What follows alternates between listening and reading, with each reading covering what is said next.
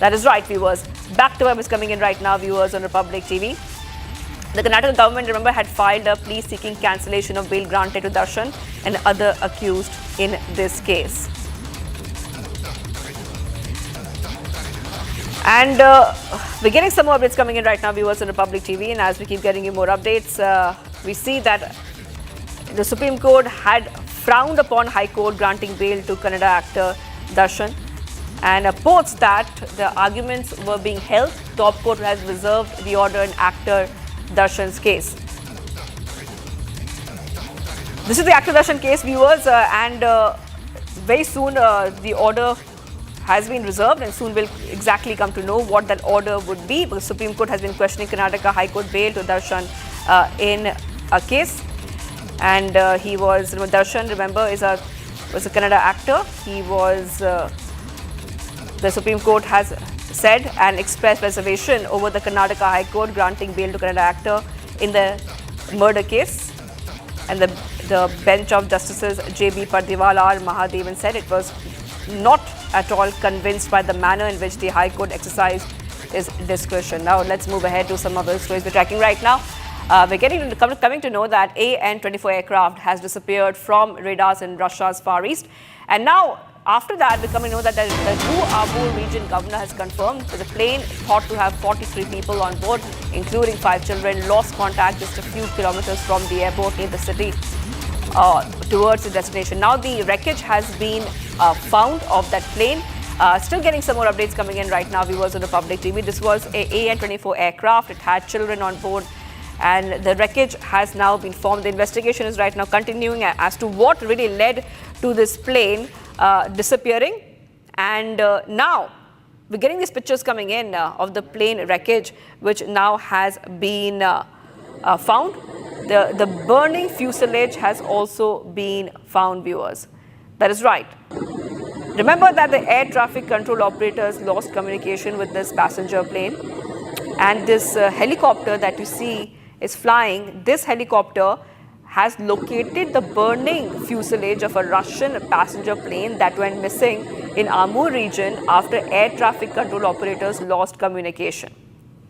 Now, an AN-24 operated by Angara Airlines failed to make contact at a designated checkpoint a few kilometers from the airport where it was supposed to land. And now a helicopter, I repeat, this is the helicopter shot which is coming in. So this helicopter found the wreckage of the Russian plane. And this is the aircraft, which is operated by a Siberia-based airline, was approaching its destination, which is near the Amur region adjacent to China, when the communication ceased. And then, after some time, the wreckage has been found. These are pictures coming first on Republic TV of this aircraft, which were missing for a while. And now the wreckage has been found while the search and rescue operations were continuing. So this is a rescue helicopter. From there, this is the shot coming in from the rescue helicopter, which finally located this burning fuselage and the burning wreckage of a Russia passenger plane that went missing. Which is coming in here first on Republic TV, viewers. Remember that the governor had indicated that there were approximately 43 passengers on board, comprising of some children, and also said that all necessary forces and means have been deployed to search for this plane. The emergency ministries provided a slightly different figure, though, stating that there were around 40 individuals on that aircraft. So, but approximately 43 to 50 passengers, including crew members, were on that aircraft. The plane went off radar during a go-around attempt. The communication was completely cut off. Finally, there is a big update coming in as to where this plane exactly is. So this plane wreckage has now been found. This is an AN-24 plane, went off radar during a go-around attempt. Now, this area looks like a very, very forested area where this plane has crashed and the wreckage has been found. Now, we don't have any information as to what is happening in the rescue operation. So we're still waiting for that information to come in. We're also trying to understand, are there any survivors? Because this is the latest update coming in. The wreckage has just been located, but that rescue helicopter, which is right now flying on over the forested areas, and has finally located the AN-24 wreckage which has been found, viewers. Okay, viewers, back to where it's coming in right now, viewers on Republic TV. This is a breaking news update coming in, viewers on Republic TV, and still there's no confirmation as to how many survivors are there, but this plane was carrying approximately 50 or 45 plus passengers. They crashed in the eastern Amur region, and the Russian air traffic control lost contact with the AN-24 passenger plane with the 49 people on board. All people on board are feared dead. This is what the local news agency is saying, but this is the preliminary data which is coming in. So there still has to be confirmation on if there are any survivors of this wreckage. The plane was being operated by a Siberia-based airline. It dropped off radar screens while approaching its destination, which is a town in the Amur region bordering China. The regional governor said that according to the data, there were some children on board, including the passengers, and the crew members were on board. There was a massive hunt which was launched to find this aircraft. So a massive hunt was launched, and finally there has been a breakthrough, and the aircraft has now been found, viewers, in those forested areas, and you can see that the wreckage is absolutely burning. Smoke is coming out. Still waiting for information on survivors. This is Russia's emergency ministry said that the debris of the passenger plane was located by a rescue helicopter. This is an Mi-8 helicopter which was operated by Russia's Civil Aviation Authority, which spotted this burning fuselage. It spotted the wreckage that you see on your screens, and debris has also been found on this mountainside. This was a burning wreckage which was found on the mountainside, not too far away from the destination of that aircraft. The helicopter, so far from the visuals that we see, though we are waiting for confirmation, has not seen any sign of survivors yet. However, smoke and a burning wreckage can be seen very clearly on the screen. So you can see the helicopters. These are rescue helicopters which are flying to find the wreckage. I want to go to Nick, who's joining us. Nick is live from Moscow, a reporter. Nick, so we know the rescue helicopters were deployed. There was a massive hunt operation. One of the rescue helicopters, Nick, found the wreckage in a very forested area, and we are still waiting for confirmation. And if you could perhaps help us understand any word on the survivors. Are there any survivors? It is almost for sure there are no survivors, unfortunately, or the 43 passengers, including about 5 children, and the 6 crew members are dead. And we can see from the footage that you are showing, the wreckage is on fire. The place is really hard to get. Even the helicopters couldn't land there because there is a forest and it is on the side of a mount, and the weather is not so good. And this plane, An-24, was built about 50 years ago in Kiev, and it could still operate until 2036, but yet those old planes were about to be changed with the new IL planes, and it is going to happen next year in many far sides of Russia, where these inner planes that are taking people from one city to another inside of Russia will be replaced with the newer versions of Russian planes, and not the old Soviet Union ones that maybe could be part of the problem. Yet, in this case, all the options are checked, and maybe it was a failure of the plane or it was a mistake of the pilots. All right. So you're saying, Nick, what you're trying to say is that the investigation will reveal as to why this happened, why this unfortunate incident happened where a plane went missing and now a wreckage has been found. And you also said that that authorities think that there are no survivors, which is extremely, extremely unfortunate. But as we wait for more information to come in, we do know that the AN-24 aircraft is retired globally. It is an outdated aircraft. Spare parts can't be found. There are safety issues when it comes to this aircraft. The question is that why was this aircraft flying? I think because of the sanctions on Russia in the 22, as the war with Ukraine started, a lot of sanctions put on Russia, including from the aircraft manufacturers like Airbus and Boeing, and they are not servicing anymore the planes that already inside of Russia. They are not supplying new details, and it is putting a lot of pressure on Russia to develop its own new planes, but it is taking, of course, time, and also the airspace of Russia under a lot of attacks from the Ukrainian drones.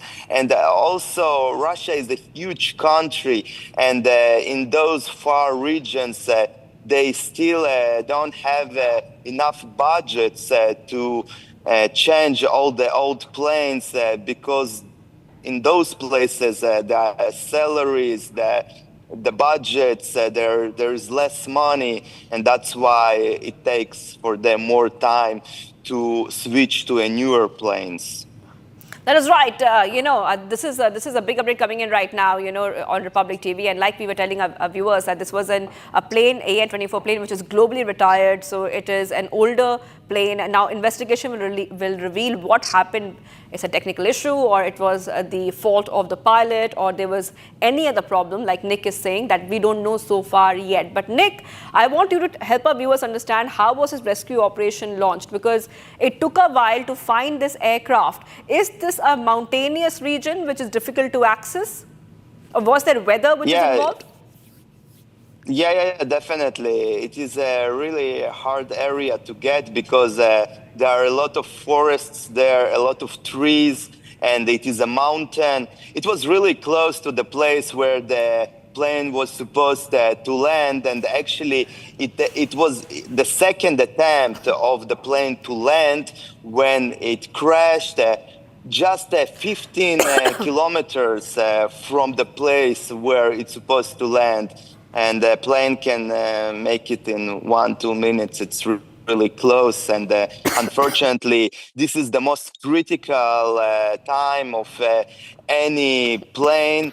The landing time also as the takeoff time. So that's why in this time, maybe the pilots have a lot of responsibility to make it safe, to land safely, but still it is too early to understand what exactly happened there.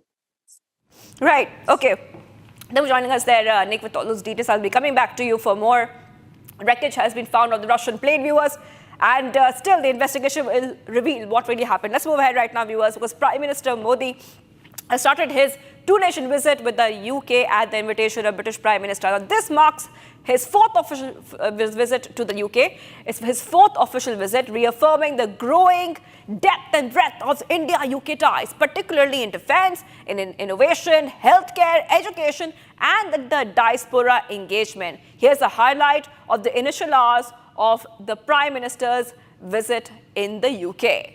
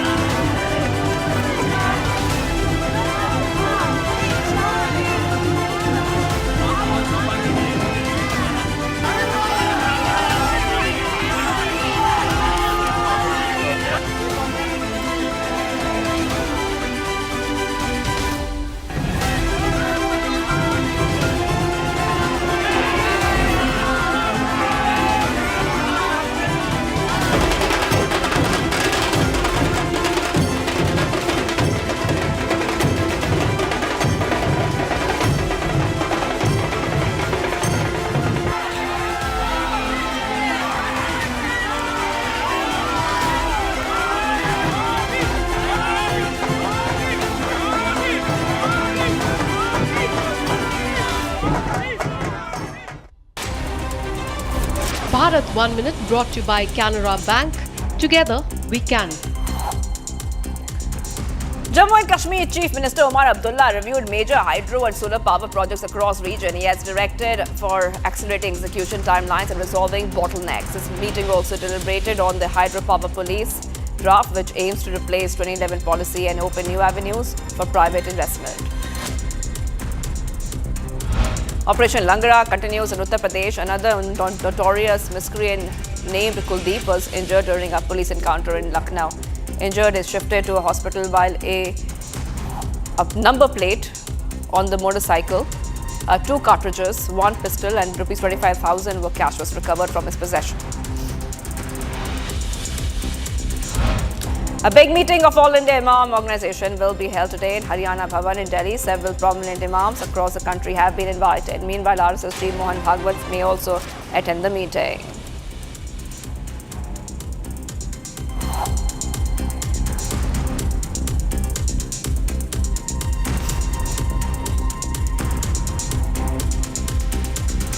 Getting you some more updates coming in, viewers.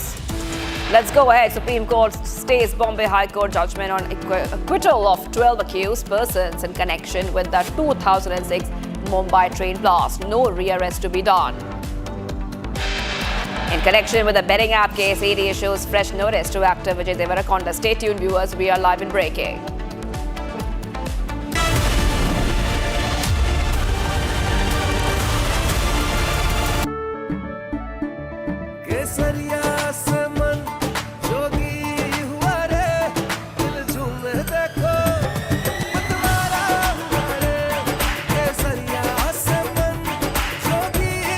हर पल मनाओ केसरी त्योहार। विमल बोलो जुबान Kesari.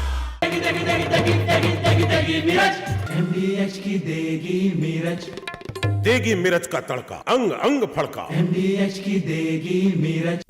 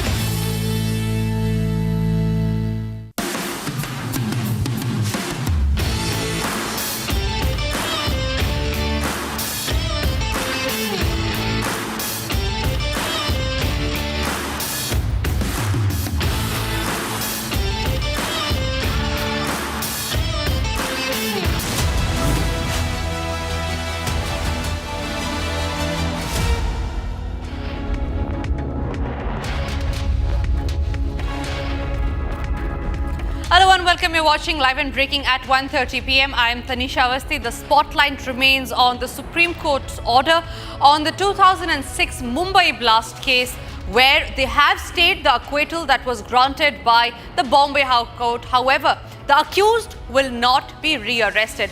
Acquittal has been stayed, but convicts remain free. And why is that so? The big question remains that. We're tracking that and a lot more for you on this edition. But first, a quick check of the headlines. Russian plane AN-24 carrying 43 passengers crashes in Russia's Far East Amur region. Major crackdown on digital arrests and online scams in Cambodia. Over 3,000 individuals involved in the online fraud arrested. In connection with the betting app case, the Enforcement Directorate issues fresh notice to actor Vijay Deverakonda. Supreme Court stays Bombay High Court judgment on acquittal of 12 accused persons in connection with the 2006 Mumbai train blast. No rearrest to be done. ED raids Anil Ambani linked properties in Mumbai. Case registered against Reliance Anil Ambani group companies. ये उत्पाती लोग हैं, आतंकवादी हैं, बवाल कर रहे हैं और पूरे देश में लोगों का जीना हराम कर दिया इन्होंने सड़कों को बंद करके. AIMM leader insults Kavariya's links them to goons.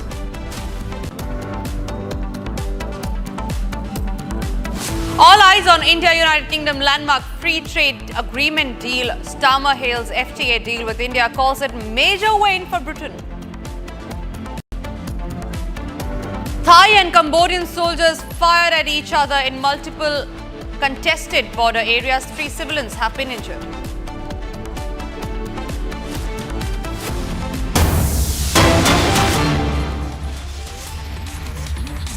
Starting this edition with some breaking news that's coming in, and this is in regard with Darshan's bail plea, where the top court has now wrapped the High Court over Darshan's bail plea. The Supreme Court will examine High Court's bail that has been granted to Darshan. A huge news break that Republic Canada is getting. Remember, Darshan was earlier granted bail by the High Court. As far as the Goswami murder is concerned, the Supreme Court today has questioned whether they have taken into confidence the CCTV, the blood stains and the eyewitnesses account in the case. Shambhavi is joining me live on the broadcast on that note. Shambhavi, take us through the top arguments that were made inside the Supreme Court. I believe it was Siddharth Luthra who was advocating for the Karnataka High Court. I beg your pardon, the Karnataka government. Yes, Shambhavi.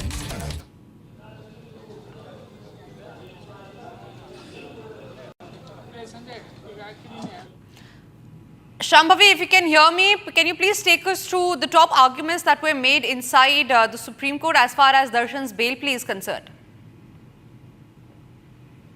Yes. So, of course, the Supreme Court very briefly heard the matter today related to the murder case in which the Karnataka government has challenged the bail which was granted to actor Darshan, and there were others as well by the Karnataka High Court. And then there was this bench of Justices J.B. Padewala and Mahadevan, which had early. All right, Shambhavi, we are facing problem connecting to you with your network. However, we will get back to you on that top story. But for now, we move on to some other stories that we're tracking, and this is about the Enforcement Directorate raids on the businessman Anil Ambani's residence in Mumbai. Now, the preliminary investigation reveals illegal loan diversion of around rupees 3,000 crore from the Yes Bank. The Enforcement Directorate has found that just before the loan was granted, the Yes Bank promoters received money in their concerns. The Enforcement Directorate is now investigating the nexus of bribe and loan. This is a huge story that we are getting for you as far as the Enforcement Directorate raids on business tycoon Anil Ambani is concerned. We learned that the Reliance Communications Limited has also committed a loan fraud of rupees 14,000 crore allegedly. It is noteworthy that the Minister of State for Finance, Pankaj Chaudhary, confirmed in Parliament that the State Bank of India had classified Reliance Communications and its promoter, Anil Ambani, as fraudulent in accordance with the RBI guidelines. Now, the SBI had reported this classification to the RBI and is preparing to file a complaint with the Central Bureau of Investigation. Highly placed sources have also confirmed that undisclosed foreign bank accounts and foreign assets are also being investigated. Meenakshi is joining me live from Mumbai on that note. Meenakshi, where are you at this point in time? Where is Anil Ambani? Has his company or his organization issued any statement as far as the Enforcement Directorate raids are concerned?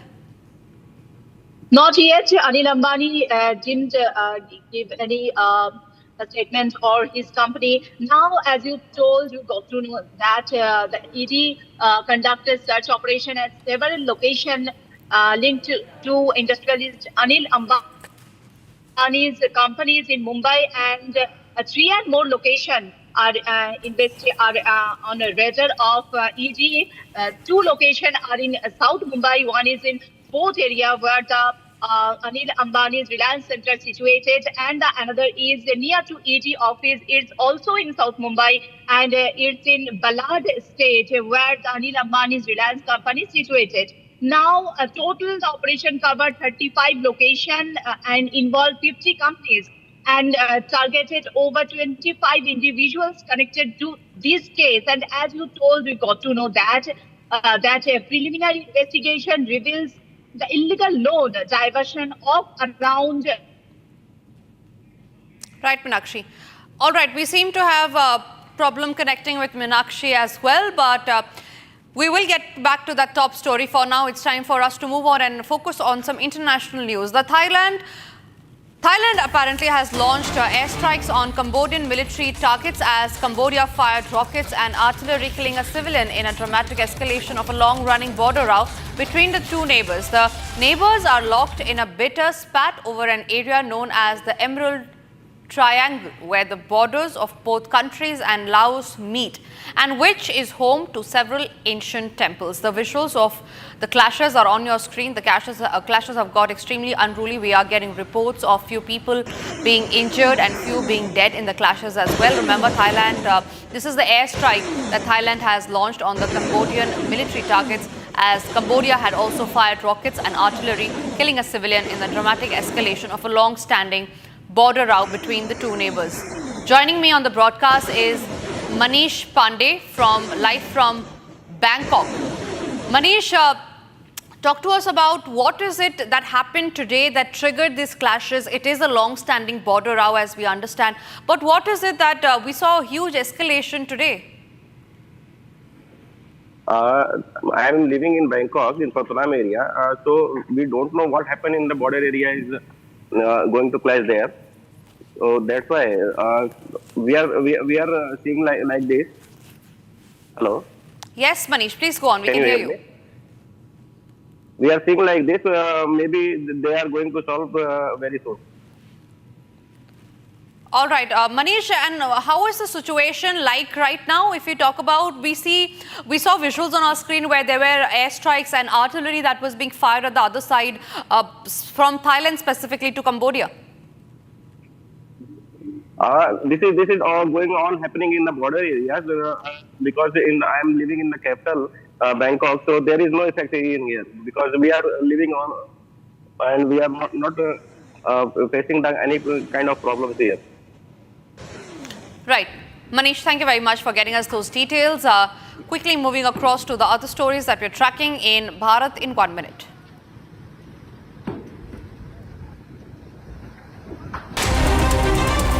Bharat 1 minute brought to you by Canara Bank. Together we can. Tuticorin Airport in Tamil Nadu has undergone a major upgrade with a Rupees 381 crore revamp, including a new terminal, extended runway and advanced facilities. The runway has been lengthened to 3,115 meters, allowing larger aircraft to land even after dusk. With improved infrastructure, the airport is now poised to handle domestic and potential international flights, boosting regional connectivity and economic growth.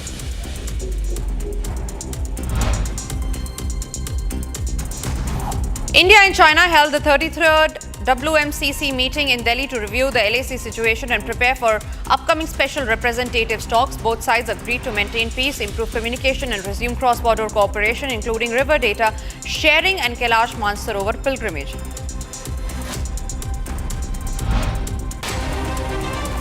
Amid heavy rains and rising water levels, the BSF Water Wing continues to vigilantly guard the unfenced international border in Jammu, where swollen rivers flow towards Pakistan. This specialized unit of the Border Security Force plays a crucial role in patrolling India's riverine frontiers.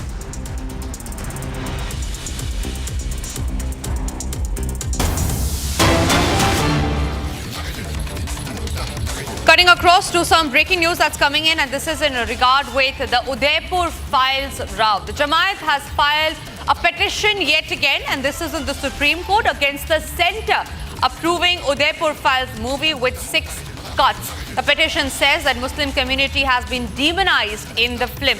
So the Muslim community, the Muslim organization here, Jamaat in this case, has filed a petition in the top court, and this is after the court had allowed the centre to release the movie. However, it had given some directions saying that there should be several cuts in the movie. 6 cuts to be precise.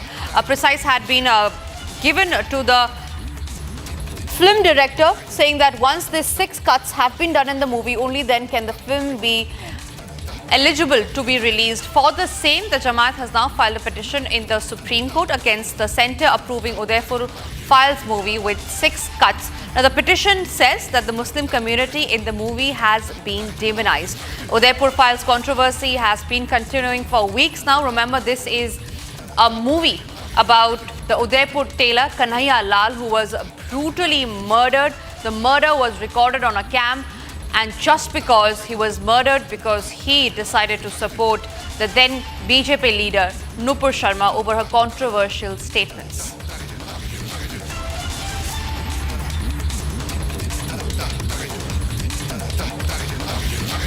All right, staying on the story, it remains to be seen on how the top court reacts to the Jamaat that has filed a petition in the Supreme Court over the issue. Remember, it was the INB panel that had okayed the movie, and no Supreme Court not yet had been given. The INB Ministry Special Committee had on Monday, in fact, cleared the release of the film Udaipur Files, the Kanhaiya Lal Tailor murder, with a new disclaimer replacing the name. We also learned that the film would not be released in theatres as the Supreme Court bench asked the petitioners to file their objections to the committee's Monday order. The bench posted the matter for hearing on a Thursday. The Supreme Court had posted Udaipur Files Kanhaiya Lal murder movie release case for further hearing on Thursday, that is today, and said that till then the film would not be released in theatres. So a big hearing is awaited on that as well, which is going to come up at the top court in just some moments from now. Solicitor General Tushar Mehta had said the committee passed the order after watching the film and hearing objections from the Council for Petitioners. It has ordered additional cuts and changes apart from the 55 cuts that affected on orders of the Central Board for Film Certification, that is the CBFC, prior to allowing its release. The panel, remember, was headed by Additional Secretary in INB Ministry Prabhat and comprising of advisory panel members Anila Sharma, Satish Pandey and others. In its order, in fact, this committee had recommended release of the film for commercial public viewing after carrying out following changes and modifications. Now, the changes were, number 1, about replacing the existing disclaimer with a recommended one and include a voice over for the other disclaimer. Certain cuts that had been given. Shambhavi is joining me live on the broadcast on that. Shambhavi, the Jamaat has filed a fresh petition in the Supreme Court, and we also learned that the Supreme Court is to take up the matter today. Talk to us about what are the possible arguments that the Supreme Court could hear.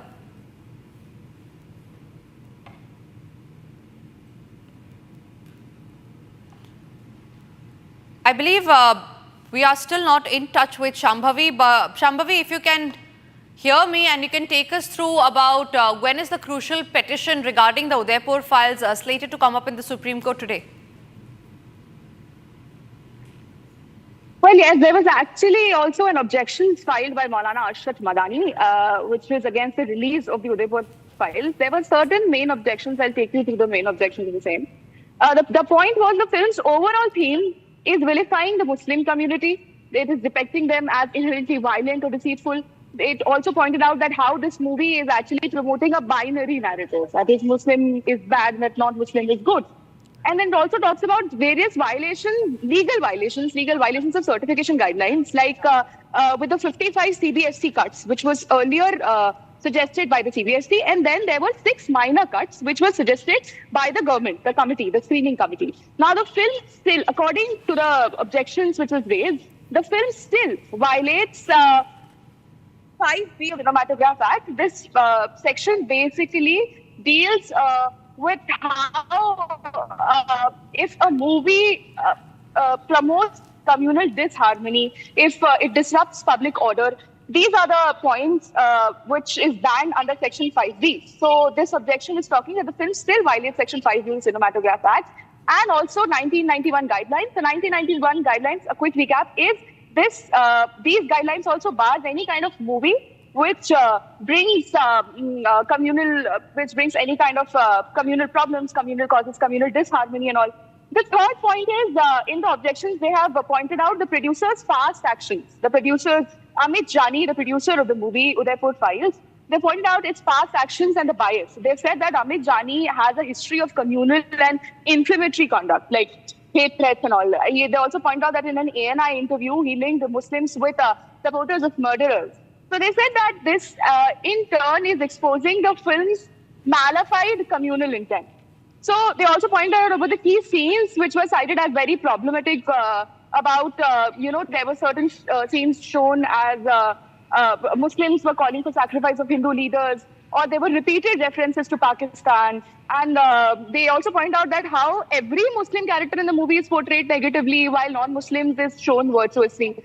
So these are the kind of that this person is petition is they are raising and saying that the court should never let the movie see the light of the day. They've also pointed out that even after the 6 cuts which were appointed by the committee, the screening committee, who heard both the parties regarding releasing of the movie, they were just cosmetic cuts. They did not change the narrative of the movie. They did not change the actual problems of the movie. And they also said that the government committee did not consider the main points, the main problems that the petitioner had with it.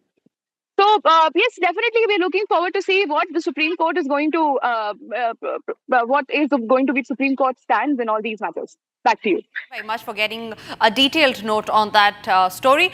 And with that, moving on to some other stories that we're tracking. Now, after Jagdeep Thankar had relinquished his post of the Vice President, the question remained over who is going to be the next Vice President of India.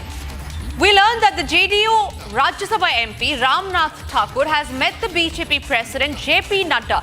Sources are saying that it is Nitish Kumar that has pushed his name for the post of the Vice President. So is it going to be Nitish Kumar after Jagdeep Thankar is the big question. Remember, in a very mysterious exit, it was just 2 days back when Jagdeep Thankar had put his resignation at around 9:25 p.m.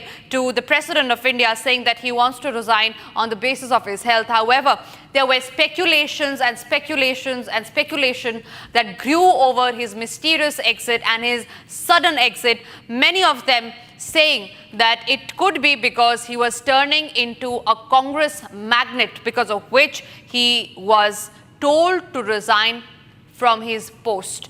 Joining me on the broadcast is Prakash, my colleague from Patna. Prakash, what are the possibilities of Nitish Kumar becoming the Vice President of India?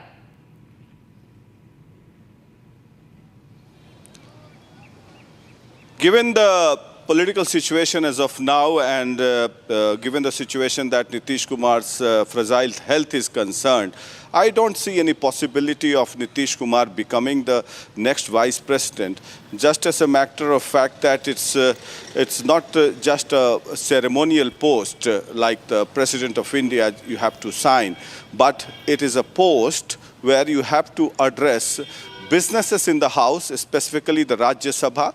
The Rajya Sabha is an important house where a lot of businesses are concerned, and you have to take care of the house, the dealings of the house, the proceedings of the house. And given the mental framework as well as the health condition of Nitish Kumar, as of now, I don't see any possibility. There can only be possibility for the time being, like if Nitish Kumar is, if at all made the Vice President for 2-3 months and then there would be a graceful exit. I wonder what kind of ceremonial exit or graceful exit the BJP is planning for him, because day in and day out, I have covered Nitish Kumar for a long time, and I don't see the same mental framework which he was 5 years ago or maybe 20 years ago, because I've seen him as a mercurial speaker, a brilliant orator, which is lacking.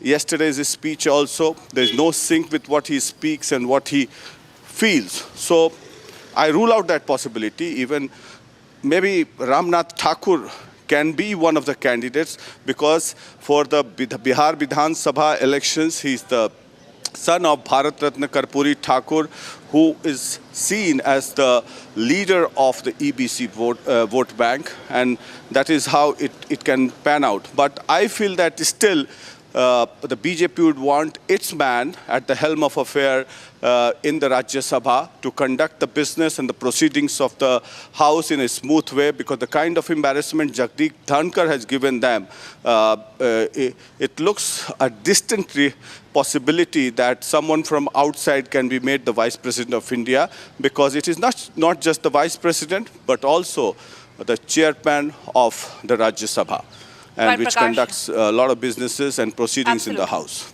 Absolutely. Prakash, thank you very much for getting us those details, the inside scoop on whether Nitish would be the next Vice President or not. It's time for us, on that note, to slip into a very short break. But after the break, we're getting you the details of the biggest digital crackdown on online scams in Cambodia.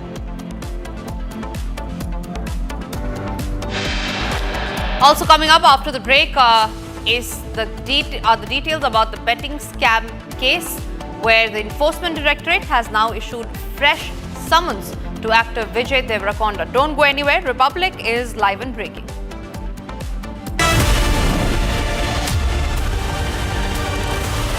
इसको घर पे लगाओगे तो शादी का तो पता नहीं, पर घर पक्का नहीं टूटेगा। रुंगटा नहीं तो घर स्ट्रॉन्ग नहीं। रुंगटा स्टील TMT बार एकदम सॉलिड। पहाड़ों में एक हाइकिंग शिप भी बन सकती है।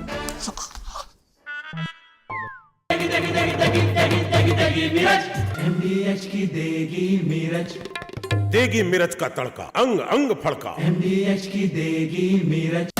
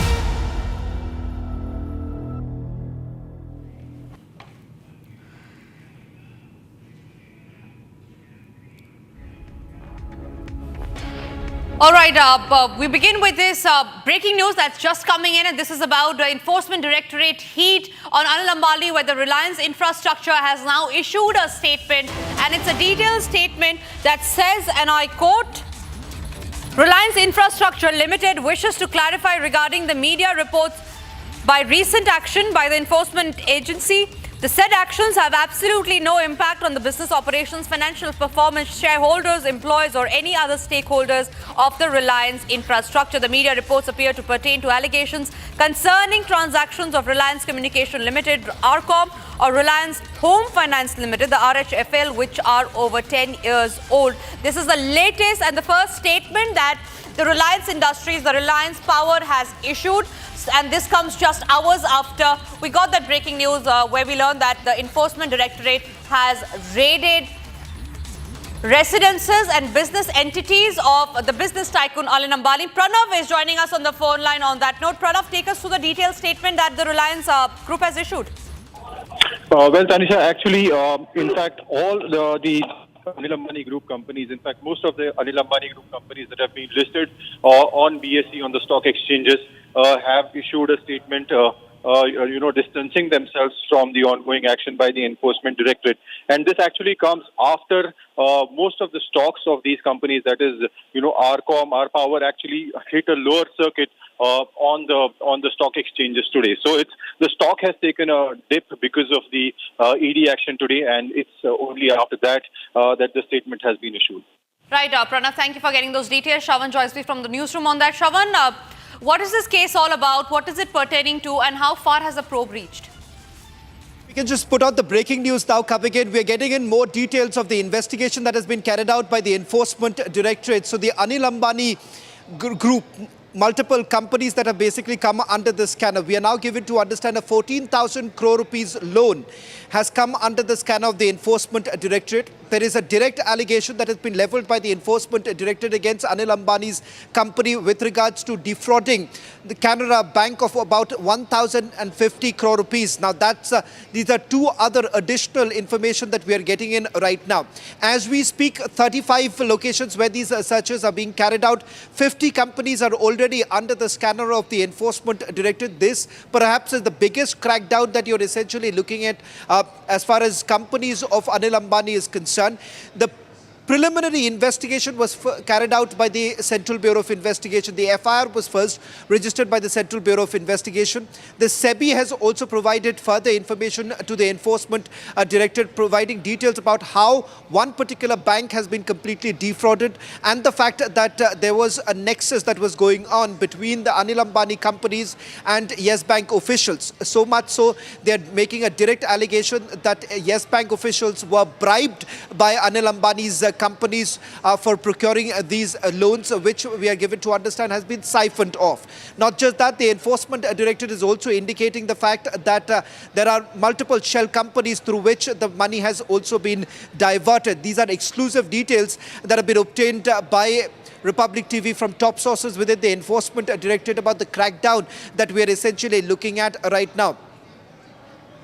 Right, Shravan, thank you very much for getting us those details. We're keeping a very close watch on that top story. But for now, it's time for us to quickly slip into a very short break. Coming up after the break are more details on how an acquittal of the 2006 Mumbai blast convicts have been stayed, but the convicts still remain free as there has been no rearrest that has been ordered.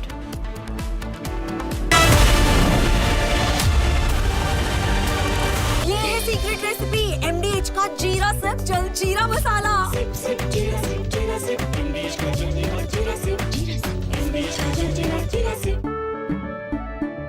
केसरिया से मन जोगी हुआ रे दिल झूमे देखो मतवारा हुआ रे केसरिया से मन जोगी हर पल मनाओ केसरी त्योहार विमल बोलो जुबान Kesari.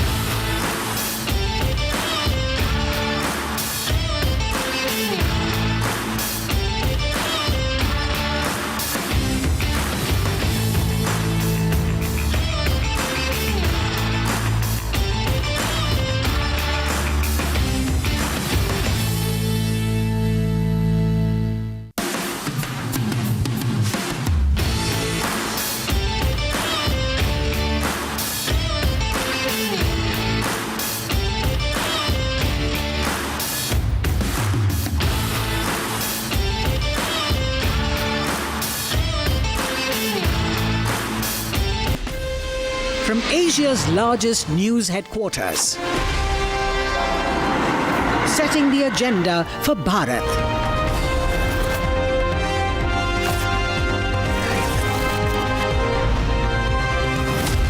You're watching Republic.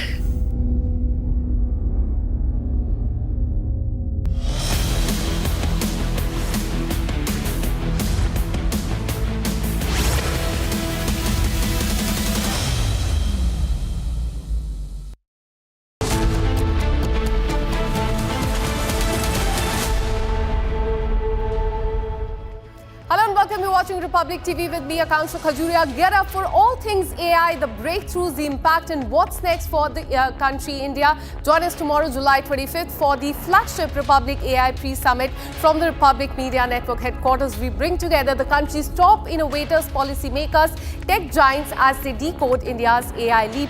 It's perfect build-up to the Bega Republic AI Summit. And here is where we begin. In fact, let's cut live to the Lok Sabha proceedings. Table your 377. Item number 5, Goa Rajya Sabha Nirvachan Kshetra Anusuchit Janjati Pratiniधित्व का पुनः समायोजन विधेयक 2024. लेना नहीं बोलो, लेने दीजिए.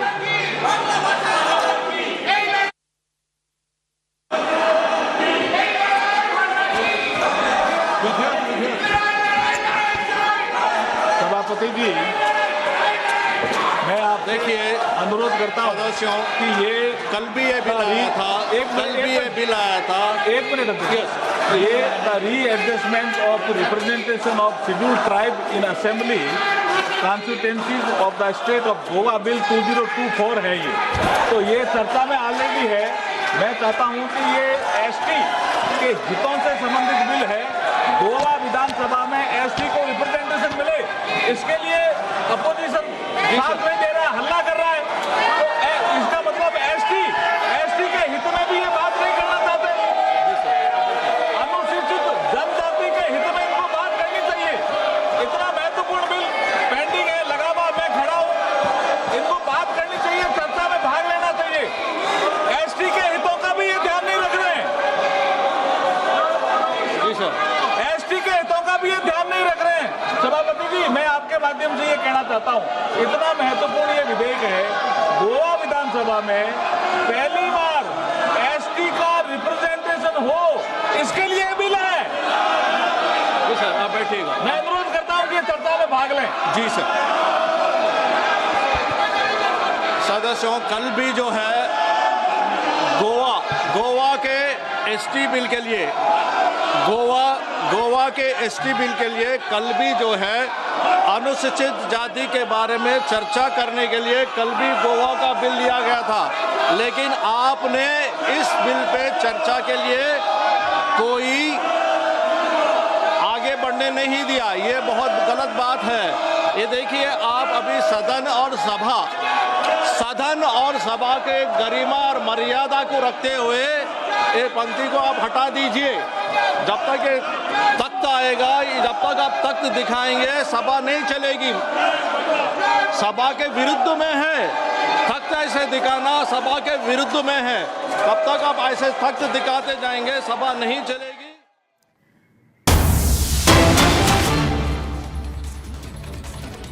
Now shifting our focus, there on the screen you can see those are the visuals coming in from Thailand, where actor Darshan, who's currently out on bail, can be seen enjoying. Remember, he was granted bail by the court quite recently. Karnataka High Court had granted him bail, and on his bail you can see that he's clearly enjoying his bail there in Thailand is what we are learning.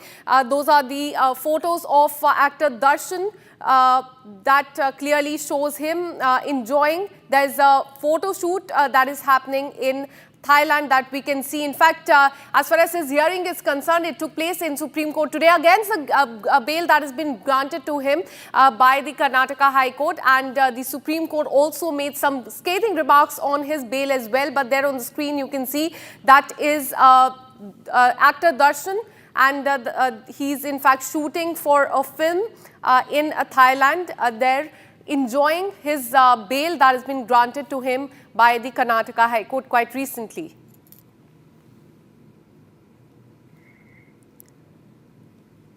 In fact, this is as far as the bail that was granted to actor Darshan in this murder case that he's accused of. Darshan, along with 13 others, they were charged with murder of Goswami, who was kidnapped, tortured and murdered by his accomplices after he apparently sent obscene message to Pavitra Gowda, a friend of Darshan. Her body was found in stormwater drain on June 9th. After that, he was also granted bail, and there you can see on the screen, he's completely enjoying there in Thailand and shooting.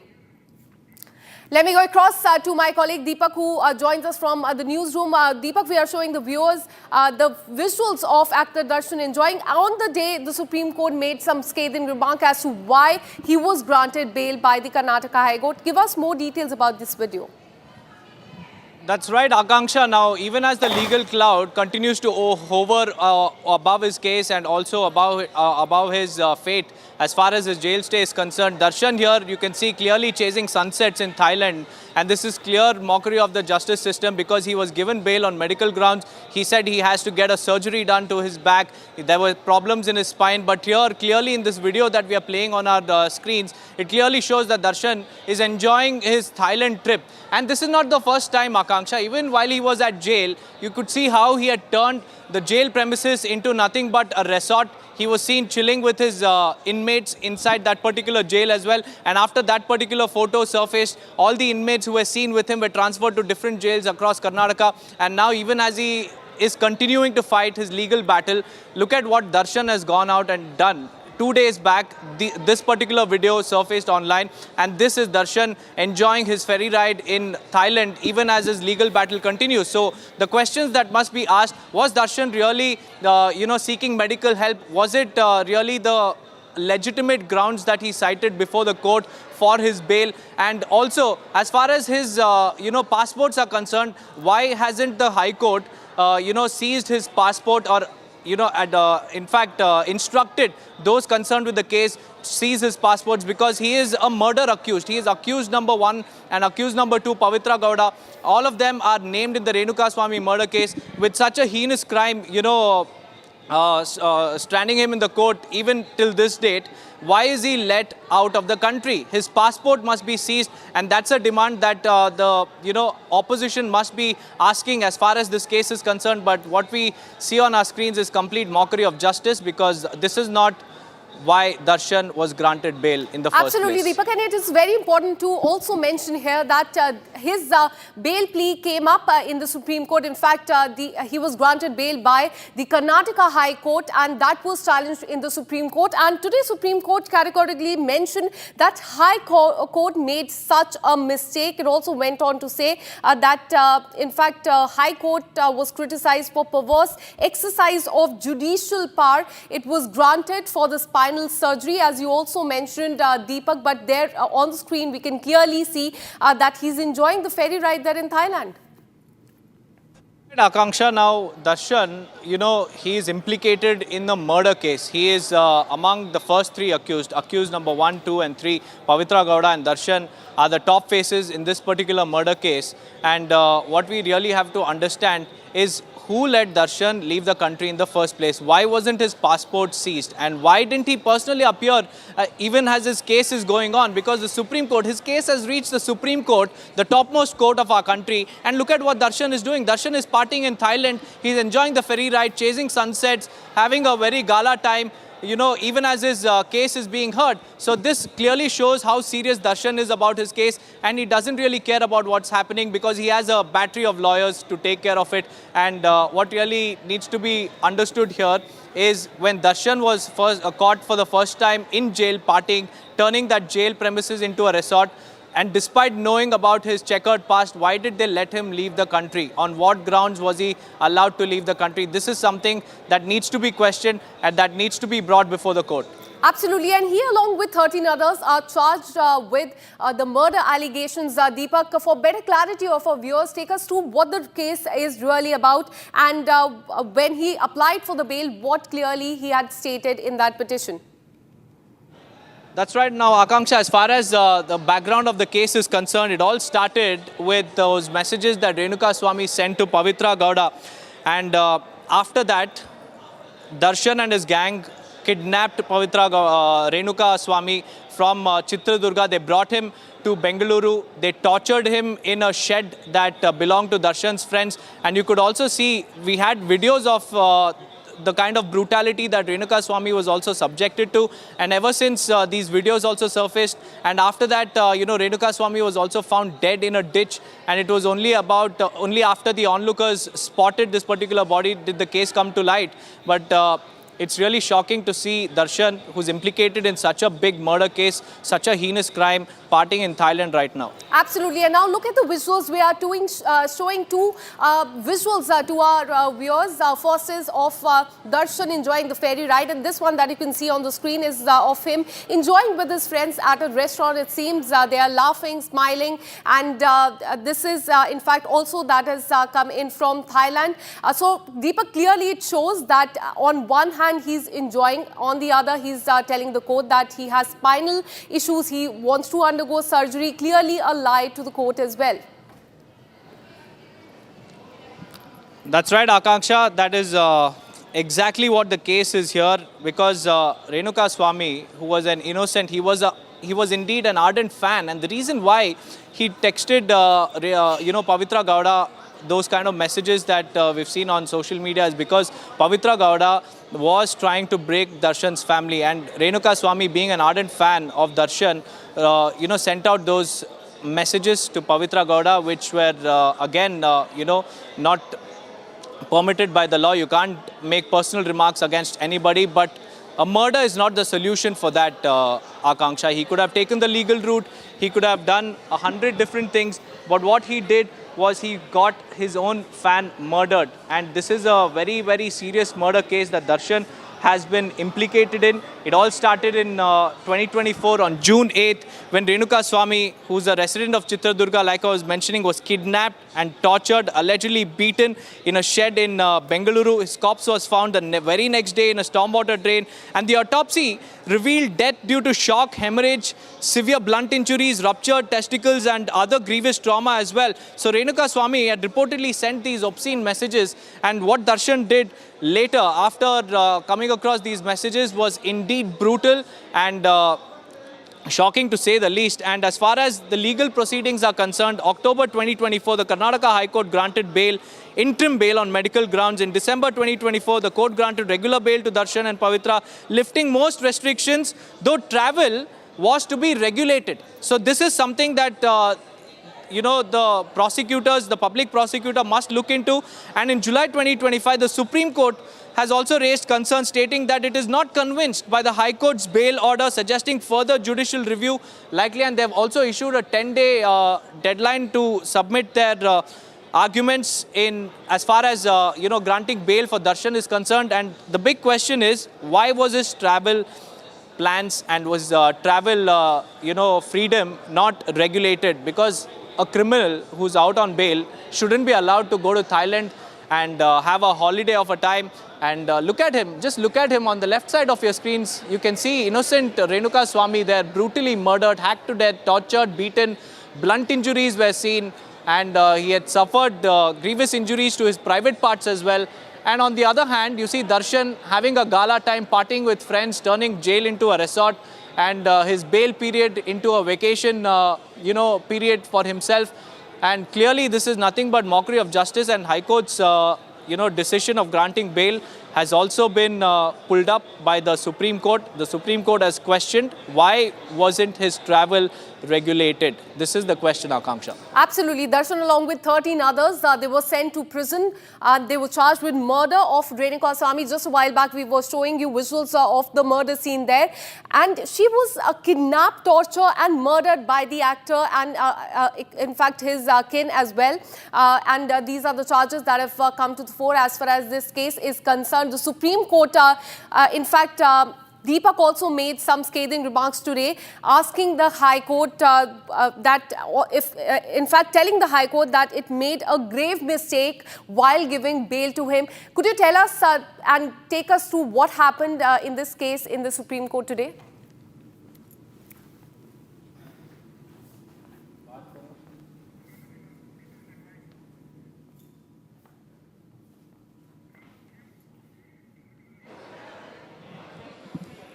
Well, Akanksha, let me take you through what happened in the Supreme Court today, because a bench of Justice J.B. Pardiwala and R. Madhavan expressed not at all convinced by the Karnataka High Court's bail order, stating it appeared the High Court was panting to release them, and the demand for justification from the defense has also been sought. The bench directed senior advocates to explain why Supreme Court should not reverse the bail, highlighting that the High Court's justification seemed inadequately reasoned.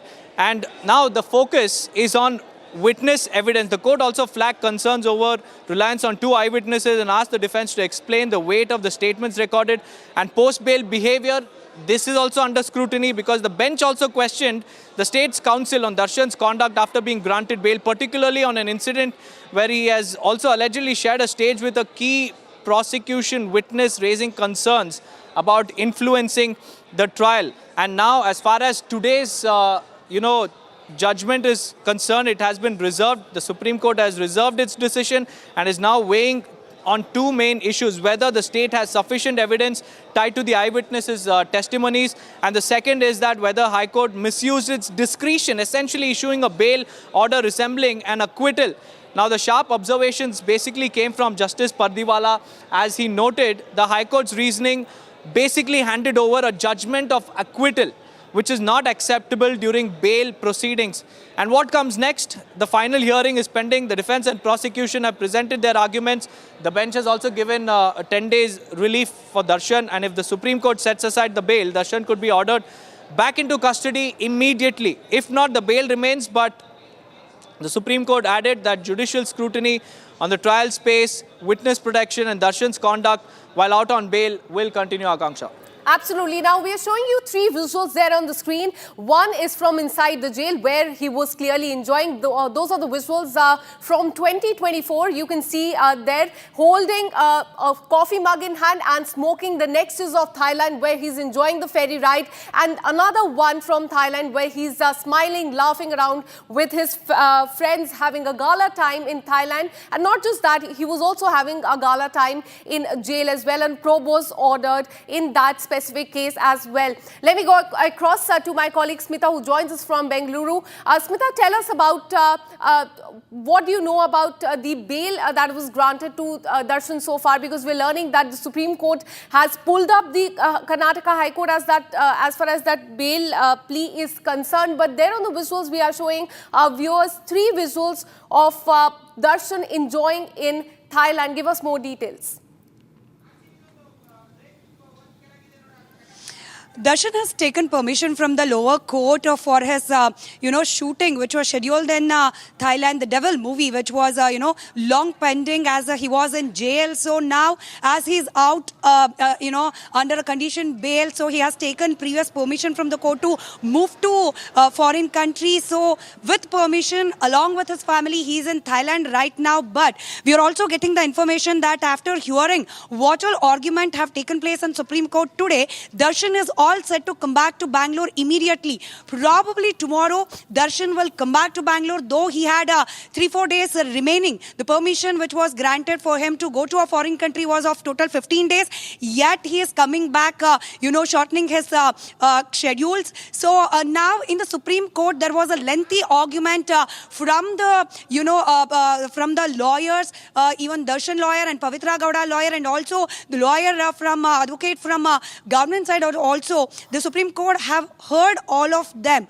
Basically, the Supreme Court has expressed the concern about how can High Court, we can understand that a trial court can give bail like this, but how can some High Court give a decision in such heinous crime, granting a bail to a celebrity who, though knowing that person who died was his fan, knowing that Renuka Swami was Darshan fan, how can some person assault him or that assault lead to murder is the concern expressed by Supreme Court. Not only that, the Supreme Court has also questioned, the other accused pro-lawyers to give a written submission within 1 week span, and probably within 10 days, the Supreme Court is going to pass the verdict about whether the bail will continue or Darshan and the co-accused have to come back to the jail, the Parappanagrahara or the Bellary jail. while, the Supreme Court hearing Darshan's pro-lawyer asked many questions subsequently regarding the eyewitness and also their statement and also FSL report. Even though having such prominent evidence, how can somebody get easy bail in a murder case is the straight question asked by the Supreme Court. And also now, after hearing such heated argument in the Supreme Court, obviously the 17 accused prominently Pavitra Gowda and Darshan are under tension. And as I said earlier, Darshan is about to come back to Bangalore tomorrow probably, and now within 10 days it will be declared, the verdict may be declared, that whether the bail which was granted by the High Court will continue or Darshan have to see the jail walls and the bars again. Absolutely. Scathing remarks by the Supreme Court today as well. But what are you learning from his team as far as his return from Thailand is concerned? As you pointed out that he may return in a few days. What happens after that? What is his team saying on this? Well, regarding the cinema shooting, yet there is a certain portions which are pending, as it was long pending. He was shooting the Devil movie before all these things happened, Renuka Swami's murder, and went to jail. But now as he is out of the bail, probably after coming back to Bangalore, he might wait for the Supreme Court to give the verdict, final verdict regarding his bail application, which is questioned in the Supreme Court by the police pro lawyers. Or he may also continue the shooting in Bangalore. That is yet to be confirmed from the cinema team. But as of now, what we are, getting the information is that he was under pressure. Not only him, he went along with his family. Even Darshan's wife, Vijay Lakshmi, and his son are also along with him in Thailand. And all of the family members and his close friends and the crew, cinema crew, were under tense today, though they were in Thailand. Now, after hearing the Supreme Court's today's argument... Now, remains to be seen what happens when Darshan returns from his trip to Thailand. Thank you so much, both of you, for joining me on this story. Now, we have another breaking news coming in. Massive Indian Air Force war drills are underway in Barmer and Jodhpur sector of Rajasthan, close to Pakistan border. The full spectrum exercise emphasizes night sortie, drone warfare and air defense integration. Pakistan has issued a reciprocal notum indicating heightened aerial activity along the border. So this is the input that we are getting as far as the exercise that is underway on the western border, and this exercise is being carried out by the Indian Air Force. Let me go across to my colleague Ishan, who has been tracking these details. Tell us more about this exercise that is underway on the western border as far as the Indian Air Force is concerned, Ishan. The Indian Air Force is currently undergoing a 3-day exercise for suppression of enemy air defenses, destruction of enemy air defenses, anti-drone warfare, deep penetration strike warfare, etc. These have been, this is a massive exercise after Operation Sindoor. This is the first one after Operation Sindoor. Pakistan has been feeling wary of these exercises, as it has issued a reciprocal notam today, and has also, and if you remember correctly, it had recently conducted a failed test of its Shaheen missile, which was also in the Baluch sector. However, these exercises are not aimed at specifically at Pakistan, but at capacity building of the Indian Air Force, and Indian Air Force is doing a very good professional job in maintaining exercise. They had issued warnings and they have maintained all safety standards, international and national. These exercises are currently underway and will be concluding tomorrow. Absolutely. These are the war drills that started yesterday and will be concluding tomorrow is what we are learning. Thanks so much, Ishan, for all the updates on the story. Keep tracking those updates closely.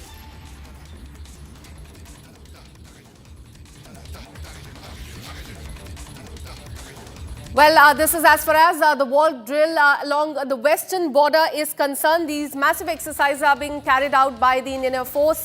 It started yesterday and it will conclude tomorrow, and this is going on in the Barmer Jodhpur sector of Rajasthan, close to the Pakistan border. And this full spectrum exercise emphasizing night sorties, drone warfare, air defense integration as well.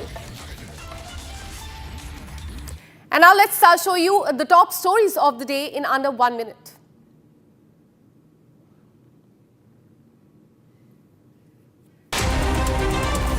Bharat 1 Minute, brought to you by Canara Bank. Together, we can. BJP MP Ravi Shankar Prasad slammed the opposition protest in Parliament, saying that the opposition and especially the Congress party is not allowing the House to function. The Bharatiya Janata Party MP further said that the centre is ready for in-house discussion, but the opposition is running away from discussion. After Bihar, LOP Tejasvi Yadav called for boycotting the upcoming Bihar Assembly elections due to Election Commission's Bihar survey exercise. Union Minister Rajiv Ranjan Singh took a dig at Tejasvi, saying the statement means RJD leader has already accepted the defeat. The Enforcement Directorate has issued fresh notice to actor Vijay Deverakonda in the betting app scam case. The probe agency has asked him to appear on August 11th. Earlier, remember, the ED had issued a notice to him asking him to appear on August 6th. And with this, we're taking a very short break. Coming up on the other side, we'll get you details about the ED raids on Anil Ambani linked properties in Mumbai. Supreme Court has stayed the Bombay High Court judgment on acquittal of 12 accused in the 2006 Mumbai train blast case. No rearrest will now be done. We'll get you updates on these two stories after this very short break. Stay with us.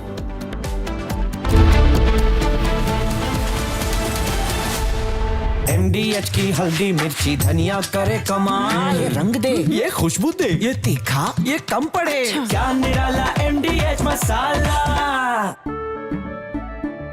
केसरिया से मन जोगी हुआ रे, दिल झूमे देखो, मतवारा हुआ रे, केसरिया से मन जोगी हुआ। हर पल मनाओ केसरी त्योहार, विमल बोलो जुबान केसरी।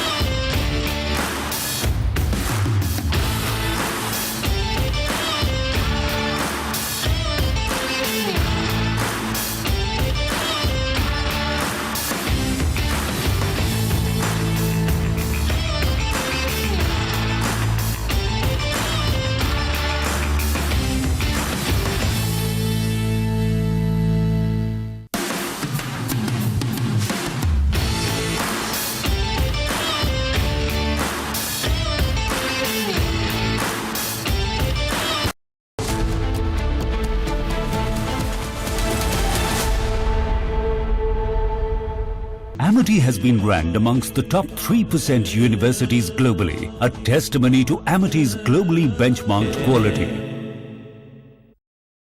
दादी के हाथों का जादू और खुशबू से महकता घर, माँ की मुस्कुराहट और खाने की सुगंध। MDH गरम मसाला, क्योंकि हर रिश्ता है स्वाद से जुड़ा।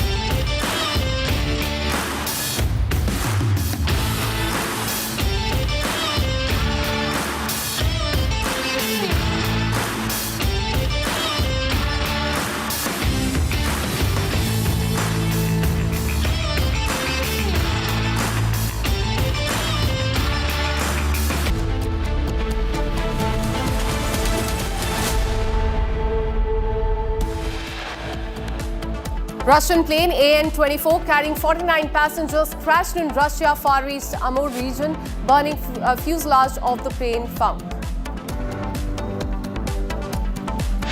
As per the sources, Nitish Kumar has pushed his name for the next Vice President of India. Major crackdown on digital arrest and online scams in Cambodia. Over 3,000 individuals involved in the online fraud arrested. Supreme Court has stayed Bombay High Court judgment on acquittal of 12 accused persons in connection with the 2006 Mumbai train blast. No rearrest to be done now. After ED heat on Anil Ambani, Reliance Infra issues first statement says no impact on business operations, financial performance. Supreme Court reserves order on actor Darshan in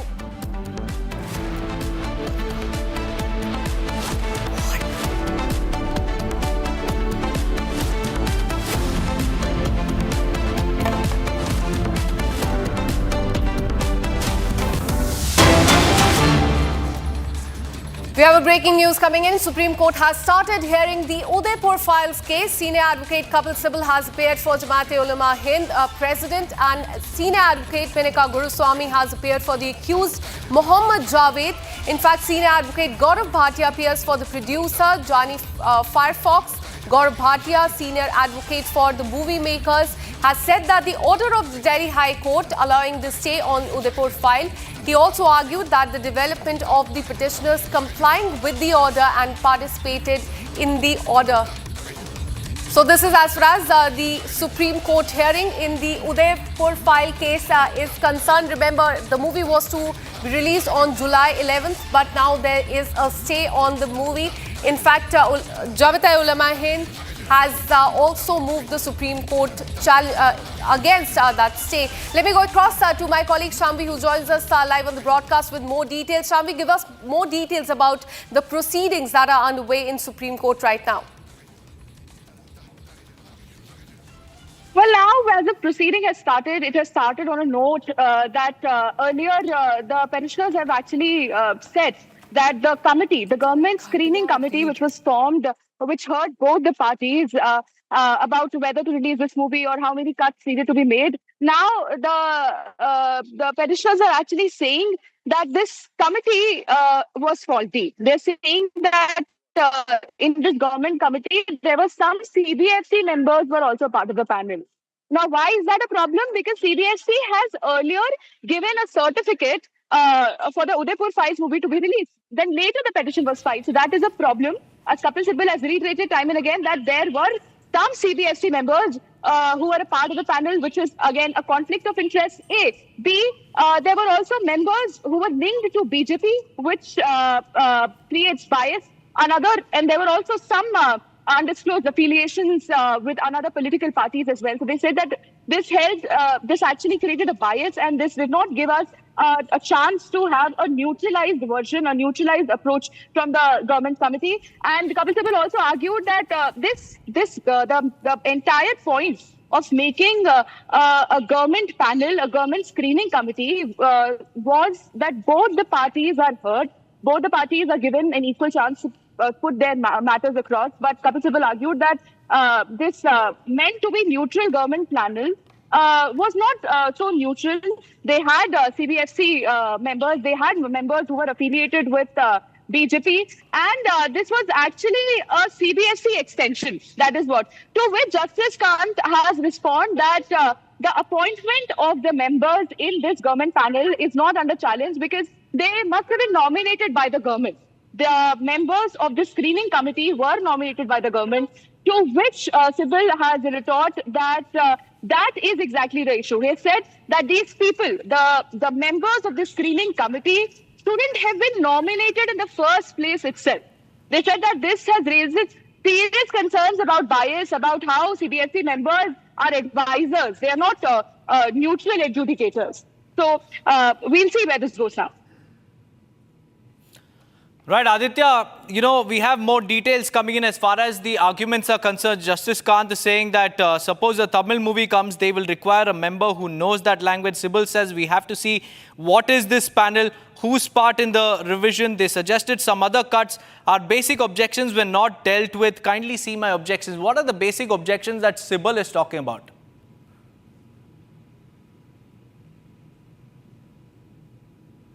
The basic objection is that under Section 6, they argue that there must be a stay on whole of the movie.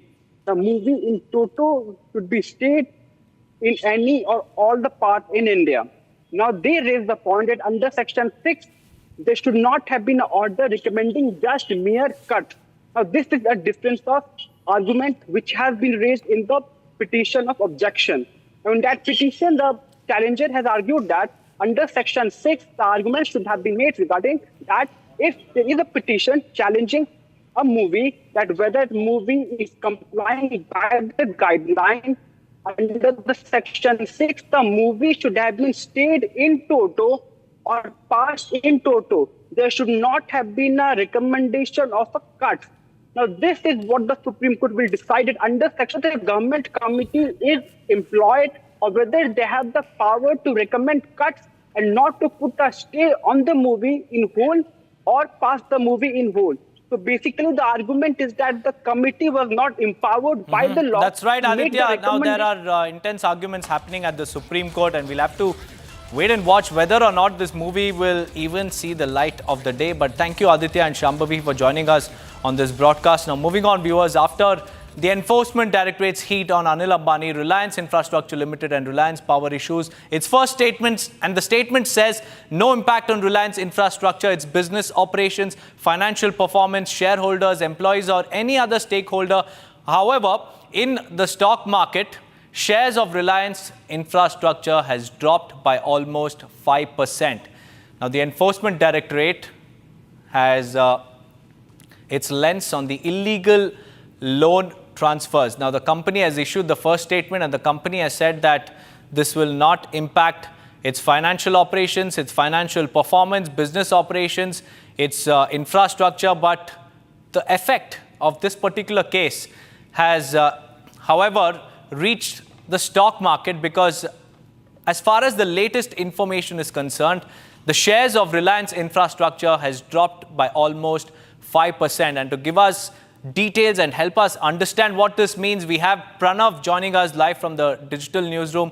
Pranav, this case has indeed dented its stock, share prices, because the Reliance Infrastructure share prices have dropped by almost 5%, and that's huge. 5% is not, it might be a small number on paper, but as far as the stock market is concerned, it's really huge. Tell us about the implications.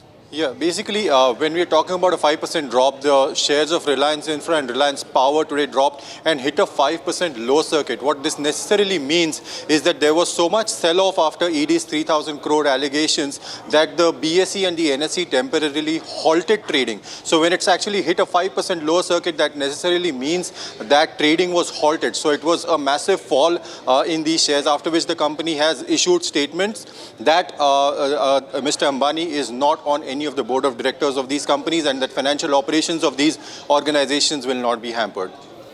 Right, Pranav, stay on with us. We also have our senior editor, Shravan Sen, joining us live from the newsroom. Shravan, help us understand ED's case against Anil Ambani. Well, in fact, the predicate offence is based on the FIR that was registered by the Central Bureau of Investigation, where, remember, Reliance, Anil Ambani's companies have been under the scanner. Based on that, the Enforcement Directorate has filed an ECIR, which is an equivalent of an FIR that has been registered. Following the ECIR that was registered, raids have been carried out at multiple locations. In fact, roughly about 50 companies are now under the scanner, 35 locations where these searches are being carried out, and these searches are not just in Mumbai but also in the national capital.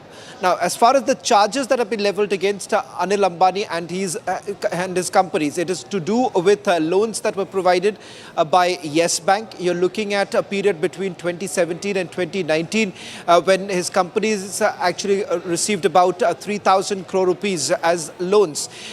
The Enforcement Directorate from the preliminary investigation has essentially indicated that these loans have been siphoned off. In fact, a direct allegation has been leveled that Anil Ambani's companies have siphoned it of the loan amount through various other shell companies that were basically floated.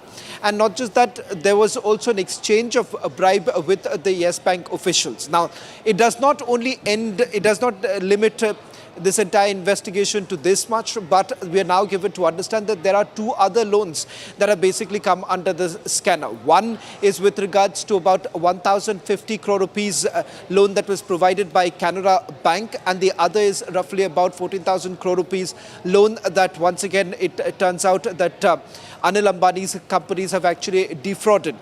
In fact, SEBI has also now provided its findings to the Enforcement Directorate, where there is a clear mention of the fact that there is a huge spike in the loans that were allegedly received by Anil Ambani's companies. As of now, as my colleague Pranav was also pointing out, Reliance Group, in fact, Anil Ambani's companies have now basically responded. Reliance Infrastructure and Power has already responded by saying that it will have no direct impact as far as the financials are concerned. But having said that, I'm not very sure if Pranav is still there. If he is there, then we could perhaps just get a quick check with regards to the stock market, because it seems that it's got a direct impact as far as the stocks of Reliance Infrastructure is concerned.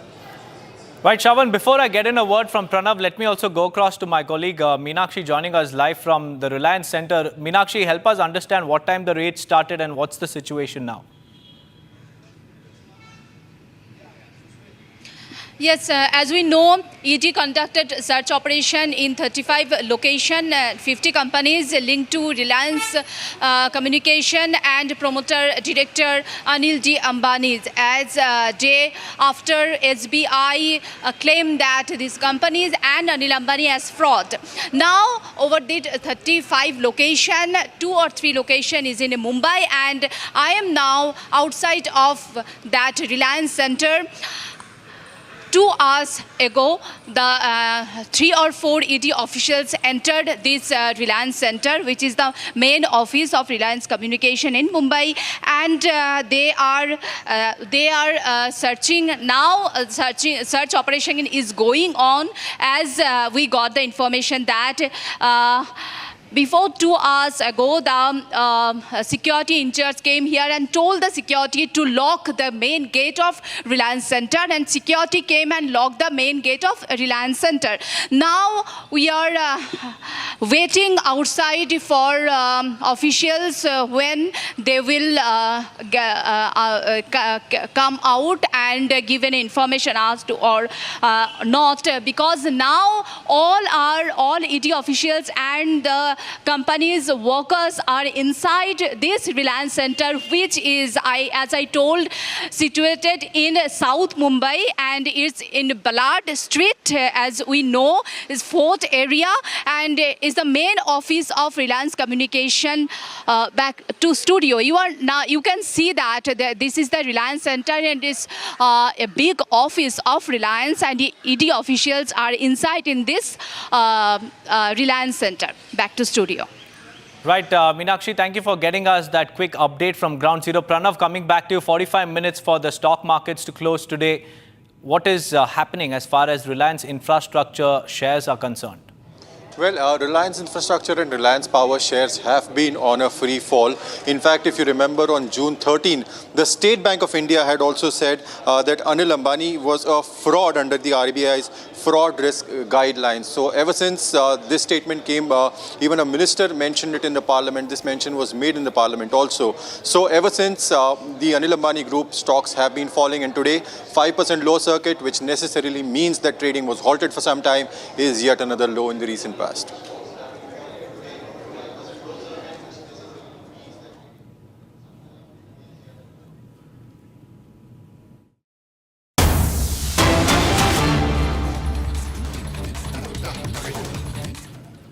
Well, these are pictures coming in live from the United Kingdom, where the Prime Minister is meeting his counterpart, Keir Starmer, in London. There you can see earlier today, the trade agreement was also discussed upon, and there were reliefs and also boosts across different sectors, be it youth, agriculture, marine sector, even some of the other sectors also saw a major boon from these talks that were held between the two nations.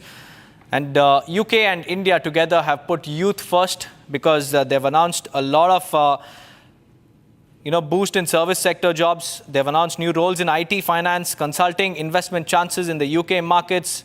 And there's also innovation and digital trade where the youth first approach has been prioritized by Prime Minister Modi and Keir Starmer. But these are the pictures coming in from London where PM Modi is sharing some light moments with Keir Starmer.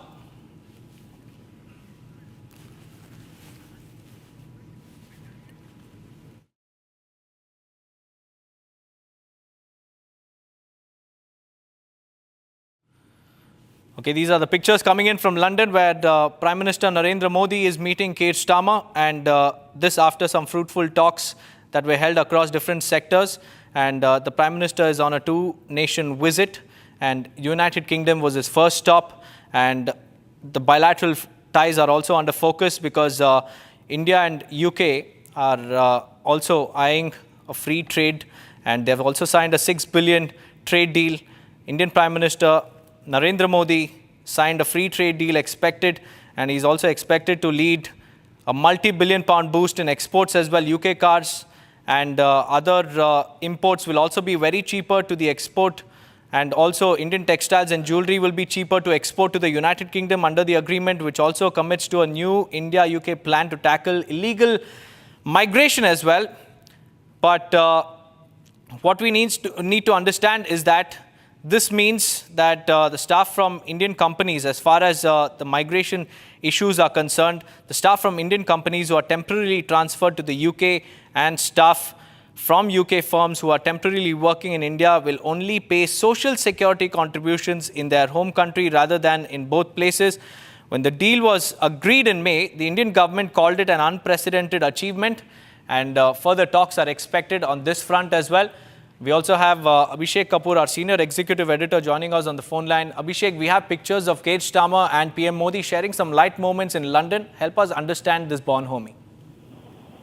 Well, absolutely. So this is a one-on-one that's happening between the two leaders. Deepak, remember, it's a big day for both the sides that after 3+ years of long negotiations and hard-fought battles, so to say, between the respective negotiation teams, the trade deal has finally, the moment has arrived when the trade deal is being signed. Of course, it was finalized in the month of May when the two leaders had made the announcement jointly over a phone call or a video call.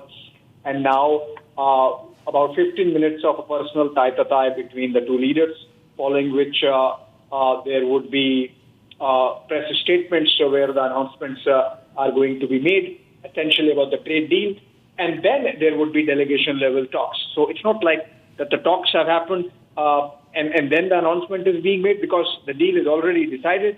And so the first announcement would happen after this one-on-one meeting, restricted format meeting between the two leaders, and then the trade deal. It's been in the making for a while, and it's a big signaling coming in from both the sides. Remember, for the United Kingdom, this is the biggest trade deal that they are signing after their exit from the European Union, Brexit as it was called. And despite the fact that they have recently signed a trade deal with the United States, one with India is being billed as the biggest one. And that gives you an idea of the kind of importance business trade-wise India has gained of late, with India becoming the 4th largest economy in the last 1.5 years. We have gone past both the United Kingdom and Germany in terms of our size of our economy. And that's getting reflected in the kind of rush we are seeing from all these economies to sign and get into trade arrangements with India. Remember, just about 10 or 11 years back, we are part of the Fragile Five by 2012, 2014. And now in a situation where India has signed about 15, this is the 15th trade deal that India has signed, which is being announced today. And of course, it kicks in over a period of next few months, because the respective parliaments would need to ratify the free trade agreement between India and the United Kingdom. But the nuts and bolts, whatever has been shared, the details that we have, it gives an idea of the kind of confident negotiation that happened or went into the signing of the trade agreement. So be it in terms of making sure that despite all the opening up of the markets that come with a free trade agreement, our agriculture and dairy sectors still remain protected.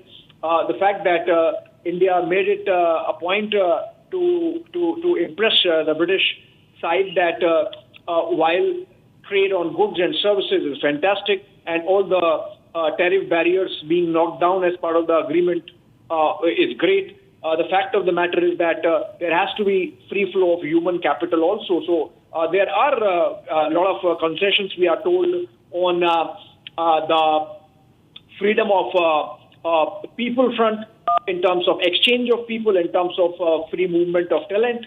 And I think that's going to be a very important aspect of this trade deal. So if you look at the basics that we know already, Deepak, while in the case of India, the British are going to get about 90% plus goods in the tariff-free zero-duty category. In the case of India, it would be about 99%. And 26 areas, sectors, and it includes both goods and services. And this is one relationship with bilateral trade at around $55 billion, of which India has a trade surplus of $10 billion, which means it's a relationship where there is a lot of scope to give and take. It's a relationship where, like in the case of United States, and in fact, there is more services trade than goods trade. So while in the case of India, about 44%, and this is also about, India, a confident India negotiating with the rest of the world. So tremendous amount of signaling there in these pictures of Prime Minister traveling to London and for the signing of this deal. I think this is going to be a message to the European Union, to the Americans, to President Trump, that while you have your own positions on tariff, India is a confident India, the present day India is a very confident India, and that we are willing to, go halfway mark and, travel the half mile, if you are traveling the half mile, and meet you midway. And in a spirit of give and take, in a spirit of adjustment, we are going to sign, or we are ready to sign the deal. As I mentioned, Deepak, this is the 15th trade deal India is signing in the last 4 or 5 years, and most of them have turned beneficial. In fact, as a build-up to these trade deal signing spree, the Modi government really built up on its muscle in terms of strengthening India's manufacturing sector, strengthening our own industries so that they can tackle competition from the world. In fact, it is the belief of the government that Indian consumers also should get good quality products, and so these trade deals are a move in that direction. So I think good pictures coming in there. In a while, there would be an announcement by the two leaders, and then, of course, the delegation level talks. Right, Abhishek, we also have Asmita joining us live from London. Asmita, it's the 15th, it's actually the manner that they have chosen. It's a retreat of Keir Starmer that they have chosen as the meeting point. Tell us about this particular location, why not in Downing Street and here in this Chequers Fort, and also about what is expected as far as the bilateral talks are concerned.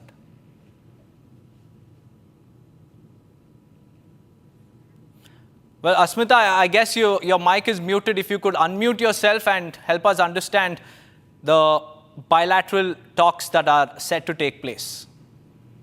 Right, yes. So the bilateral talks, they have come out very successfully. As you can see that the people in UK, especially the Indians in UK, they are pretty much satisfied with these talks.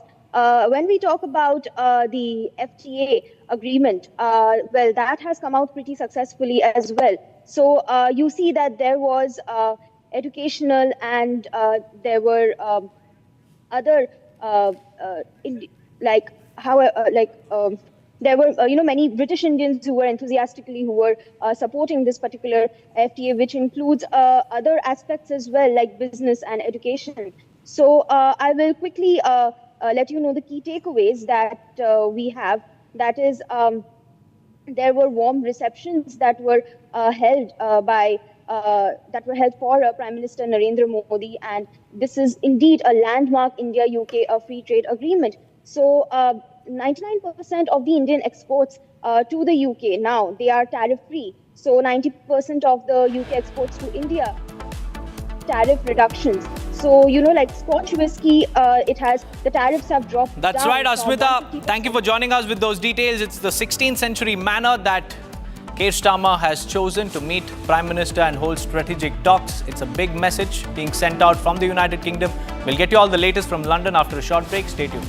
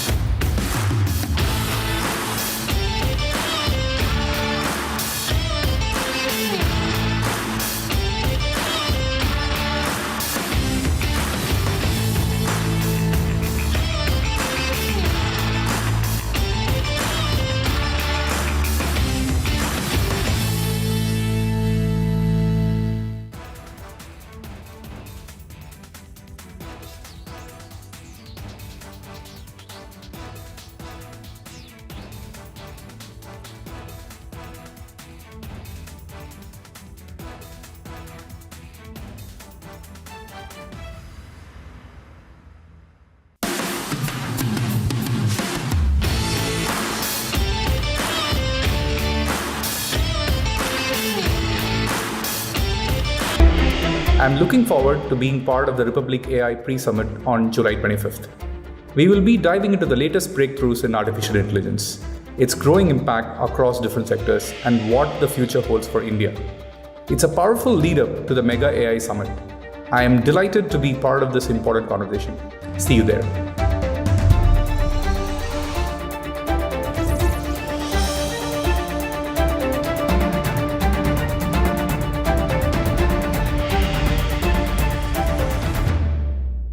Bowl दही में 4 चम्मच MDH चटनी पुदीना मसाला डाला, stir करो, पुदीना चटनी तैयार। MDH चटनी पुदीना मसाला।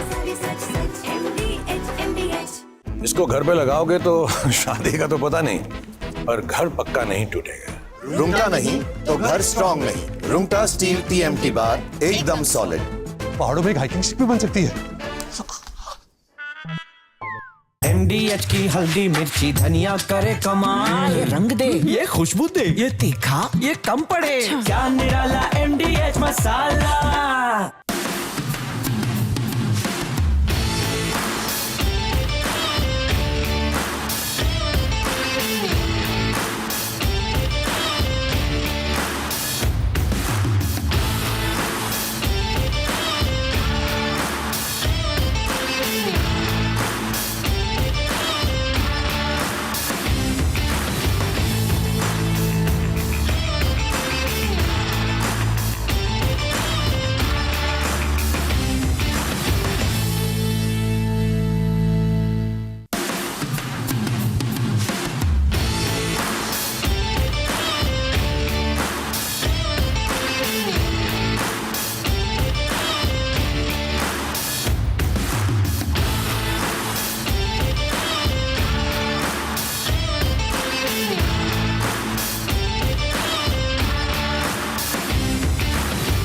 Asia's largest news headquarters.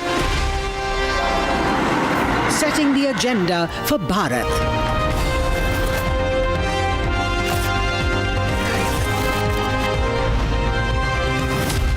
You're watching Republic.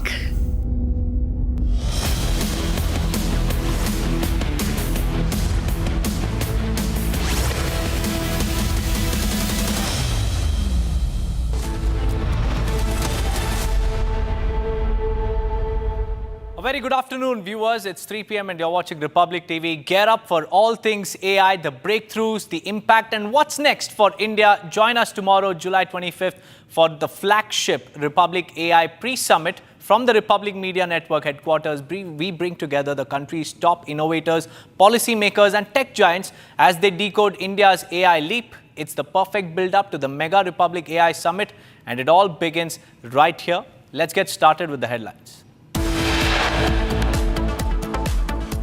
Supreme Court stays Bombay High Court judgment on acquittal of 12 accused in connection with the 2006 Mumbai train blast. No rearrest to be done. After ED heat on Anil Ambani, Reliance infrastructure issues first statement says no impact on business operations, financial performance. Biggest political scoop since Dhankar's exit. Sources say Nitish Kumar has pushed his name for the next vice president.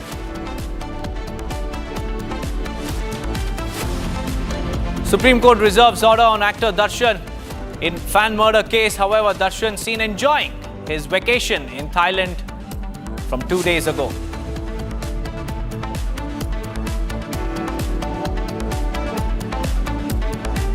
Russian plane AN-24 carrying 49 passenger crashes in Russia's Far East Amur region, burning fuselage of the plane found. All eyes on India-UK landmark free trade agreement deal. Starmer hails FTA deal with India, calls it major win for Britain.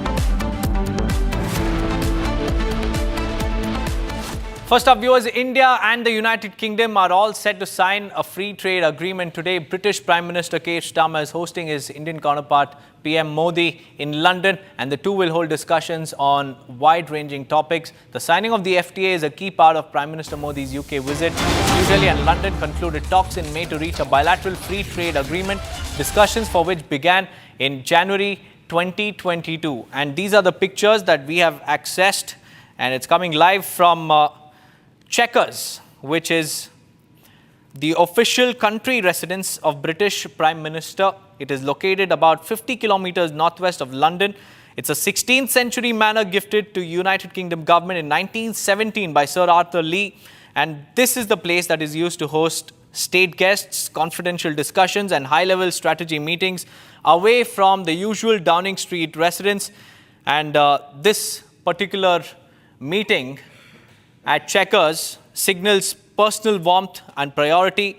Hosting a leader at Chequers reflects personal rapport and also strategic intent. It's more than just protocol, viewers. It shows the United Kingdom's deep interest in nurturing the India-UK relationship. And it's also removed from London's glare. It's where leaders have deeper, uninterrupted conversations. Deals are struck, and these deals are struck in Chequers. In fact, Asmita is also joining us. Asmita, what can we expect in the FTA? Well, right. The key takeaways that we know from the free trade agreement that has been a landmark, right? It is a landmark India-UK free trade agreement that has taken on this journey, this trip of Narendra Modi.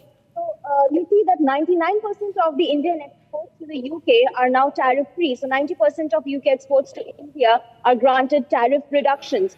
And tariffs on alcohol like Scotch whisky has dropped down from 150% to 75% immediately, down to 40% over the 10 years.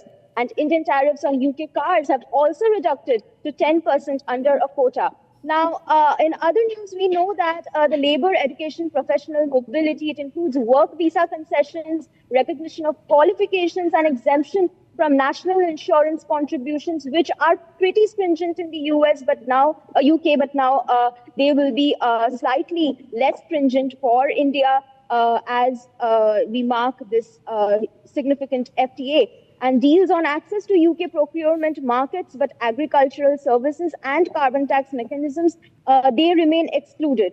So we also know that in strategic and diplomatic cooperation, so that has strengthened the partnership across defense, climate and security, and it has laid a ground network towards a deeper strategic partnership. And it has also catalyzed, discussions on crime and extradition of certain big personalities, and also it has provided a chance to address the ongoing concerns such as the detention of British Sikh activists. Now, we also know that the particular meeting has been taking place in Chequers and not 10 Downing Street, because you see that Chequers is the UK Prime Minister's official country retreat, and it has got a historical significance as well for important bilateral meetings and private diplomacy. So hosting a foreign leader like Prime Minister Narendra Modi is considered a sign of special respect and deepening further ties. So, we know that Chequers, it is located in Buckinghamshire, and, is a more private, it has a more private setting than central London's 10 Downing Street, allowing like more in-depth one-on-one talks for more extended hours, and there are no urban distractions. So, this was not a full ceremonial state visit, as we know, but Chequers has served as a semi-ceremonial diplomatic gesture, definitely. So this is definitely one of the key takeaways that we know, that PM Keir Starmer's, this is his personal engagement with Prime Minister Narendra Modi without invoking full royal protocol, which is done at the Buckingham Palace during state visits, however. But this comes with the FTA negotiation climaxes as well, which coincides with the signing of the historic India-UK Free Trade Agreement. And it is indeed a landmark moment which warrants for a grander backdrop than the usual 10 Downing conference room. Over to you. Also, Asmita, help us understand the discussions on illegal migration as well. This is one of the key issues that will be discussed by Keir Starmer and PM Modi. Help us read between the lines. Could you, I couldn't hear you, Deepak, if you could. Asmita, I was talking about the illegal migration issue, which will also be discussed by both the leaders. Help us understand what the talks could probably revolve around and what we can expect at the end of it. Well, yes, the illegal immigration definitely is one of the key issues that UK faces from many of these countries. But when it comes to India, so India, and in this particular meeting between Prime Minister Narendra Modi and UK Prime Minister Keir Starmer, definitely we get to know that, as I told you already, that there have been easier, they are going easier on the stringent rules. So about the illegal immigrants, where we see that needs to be lessened, and India is going to play a major role in it. So Prime Minister Narendra Modi, while as we go around these talks, we get to know that illegal immigrants from India, they are going to be lessened, and laws are going to be more stricter and stringent on this.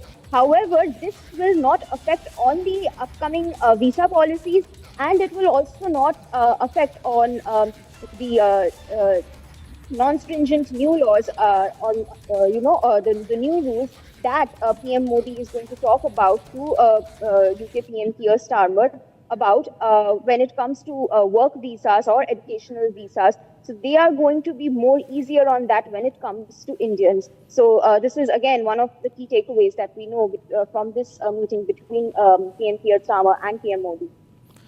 Right, Asmita, thank you for bringing us those details. In just a short while from now, India-UK will be signing the FTA. All eyes will be on the outcome of this particular bilateral engagement. Now let's move on to Bengaluru, viewers, where a parent of the victim of the stampede that killed 11 people near the M. Chinnaswamy Stadium on 4th of June has filed a complaint in the Commercial Street Police Station today regarding the theft of gold ornaments that were on the body of the victim when she was taken inside the post-mortem section for autopsy. The family of the 13-year-old Divyanshi, who tragically lost her life in the stampede at Chinnaswamy Stadium on June 4th, is now grappling with another heartbreak. Her grieving parents have alleged that the ornaments worn by the child were stolen during the post-mortem procedure. This is a big charge coming in from the parent of one of the victims of the stampede that claimed the lives of at least a dozen people, a dozen fans who are waiting eagerly to get a glimpse of their favorite team. But right now what we understand, it's just heartbreak and no justice in sight for the family members. But what's even more shocking is the fact that the parents have claimed that there has been theft of the ornaments that were there and that were worn by the victim. And she claims that the ornaments were stolen during autopsy. This is the big breaking news that we are tracking at the moment. The parents of Divyanshi, the 13-year-old child who lost her life outside the M. Chinnaswamy Stadium, has claimed that the ornaments, the jewelry worn by her child on that fateful day went missing during the autopsy.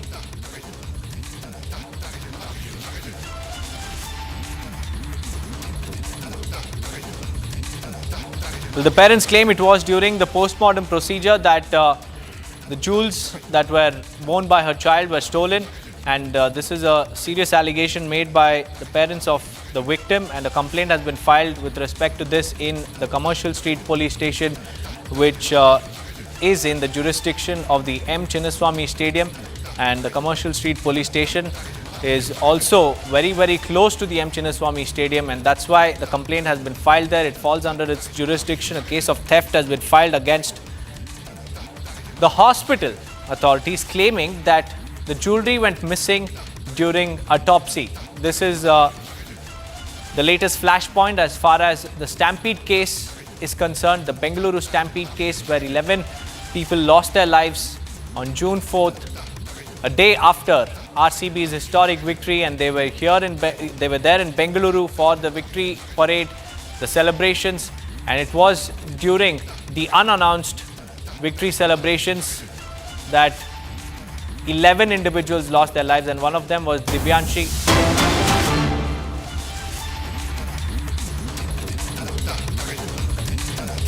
In a major development in the Agra conversion case, Rahman Qureshi, recently arrested from Agra, has made several startling revelations. He ran a YouTube channel named Sana, where he uploaded videos of people who had allegedly been converted. He also confessed to receiving foreign funding and substantial monthly earnings running into lakhs of rupees through his channel, as well as payments in cryptocurrency. Authorities are now working to access his digital wallet as part of the ongoing investigations. A big revelation in the Agra conversion racket.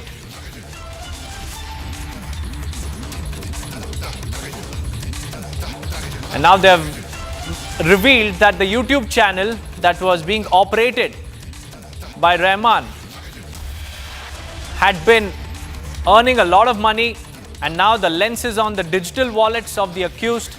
And this is a major development. Rahman Qureshi, who was recently arrested from Agra, has made some startling revelations. He has claimed that he shot videos of conversion, uploaded them on YouTube, and he earned money from these videos that were uploaded. And he has also revealed many secrets. Rahman Qureshi used to get money in cryptocurrency.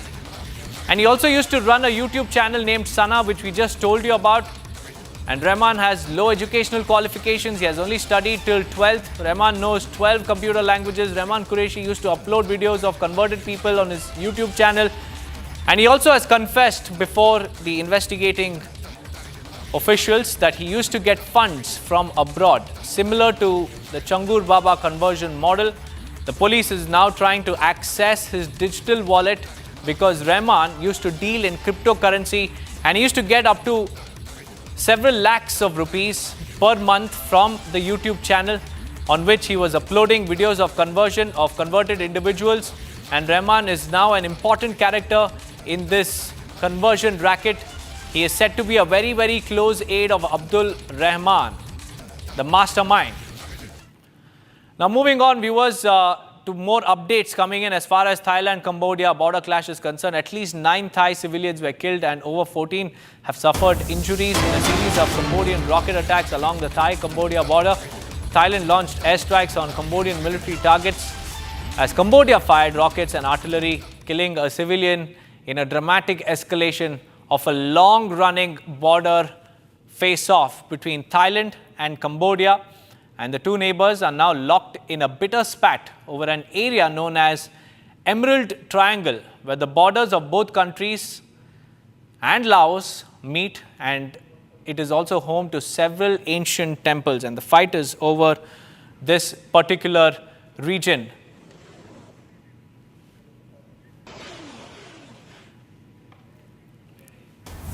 We have more breaking news coming in, viewers. It's a historic development that we're tracking. India and UK have finally signed the free trade agreement And in just a short while from now, both the leaders will be addressing to help us understand what is encapsulated in this particular free trade agreement. We have Abhishek Kapoor also joining us.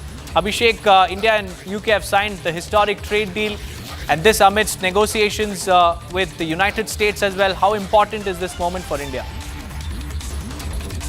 Significant moment in India's global trade positioning, Deepak, and the fact that we have this is the 15th trade agreement signed in the recent few years, and this is a big one coming in from the United Kingdom. UK alone accounts for $55 billion worth of bilateral trade. It's a trade surplus relationship, which is in India's favor. Very few of the bilateral trade relationships which are in India's favor, with a $10 billion per annum trade surplus, and services trade more than the goods trade. This trade deal is going to open up our markets for the British goods and services, and of course open up British market for our goods and services, minus of course dairy and agriculture, which remains a projected area still. And that's to the credit of the government that they have negotiated a hard bargain on while opening up many of these sectors, but not getting into dairy and agriculture, which is a sensitive issue. Given the fact that 55% of our population still is dependent on agriculture, though of course agriculture constitutes now about 15% only of our GDP. This trade deal is going to add another $34 billion per annum to India-UK trade by about another decade. To begin with, about $6 billion. It is going to add 0.6% to the UK GDP, and that gives you an idea of the kind of relevance, salience, and importance India has gained in terms of its economic muscle.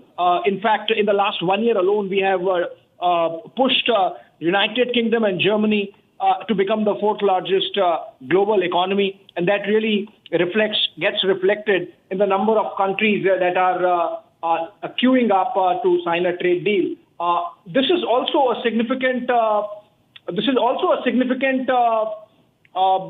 signaling, Deepak, to the rest of the world, and specifically the United States, that India is willing to go more than halfway house, meet you more than halfway house, and negotiate as equal partner in trade, and to agree for mutually beneficial tariff structures, and is open to the idea of having our markets be accessed, and it's a huge market, and everyone in the world wants a pie of Indian market, so why not? But it has to be a quid pro quo. It has to be an equal partners engagement, and that's what I think the messaging is, with Prime Minister traveling to London, and from right there from the West, and in many ways the global financial capital that London is, to be making a statement of sorts of India's confidence, essentially, in having these hard-boiled negotiations,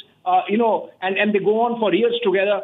We have had already 5 or 6 rounds with the United States. In the case of United Kingdom, 3+ years.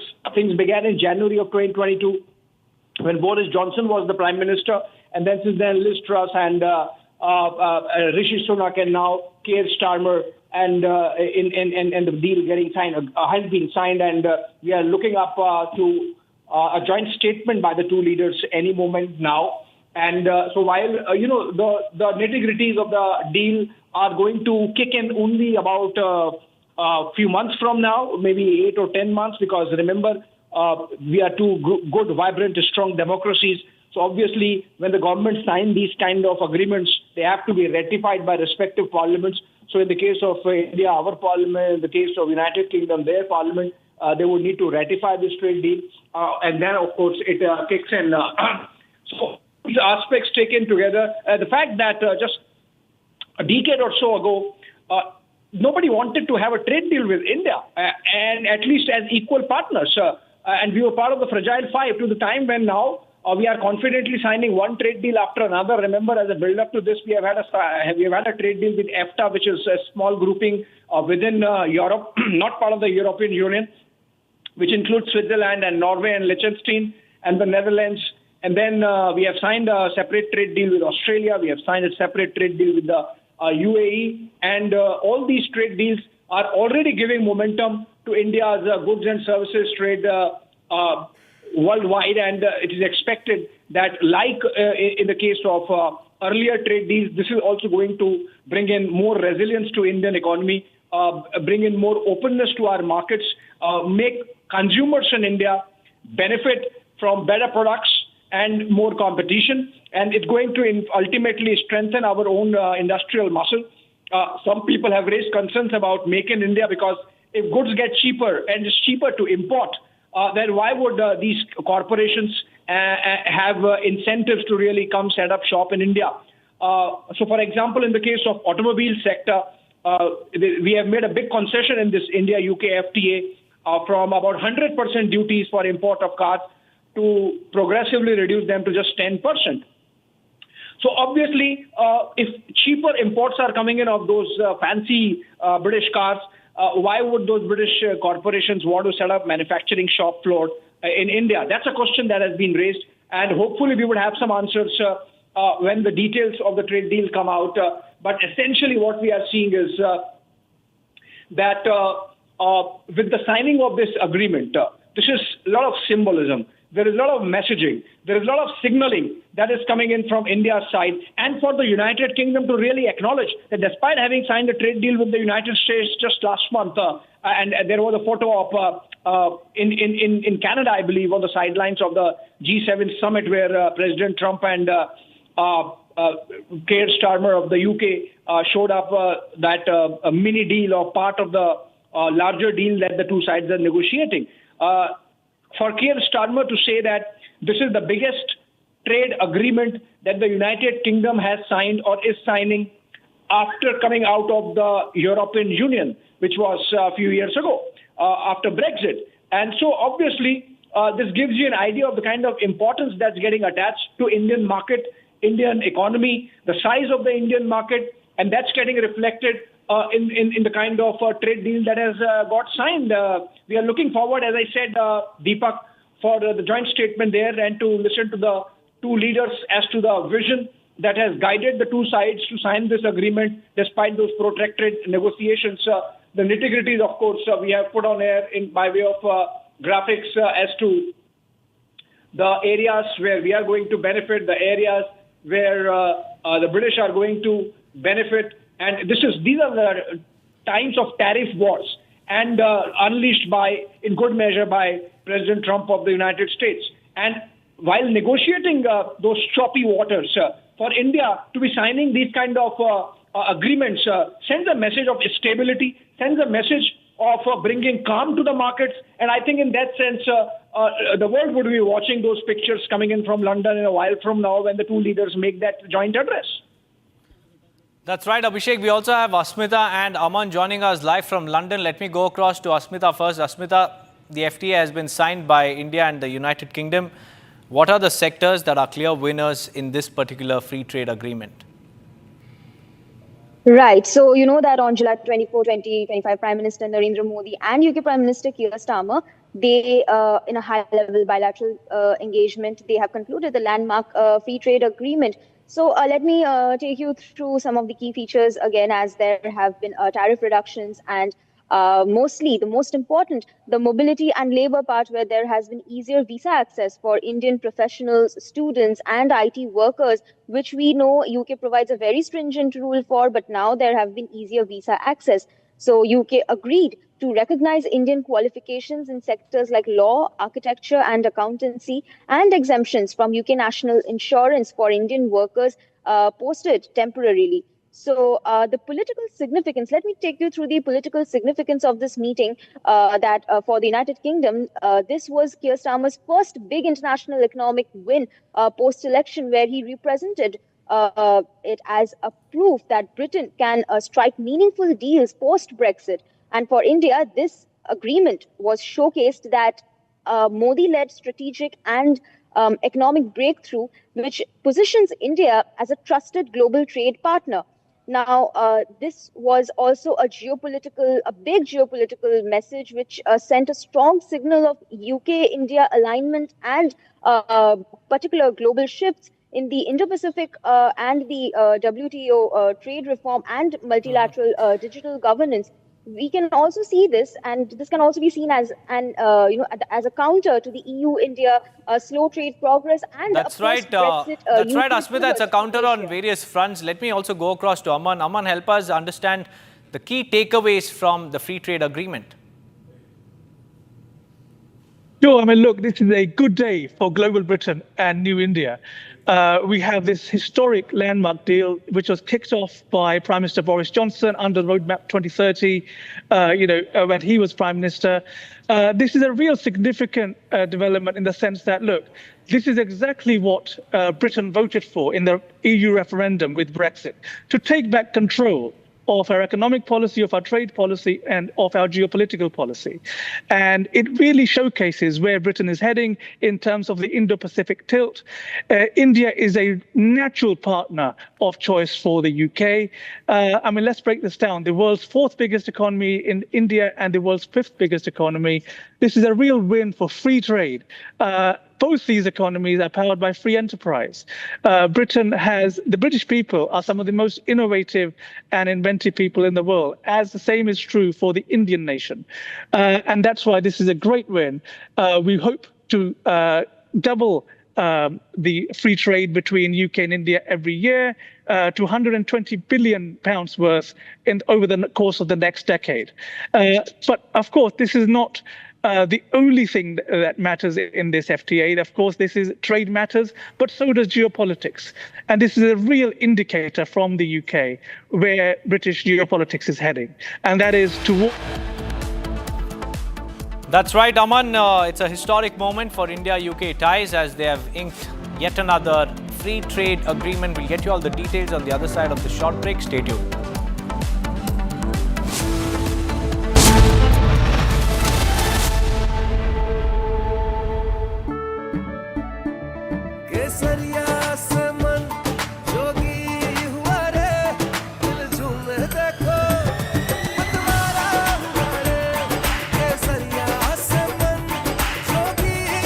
हर पल मनाओ केसरी त्योहार विमल बोलो जुबान केसरी अब छोलिया हो या लोबिया सफेद चने या काले चने सब कुछ मजेदार बने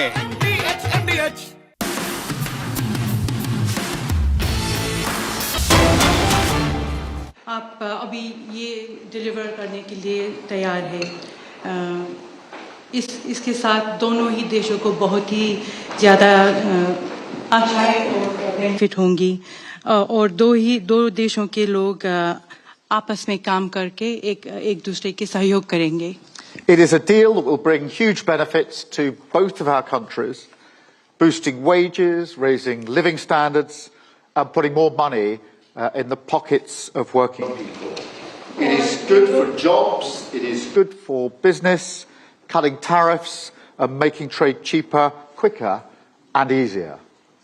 और दोनों ही देश साथ में काम करके वेजेस बढ़ेंगी और वहाँ पे लिविंग स्टैंडर्ड भी बढ़ेंगी और लोगों के हिस्से में बहुत पैसे आएंगे और ये काम और व्यापार के लिए अच्छी होगी. वो टैरिफ काटने से ट्रेड सस्ता होगा और सहज होगा और सही होगा और सही होगा. It is good for British workers in cutting-edge manufacturing, whisky distillers across Scotland, and the service sector in London, in Manchester and in Leeds. और ये ब्रिटिश कामदारों के लिए बहुत अच्छी होगी वो मैन्युफैक्चरिंग में आगे बढ़ के जैसे विस्की डिस्टिलरी है स्कॉटलैंड में और लंदन में मैनचेस्टर और लीड्स में सर्विस सेक्टर है और जो लोग इसका उपयोग करते हैं यहाँ यूके में इंडियन सामान अच्छे दामों में मिलती है. It is good for consumers because it will bring down prices on Indian goods in the United Kingdom, like clothes and shoes and food, and it will deliver benefits for the long term. It will add about £4.8 billion to the UK economy every year and £2.2 billion to wages and hundreds of millions of pounds to regions and nations up and down the United Kingdom. और ये sorry और यहाँ के consumer के लिए बहुत अच्छा रहेगा और ये दोनों देशों में जो बातचीत होगी, ट्रेड होगी, जो बढ़ेगा. Don't bother, we can use English words in between. Don't worry about it. Sorry, His Excellency, I've lost the speech. His Excellency, I've lost the speech. Yeah, no problem. Yeah. Sorry, do you want me to repeat? Yes, okay.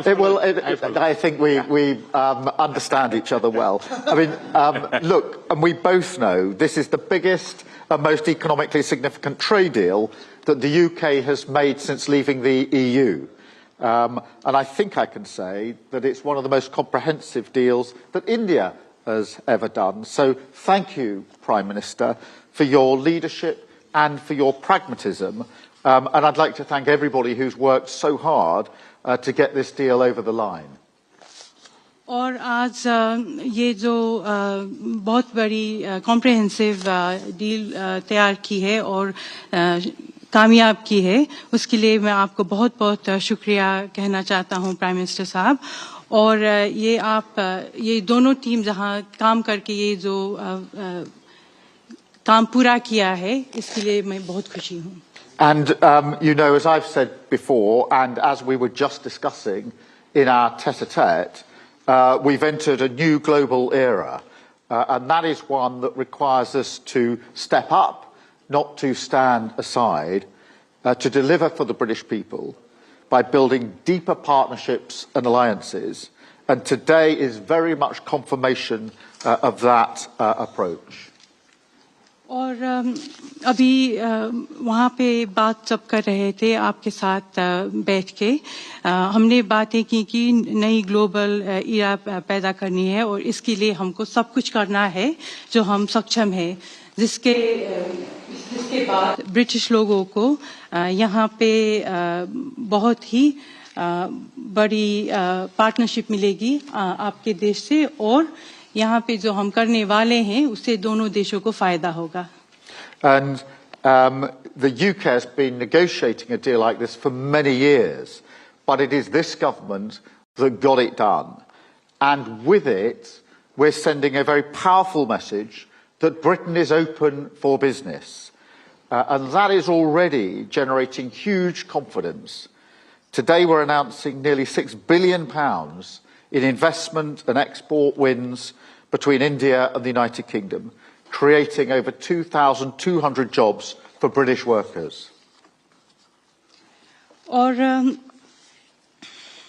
ये जो ऐसी negotiation मैं पहले बहुत की है, पर ये जो अभी हमने किया है ये बहुत ही बड़ा होगा, क्योंकि ब्रिटिश लोगों को और संसार को ये जानेंगे कि Britain is open for business, व्यापार के लिए खुला है. और ये ब्रिटिश लोगों के लिए भी बहुत अच्छा होगा, क्योंकि ये 6 बिलियन पाउंड्स के 6 बिलियन पाउंड्स यहाँ पे नहीं पैदा होगा. और यूके और इंडिया ने जो ये साथ काम करने का निर्णय किया है, इससे 2,200 जॉब्स भी पैदा होंगे यहाँ पे. But of course, as we've discussed this morning, this is not the extent or the limit of our collaboration with India. We have unique bonds of history, of family, and of culture. And we want to strengthen our relationship further so that it is even more ambitious, modern, and focused on the long term, the step up in the relationship that we discussed in the autumn of last year. And that's why, alongside this trade deal, I am delighted that we're building on our partnership by launching our India-UK Vision 2035 strategy, pledging to work more closely on areas such as defence, migration, climate, education and health. और इस सुबह जब हमने बात की थी कि एक आपस के साथ कोलैबोरेट करेंगे, इससे ये साबित होता है कि हम लोग अपनी इतिहास, फैमिली और संस्कृति को बहुत ही मजबूत बनाना चाहते हैं, और जो मजबूत रहा है. और इसीलिए भविष्य में हम ये दोस्ती, ये रिश्ता स्टेप अप करना चाहते हैं। वो ट्रेड डील बना के और इंडिया और यूके 2035 विजन के आधार में वो जो डिफेंस है, माइग्रेशन है, एजुकेशन है, उस पर ध्यान देके। We will also build on the fantastic work we already do in technology and innovation, celebrating the one-year anniversary of the landmark Technology Security Initiative and making the most of the opportunities it represents for both of our countries. और technology और innovation के क्षेत्र में भी अभी एक पहली anniversary मनाया है जो हमने, वो टेक्नोलॉजी, इनोवेशन, सिक्योरिटी के आधार पे है और ये आगे बढ़ेगा, इसका पूरा विश्वास है। Work together as we strengthen security, growth and prosperity for working people in both of our nations. So let me now hand over to you to say a few words, and thank you again for your leadership on this.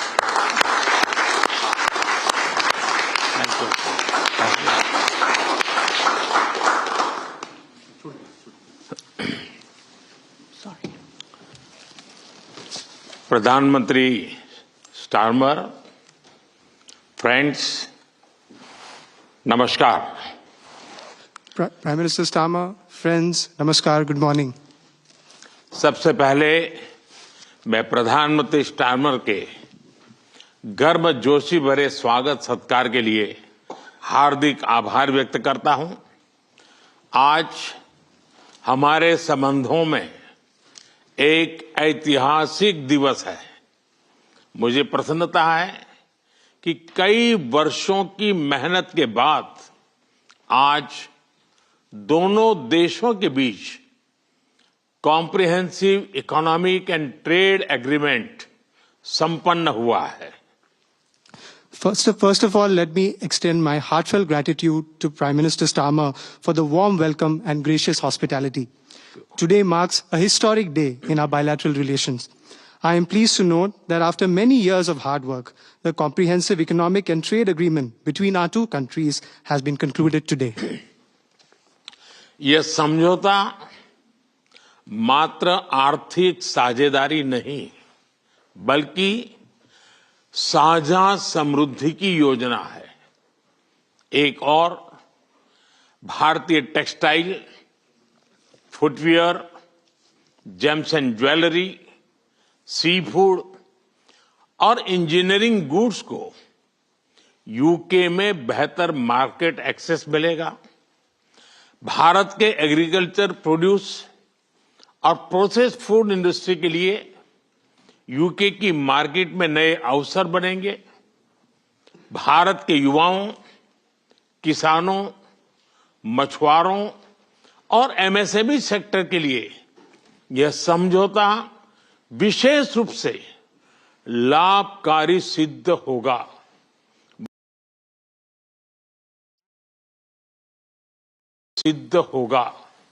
वहीं दूसरी ओर भारत के लोगों और industry के लिए UK में बने products जैसे मेडिकल डिवाइसेस और एरोस्पेस पार्ट सुलभ और किफायती दरों पर उपलब्ध हो सकेंगे। This agreement does not merely pave way for economic partnership, but is also a blueprint for our shared prosperity. On the one hand, Indian textiles, footwear, gems and jewelry, seafood, engineering goods will get better market access in the UK. Indian agricultural products, processed food industry will find new opportunities in UK's market. This agreement will prove especially beneficial for India's youth, farmers, fishermen and MSME sector. On the other hand, people and industries in India will be able to access products made in the UK, such as medical devices and aerospace parts at affordable and attractive prices. इस समझौते के साथ ही double contribution convention पर भी सहमति बनी है। इसे दोनों के सर्विस सेक्टर, विशेषकर टेक्नोलॉजी और फाइनेंस के उसको एक नई ऊर्जा मिलेगी। ईज ऑफ डूइंग बिजनेस को गति मिलेगी, कॉस्ट ऑफ डूइंग बिजनेस घटेगा और कॉन्फिडेंस ऑफ डूइंग बिजनेस बढ़ेगा। साथ ही यूके की अर्थव्यवस्था को भारतीय स्किल्ड टैलेंट मिलेगा। इन समझौतों से दोनों देशों में निवेश बढ़ेगा और रोजगार के नए अवसर बनेंगे। इतना ही नहीं, दो लोकतांत्रिक देशों और विश्व की दो बड़ी इकोनॉमीज के बीच हुए ये समझौते वैश्विक स्थिरता और समृद्धि को भी बल देंगे। Along with this agreement, we also have reached a consensus on the Double Contribution Convention. This will inject new energy into the service sectors of both countries, especially in technology and finance. It will promote ease of doing business, reduce from India's skilled talent. These agreements will enhance investments and generate new employment opportunities in both countries. Moreover, as agreements reached between two democracies and two of the world's major economies, they will lend support to global stability and global prosperity. Friends, अगले दशक में हमारी comprehensive strategic partnership को नई गति और ऊर्जा देने के लिए विजन 2035 जारी किया जा रहा है। यह टेक्नोलॉजी, डिफेंस, क्लाइमेट, एजुकेशन और पीपल टू पीपल कनेक्ट के क्षेत्रों में एक मजबूत, भरोसेमंद और महत्वाकांक्षी साझेदारी का रोड मैप बनेगा। Friends, to give new momentum and energy to our comprehensive strategic partnership in the coming decade, today we are launching our Vision 2035. Vision 2035 is a roadmap that will form the basis of a strong, trustworthy, and ambitious partnership in the fields of technology, defense, climate, education, and people-to-people connect. Defence और security में साझेदारी के लिए defence industrial road map बनाया गया है।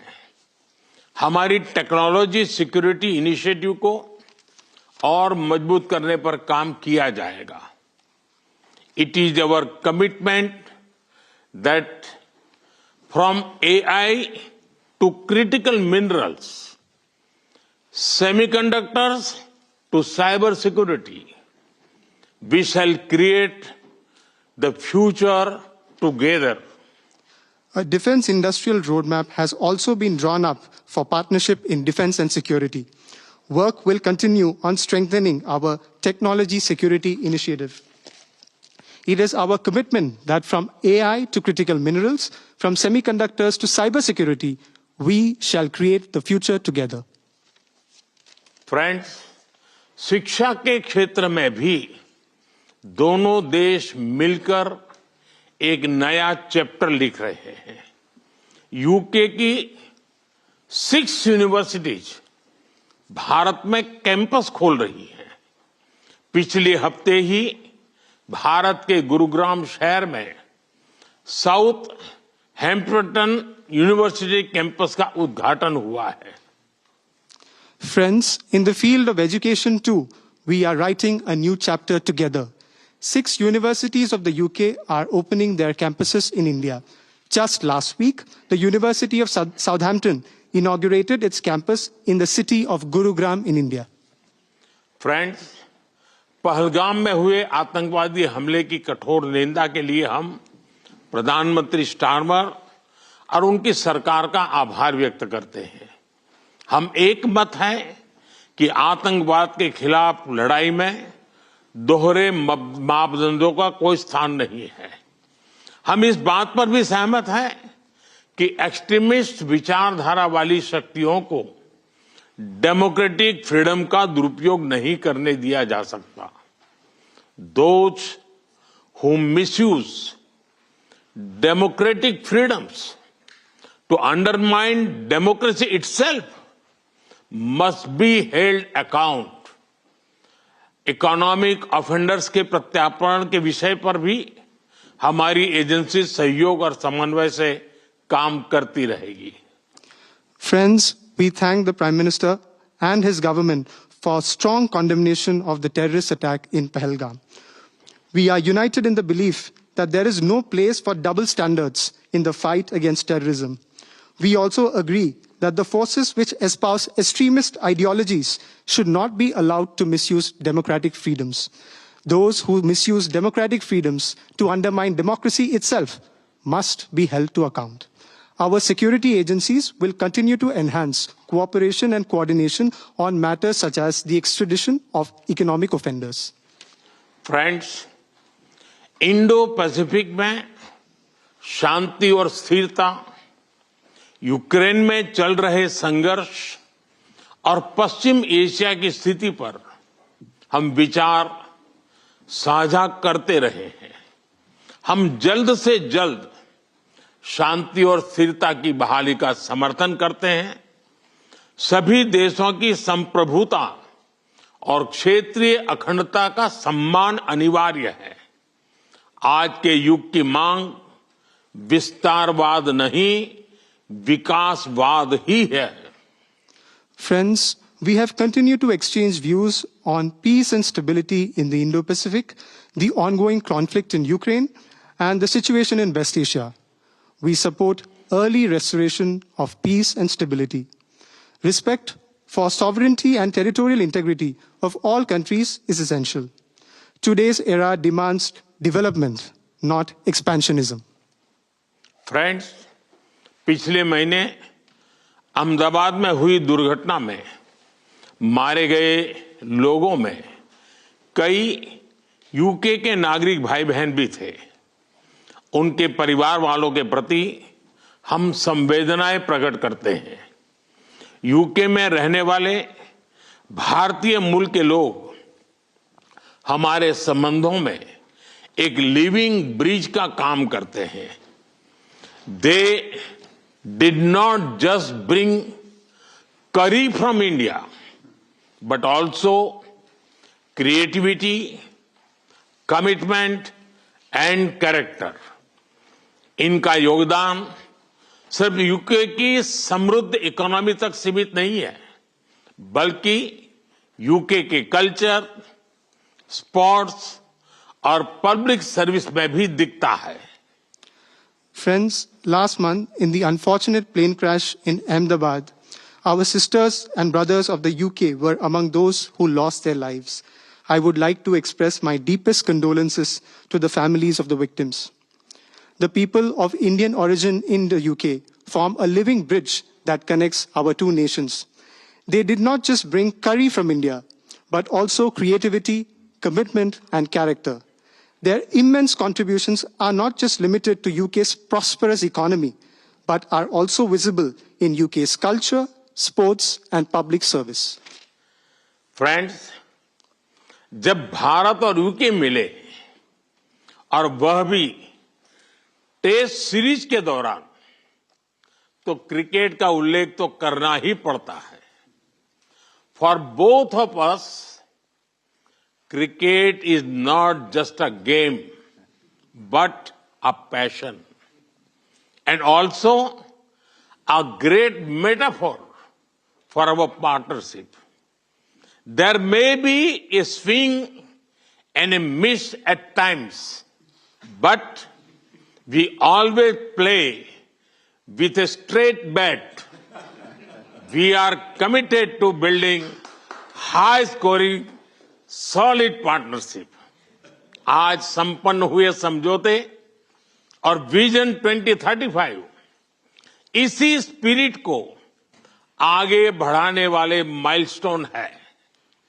Friends, I would be remiss not to mention cricket when India and the UK are coming together, especially during a test series. For both of us, cricket is not just a game, but a passion. And also a great metaphor for our partnership. There may be a swing and a miss at times, but we always play with a straight bat. We are committed to building a high-scoring, solid partnership. The agreements concluded today and Vision 2035 are milestones which advance this very spirit. प्रधानमंत्री जी, मैं एक बार फिर आपके आतिथ्य सत्कार के लिए आभार व्यक्त करता हूं।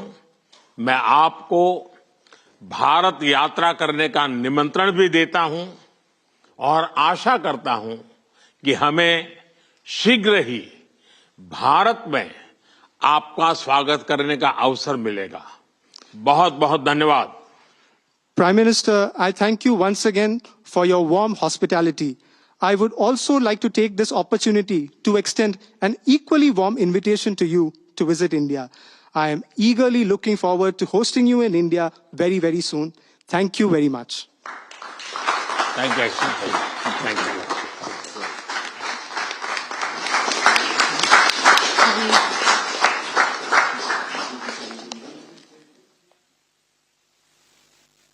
So there you just heard the Prime Minister and the Prime Minister of UK, Keir Starmer. They're issuing a statement after India and United Kingdom signed a free trade agreement today. In fact, British Prime Minister Keir Starmer called this a landmark deal between both the nations and a start of a new era between India and United Kingdom. Let me go across to Yogesh Gupta, former ambassador, and Aman, who's joining us live from London. Thank you so much to both of you for joining us here.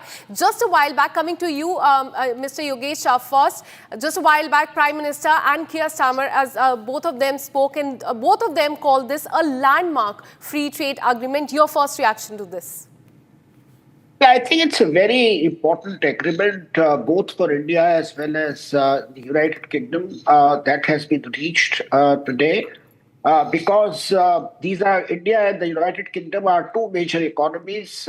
This agreement reflects the spirit of the new trade agreements, which is being negotiated by the Modi government, which means that whatever agreements we work out must be mutually beneficial for both countries. As the previous discussion has indicated, this is going to lead to increased trade. This is going to improve trade in services. This is going to facilitate visits of IT professionals, business people, in getting them visas. It's going to help the people who are working in both countries to pay their social security contributions in their home countries.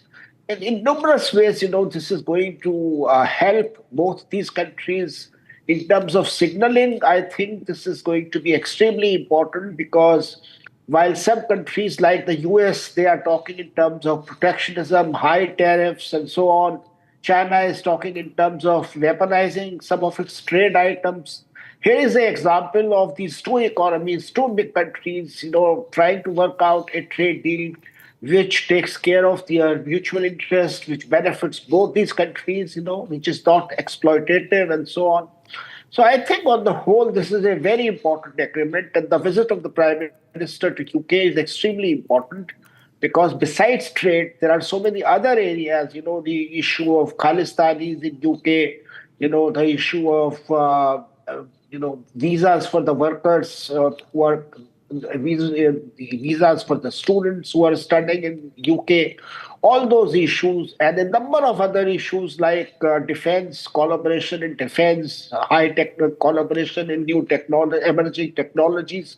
All those issues have also been spelled out by both Prime Minister Modi and the British Prime Minister. So on the whole, I would say it's a very important visit, and the results have been really spectacular.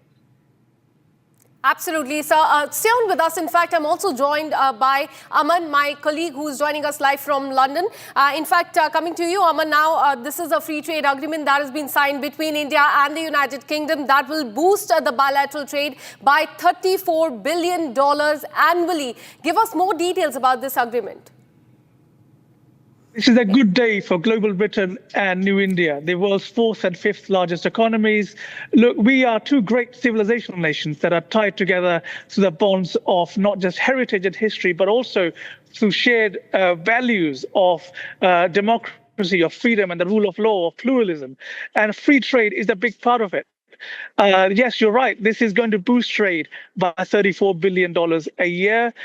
We hope to have $120 billion worth of bilateral trade over the next decade. And this is a real product. Today's free trade agreement this deal is a real product of Roadmap 2030, which was signed earlier by Prime Minister Narendra Modi and Prime Minister Boris Johnson a few years ago. So it's a real hard work that has got us to this place. And today's announcement of Vision 2035, I think, is a key indicator of where we go next after this FTA. Because this FTA is not the end of the road. It's the beginning of a long journey of collaboration and cooperation between the world's greatest democracy, that is the billion ballot democracy of New India, and the world's oldest democracy here in the United Kingdom. We go from here to the Indo-Pacific. India is a unique partner for the UK, and vice versa, to keep the Indo-Pacific a free Absolutely. Landmark deal that has been signed between India and the United Kingdom. Let me also bring in Saurabh Shukla, founder of News Mobile. Thank you so much for speaking to Republic TV. How do you look at this free trade agreement that has been signed between India and United Kingdom? Keir Starmer has called this a landmark agreement. Your first reaction to this? I think, I consider this as a new strategic dawn between India and the UK. They are great partners. United Kingdom is an important member, a permanent member of the UN Security Council. This deal, if you ask me, is a strategic deal. Not only does it strengthen trade ties between India and UK, make sure it's a win-win partnership for business linkages between India and the UK, and also the consumers. Imagine the impact that will give. The Indian consumers will get access to the UK products at a much more competitive prices, and vice versa. The UK customers also get access to Indian exports at a much cheaper price. So it also boosts India's economy, also our global standing. I can tell you, this sends a strong message to other countries in the world on India's standing at a global stage. And Prime Minister Narendra Modi's summit meeting today has already heralded a new era in India-UK partnership. And I will tell you, this will also spur countries like the US to fast-track the negotiations that are happening between India and the US on the trade deal there as well. So you will see a impact happening there as well, but I would call it a strategic deal, a new dawn in India-UK paradigm of relationship, and it was being negotiated for a long time, and it will benefit consumers and people at large. So I would call it a people-centric deal as well.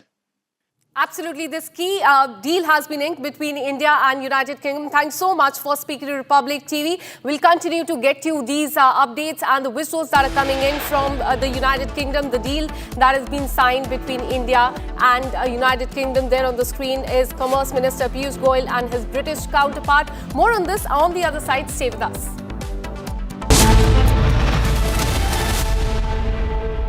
Amity has been ranked amongst the top 3% universities globally, a testimony to Amity's globally benchmarked quality.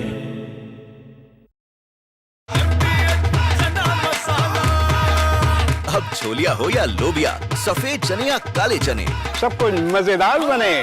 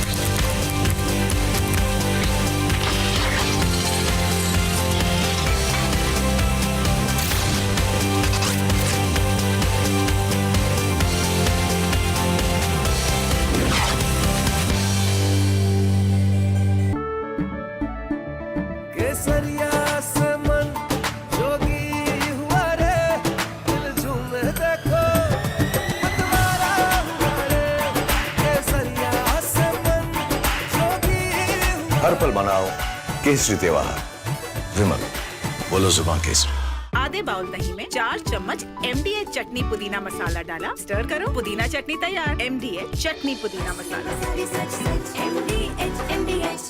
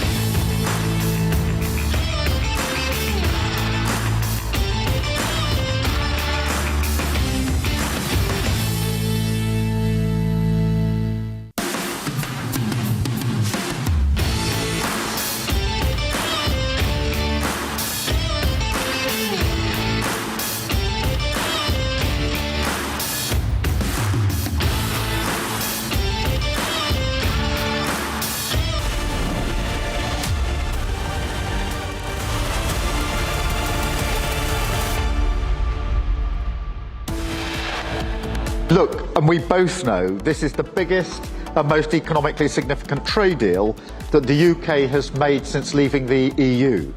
And I think I can say that it's one of the most comprehensive deals that India has ever done. So thank you, Prime Minister.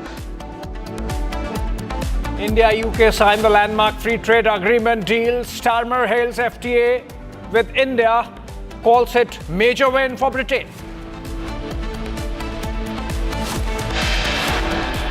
Prime Minister Modi hails FTA deal with UK, calls it historic day for both nations.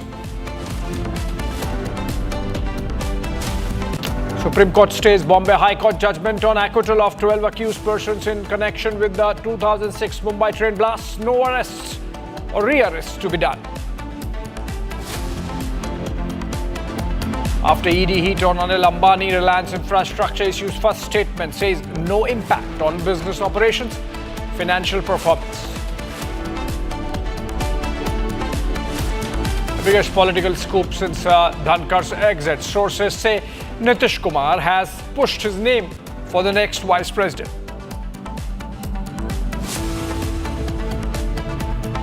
Supreme Court reserves order on actor Darshan in farm murder case. However, Darshan seen enjoying in Thailand for 2 days. A Russian plane AN-24 carrying 49 passengers crashes in Russia's Far East Amur region, burning fuselage of the plane found.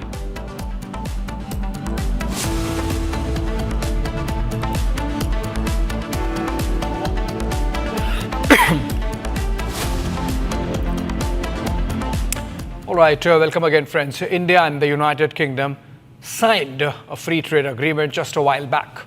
British Prime Minister Keir Starmer, who's hosting Prime Minister Modi in London, And the two came together to make that announcement. And in that press conference or address, joint address, they both hailed the occasion as a big one for India and the United Kingdom and the world economy. The signing of the FTA is key part of Prime Minister Modi's ongoing UK visit. New Delhi and London concluded the talks in May to reach a bilateral free trade agreement, discussions for which had begun in 2022. And just a while back, we had that announcement coming in.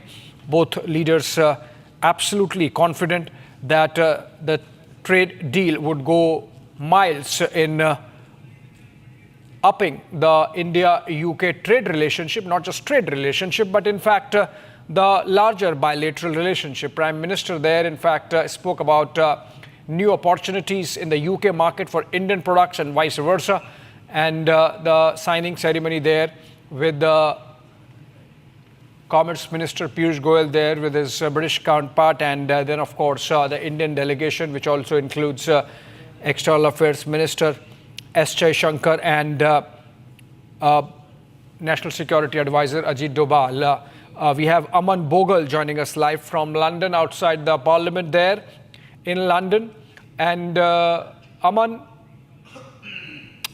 all right, Aman, why did the UK Prime Minister call this deal the biggest deal the UK has signed since its Brexit? I mean, what makes it so big or such a big deal for the United Kingdom? Well, good morning here from Westminster, Abhishek. Look, this is a good day for global Britain and New India, and it matters because this is exactly what the United Kingdom voted for in the Brexit referendum, to take back control of our economic policy, of our foreign policy, of our trade policy. And this is a big Brexit win for the UK. And this is all made possible through the hard work that began under Prime Minister Boris Johnson, under the Roadmap 2030, a real strategic, comprehensive agreement. This free trade agreement is not the end of the road. This is the beginning of a long journey towards bringing our two great nations, our two great civilizational nations, far closer together. And of course, the Indo-Pacific plays a big part in it to keep it free and open. I look at India, New India, as the frontier of freedom, taking on the Chinese communists. And of course, if you look at it, between the border of the United Kingdom, other than Israel in between, India is the only democracy, the only free democracy. So between the world's biggest, greatest democracy, the billion ballot democracy, and the world's oldest democracy, this is a coming together of not just a shared heritage and shared history, but also a shared future that is rooted in shared values. You know, the whole idea of belief in democracy, in freedom, in the rule of law, in the whole idea of pluralism.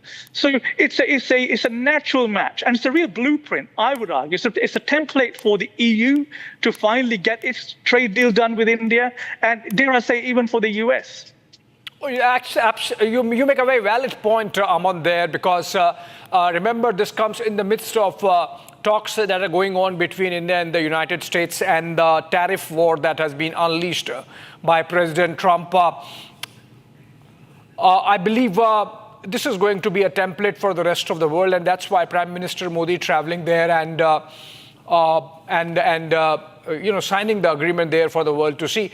Stay with us, Aman. In fact, Prime Minister Modi, while he was making that address, raised concerns over the Khalistani extremists and other offenders or fugitives of law who are there in the United Kingdom. He said, in the presence of Prime Minister of the UK, Keir Starmer, that both the nations are cooperating on the issue of economic offenders as well.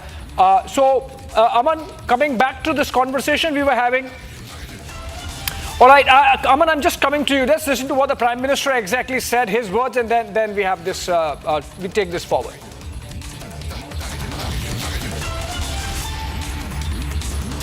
कि आतंकवाद के खिलाफ लड़ाई में दोहरे मापदंडों का कोई स्थान नहीं है। हम इस बात पर भी सहमत हैं कि एक्सट्रीमिस्ट विचारधारा वाली शक्तियों को डेमोक्रेटिक फ्रीडम का दुरुपयोग नहीं करने दिया जा सकता। Those who misuse democratic freedoms to undermine democracy itself must be held account. Economic offenders के प्रत्यार्पण के विषय पर भी हमारी एजेंसी सहयोग और समन्वय से काम करती रहेगी. All right, geopolitical expert Saurabh Shukla has also joined us in this conversation. But before I go to Saurabh, Aman, a quick question. This comment of Prime Minister that we are going to discuss the economic offenders and that nobody should be misusing democratic arrangement, he was obviously alluding to the Khalistani ecosystem in the United Kingdom. The delegation level talks are happening now as we speak. Aman, you think that these two issues are going to be two important ones when the two sides talk? Well, look, Abhishek, sectarian extremism in the UK domestically is a huge issue right now.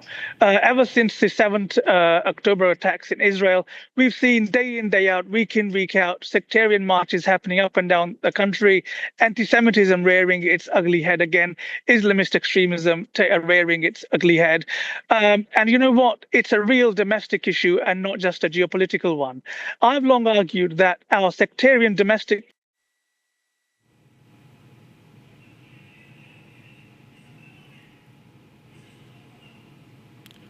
We lost the line there with Aman. He's, of course, live from outside Westminster in London. And we'll connect in a bit. But let me go to Saurabh now, our contributing, in fact, consulting editor on geopolitics and geoeconomics. Saurabh, do you see messaging from London to Washington, D.C. in these pictures? So you think the Trump administration would be taking note of India's confidence in negotiating these kind of trade deals?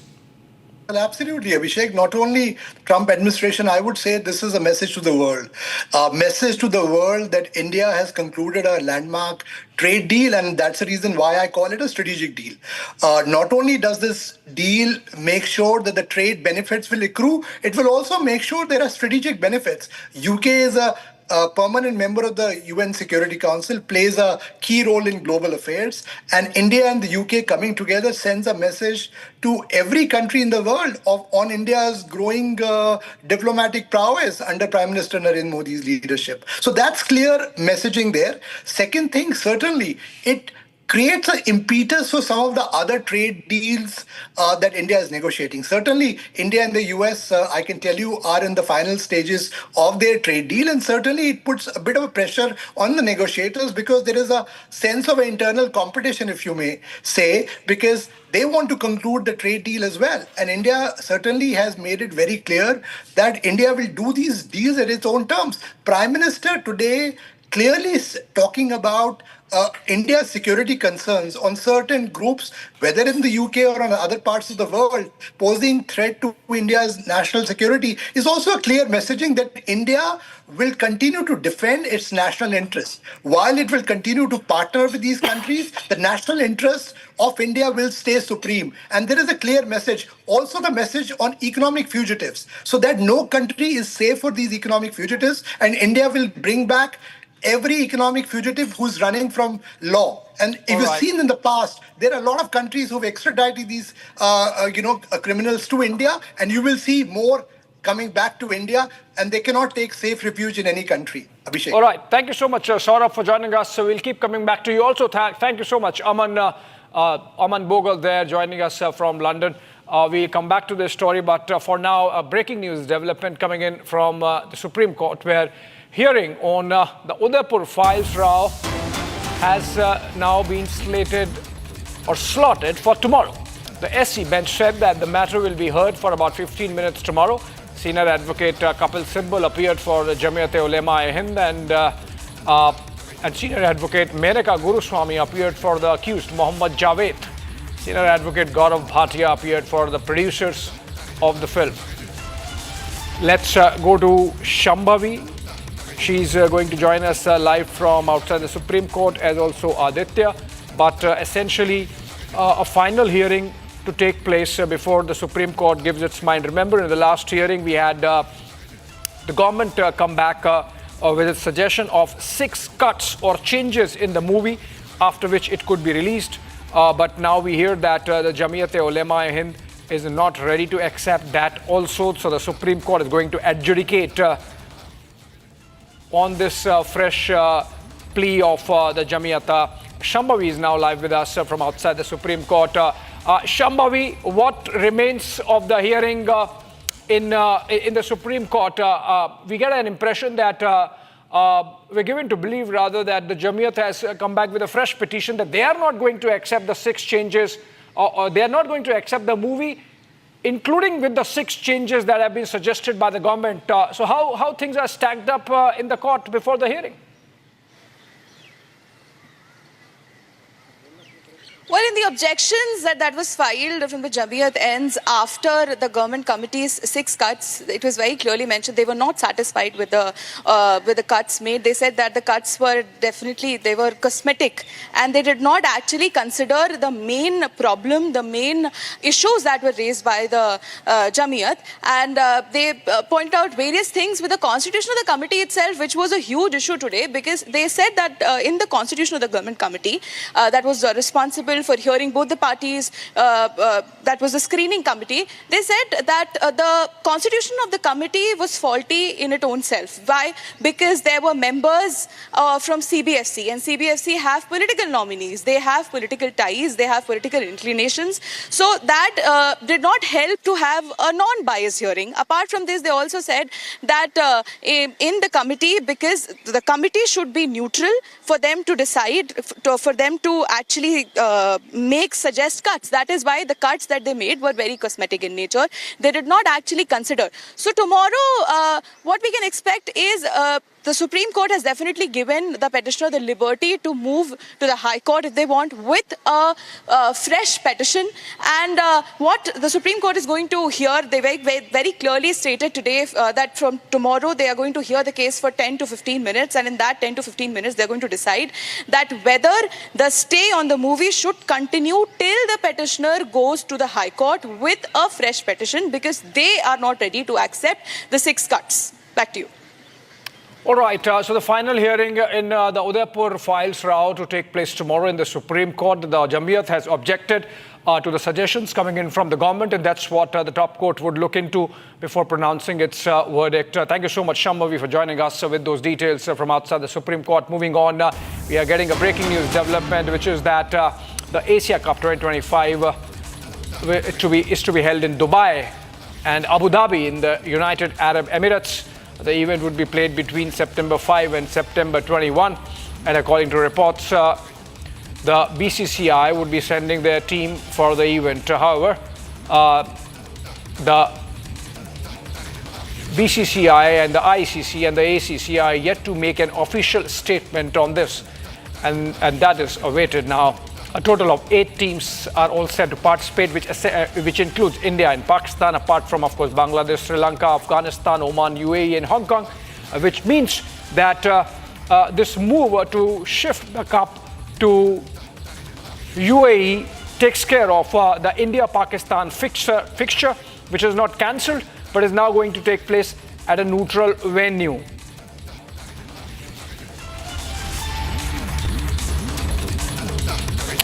And we'll try and connect with our reporter, sports correspondent on this. So these are 2 different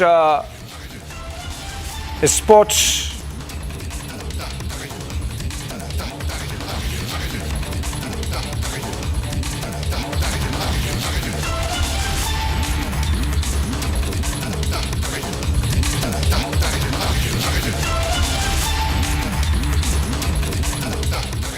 Okay, we'll come back to that in a bit once we get our reporter live. Moving on for now, and to big development coming in from the corporate sector after the Enforcement Directorate heat on the Anil Ambani Group. Reliance Infrastructure Limited and Reliance Power issued first statement, and which says that there is no impact on Reliance Infra, its business operations, financial performance, shareholders, employees, or any other stakeholders. However, in the stock market, the share of Reliance Infrastructure dropped by almost 5%.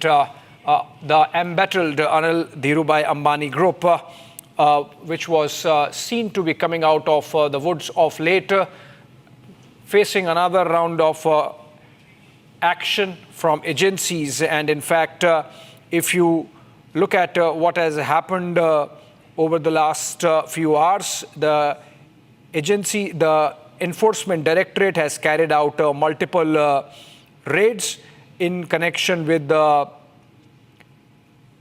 some corporate actions of the group, and which includes about 50 places at 35 locations across the country, and people associated with the Reliance Anil Ambani group facing this action. Over 35 premises, in fact, 50 companies and over 25 persons covered in today's search operations that are carried out under Section 17 of the Prevention of Money Laundering Act by the Enforcement Directorate. Meenakshi, in fact, joins us live from Mumbai for more on this.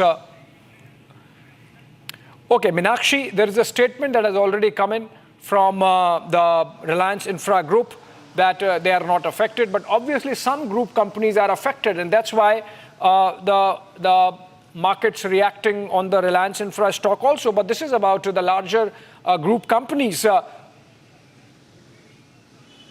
Okay, I'll come to you, Meenakshi, in a bit. In fact, we go back to London, from where we are getting fresh pictures of the delegation level talks that are to happen between the two sides. Before that, the two leaders in a private confabulation now, one-on-one. They have already had one earlier. एक नए विश्व के निर्माण में बहुत बड़ा योगदान देंगे। 21वीं सदी की टेक्नोलॉजी नित्य नूतन इनोवेशन की अपेक्षा करती है। जब यूके और भारत के स्किल युवा, उनका दिमाग, उनका हुनर जुड़ जाता है, तो विश्व के लिए एक बहुत बड़ी विकास की गारंटी प्रोवाइड करता है। इससे रोजगार बढ़ेगा, एक प्रकार से स्किल मोबिलिटी को बल मिलेगा, और मैं समझता हूं कि विजन 2035 उसको हमारी जो कॉम्प्रिहेंसिव स्ट्रेटेजिक पार्टनरशिप है, उसको नई गति मिलेगी, नई ऊर्जा मिलेगी। एक्सेलेंस, मैं फिर एक बार आपका हृदय से बहुत बहुत आभार व्यक्त करता हूं। इस शानदार शुरुआत में भारत और यूके की एक भागीदारी को मजबूती देने में आपकी बहुत बड़ी भूमिका है। मैं आपका बहुत अभिनंदन करता हूं।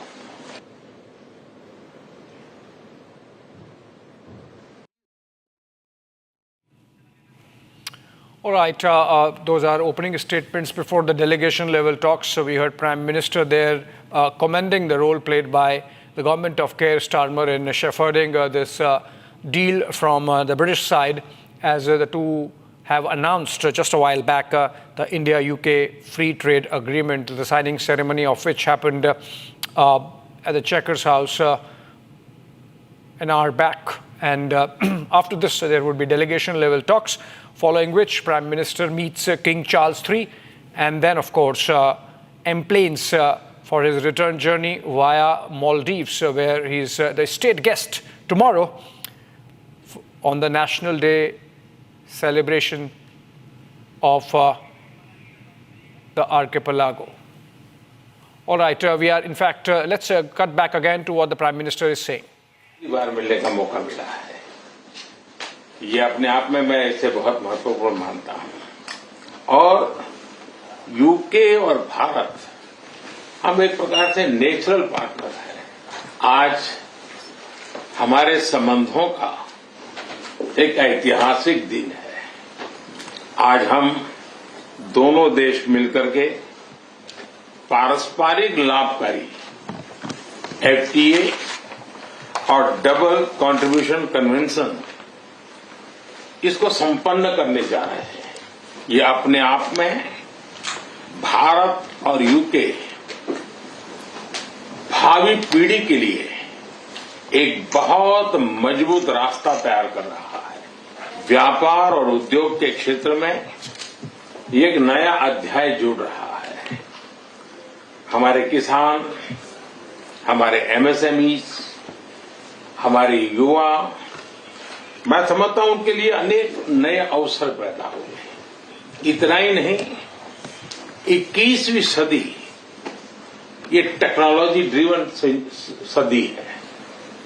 ऐसे में भारत और यूके के युवा, उसमें भी स्किल्ड युवा, ये मिलकर के एक नए विश्व के निर्माण में बहुत बड़ा योगदान देंगे। 21वीं सदी की टेक्नोलॉजी नित्य नूतन इनोवेशन की अपेक्षा करती है। जब यूके और भारत के स्किल्ड युवा, उनका दिमाग, उनका हुनर जुड़ जाता है तो विश्व के लिए एक बहुत बड़ी विकास की गारंटी प्रोवाइड करता है।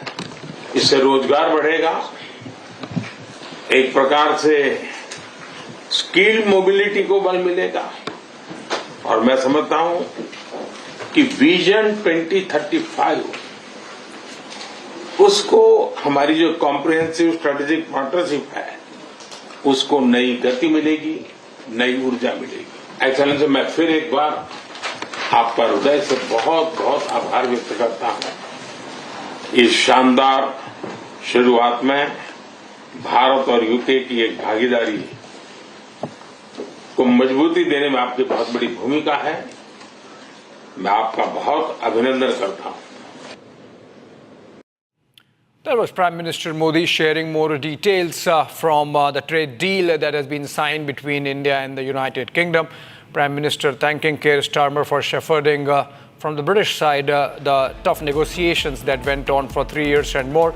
Prime Minister specifically mentioned how the trade deal is going to benefit the youth of the country and the farming sector, given the kind of lowering of tariffs for Indian goods and services that has happened vis-a-vis the British economy. On that note, we slip into a short break, but come back on the other side with more on the India-UK Free Trade Agreement.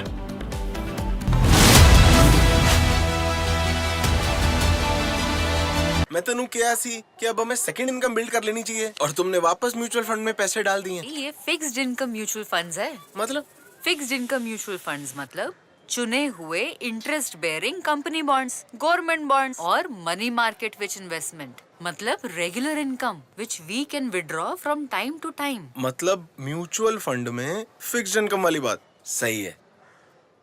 Mutual fund निवेश बाजार जोखिमों के अधीन है। योजना से जुड़े सभी दस्तावेजों को ध्यान से पढ़ें।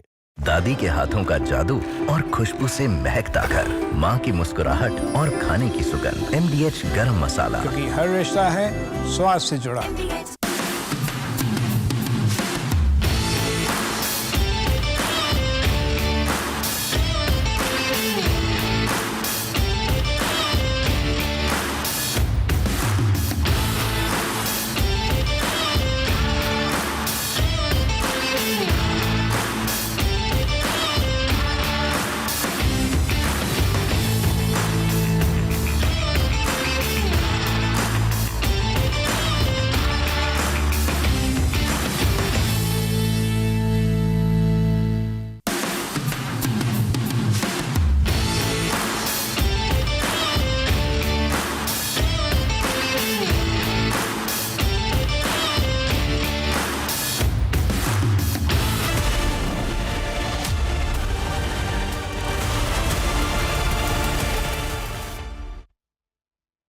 MDH की हल्दी मिर्ची धनिया करे कमाल, ये रंग दे, ये खुशबू दे, ये तीखा, ये कम पड़े। क्या निराला MDH मसाला। केसरिया से मन जोगी हुआ रे, दिल झूमे देखो मतवारा हुआ रे। केसरिया से मन जोगी हुआ। हर पल मनाओ केसरी त्योहार। विमल, बोलो जुबान केसरी।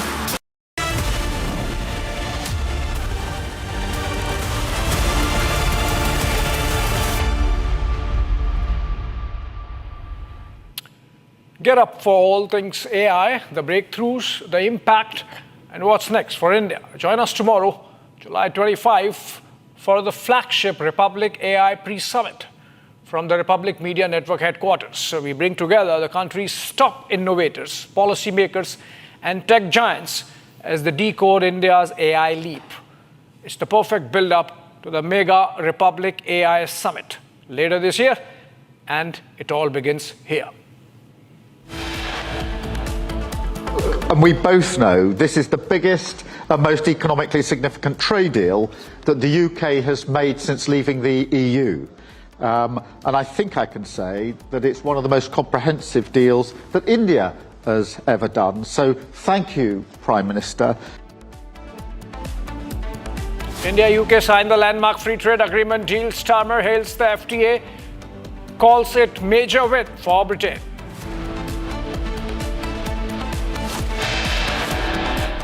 मुझे प्रसन्नता है कि कई वर्षों की मेहनत के बाद आज दोनों देशों के बीच comprehensive economic and trade agreement संपन्न हुआ है. Prime Minister underscores the hard work that went into the FTA, calls it a historic day for both the nations. Supreme Court stays Bombay High Court judgment on acquittal of 12 accused persons in connection with the 2006 Mumbai train blast. No arrest, re-arrest to be done. After ED heat on Anil Ambani, Reliance Infra issues first statement says no impact on business operations, financial performance. Biggest political scoop since Dunker's exit. Sources say Nitish Kumar has pushed for his name for the next vice president.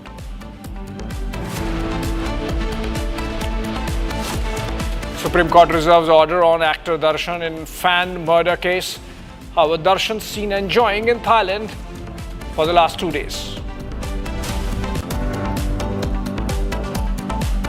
A Russian plane AN-24 carrying 49 passengers crashes in Russia's Far East Amur region.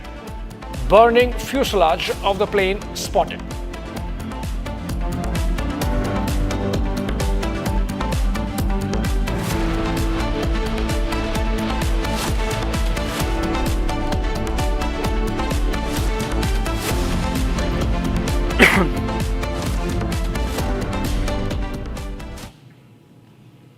Welcome back, friends. The Enforcement Directorate today conducted raids at businessman Anil Ambani's residence in Mumbai. A preliminary investigation revealed illegal loan diversion of around rupees 3,000 crores from Yes Bank, according to ED sources. The agency also found that just before the loan was granted, the Yes Bank promoters received money in their concerns. After the ED heat, Reliance Infrastructure and Reliance Power issued statements which said no impact on their corporations, its business operations or financial performance, shareholders or employees. Notably, the statement also mentions that Anil Ambani is not on the board of the company. In the midst of this, shares of Reliance Infra hit the lower circuit in trade during the day, dropped by almost 5% at close. We have Meenakshi now joining us live from Mumbai for more on this. Meenakshi, are the raids or the search operations of the Enforcement Directorate still continuing? If they are over, do we have an update from the agency on how long this investigation would go on?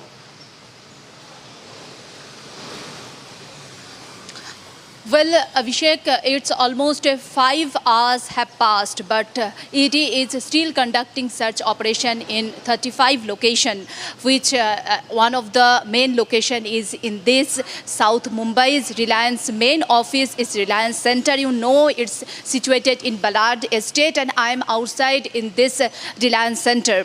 We know that 50 companies are involved in this investigation and all are under ED radar. We are now Reliance Center, which is the main office and big office of Reliance Communication. And 4 ED officials entered and started their search operation at 10 to 10:30 a.m. we got to know that, and it's a two-storied building. Now staffs are inside in the premises. All staffs are inside in the building, and security already locked the building. You can see the visuals from live visuals I'm showing you. Security has come and locked the whole building, the main gate of this Reliance Center, and it's a two-storied building where staffs are inside, and 4 ED officials and more are inside in this premises. And 5 hours they are conducting search operation.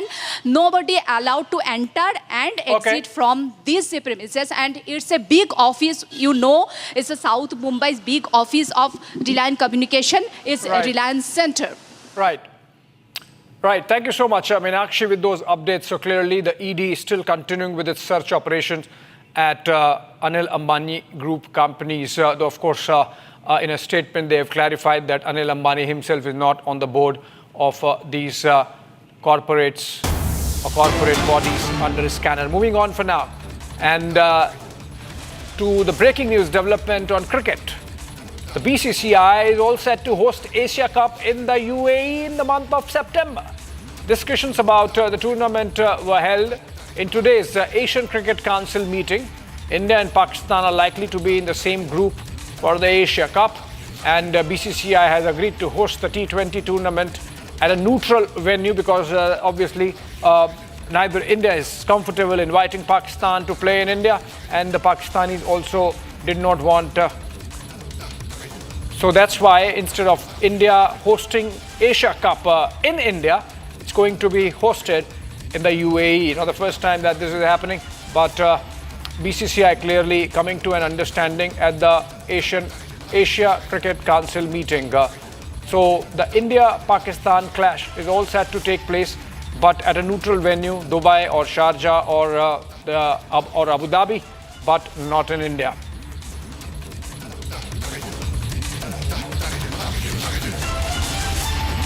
We'll try and connect with our reporter, a sports team from the digital desk, or someone from the sports world to help us understand how this understanding was reached. Or is it that the BCCI gave in to the Pakistani pressure and agreed for a neutral venue, or is it that this was anyway part of the plan to make sure that the larger tournament is not disturbed and it goes on? We have earlier, India has always refused to play in Pakistan for a good decade and more, and the practice perhaps now making Pakistan move in the same direction. Moving on for now. All right, let's look at some other stories from across the country in Bharat in 1 minute. Uttarakhand Chief Minister Pushkar Singh Dhami. 1 minute brought to you by Canara Bank. Together we can. Uttarakhand Chief Minister Pushkar Singh Dhami has ordered an SIT inquiry into this scam in the National Scholarship of Minority Students. Dhami said it has been found that the scholarship of the students has been withdrawn wrongly, and even institutions like Saraswati Vidya Mandir have been shown under minority.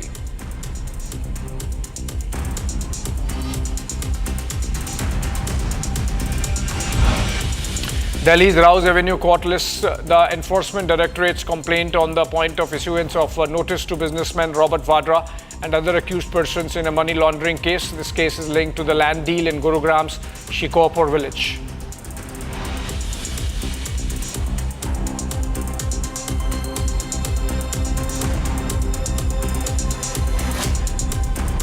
The opposition has upped the ante against the EC's electoral roll revision exercise in Bihar. CPI General Secretary D. Raja slammed the EC's move, saying that the exercise of electoral rolls in Bihar has created immense problems and difficulties for the common people, including poor, Dalits, Adivasis and migrant labour. So this even as 99% of those eligible have already registered or re-registered with the Election Commission.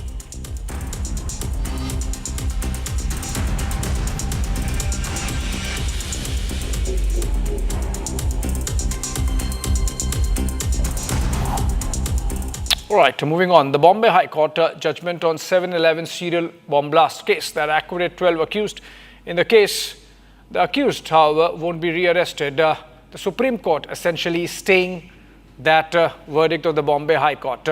Today, in the hearing at the apex court of the country, Solicitor General of India, Tushar Mehta, appearing for the state of Maharashtra, told the bench that he was not seeking an order to direct the accused persons to surrender, only requesting a stay of the judgment, given larger implications of some observations made by the High Court bench on the larger Makoka cases. Remember, the Bombay High Court had acquitted all the accused and delivered a scathing indictment of the Mumbai Police's anti-terrorism squad, remarking that it had created a false appearance of having solved a case.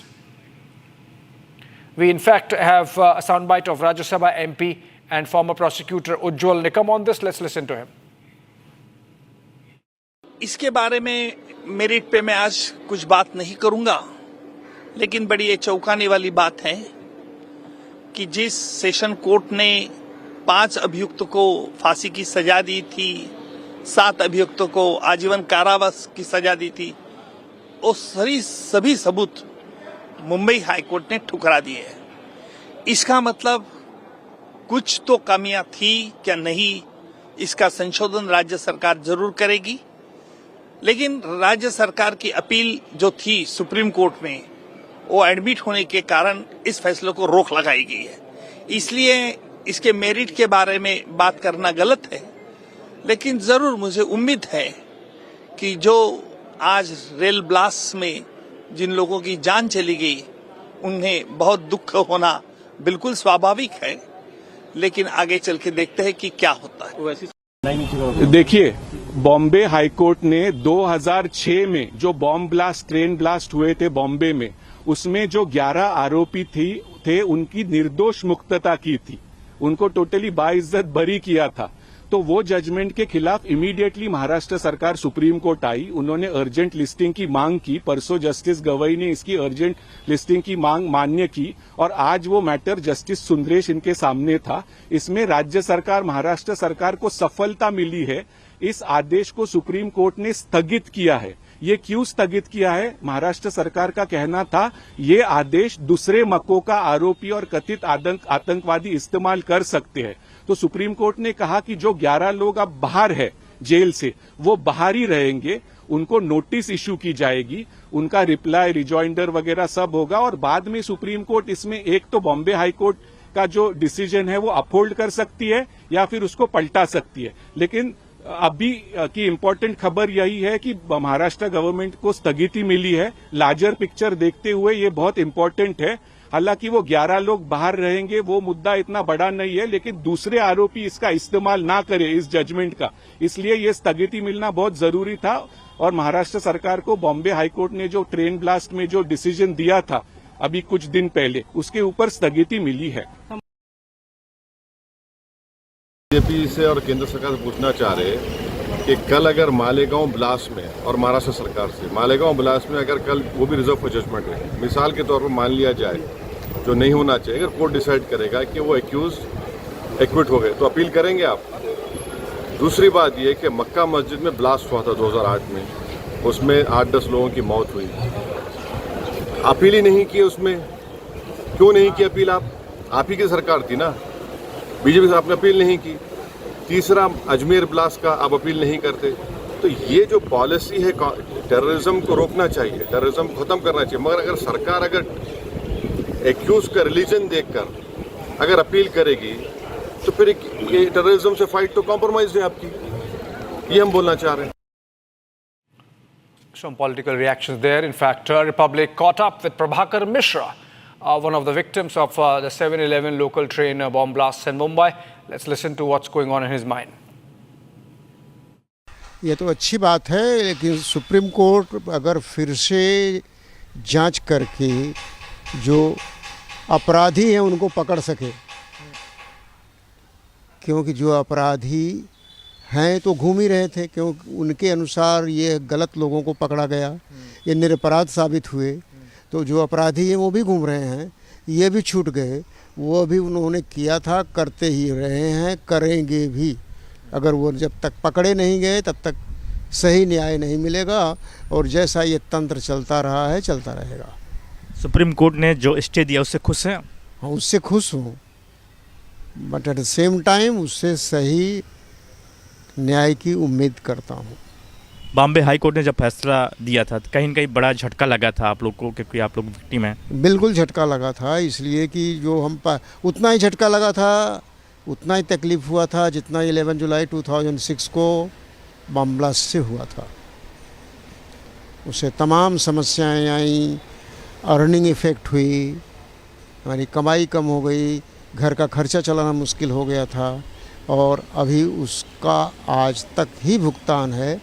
मेरा right year he 80 to 90% ठीक हो पाया, left ear से अभी भी समस्या है बोलने की, अभी भी चलता रहता हूँ। अगर पीछे से कोई आवाज़ आई, चाहे रिक्शा हो चाहे टैक्सी हो, मैं सुन नहीं पाता, बाद में उलाहना सुनना पड़ता है। बहरे हो क्या, सुनाई नहीं पड़ता क्या? किसको मैं बार बार एक्सप्लेन करूँगी ये सब बात? इसलिए इसको ध्यान में रखते हुए फिर से उचित जांच करें, उचित न्याय की उम्मीद करता हूँ। एक उम्मीद फिर से जागी है? बिल्कुल एक उम्मीद जागी है, इसीलिए हाई कोर्ट से फैसला उड़ गया। लेकिन ये भी कोर्ट थी, लोअर कोर्ट या मकोका कोर्ट, जिस किसी ने किया था, उम्मीद जगी थी अच्छे लोग, ये अपराधी लोग पकड़े गए, इनको सज़ा मिलेगी तो थोड़ा सा दिल को सुकून महसूस होगा, जिन्होंने जैसा किया पाया।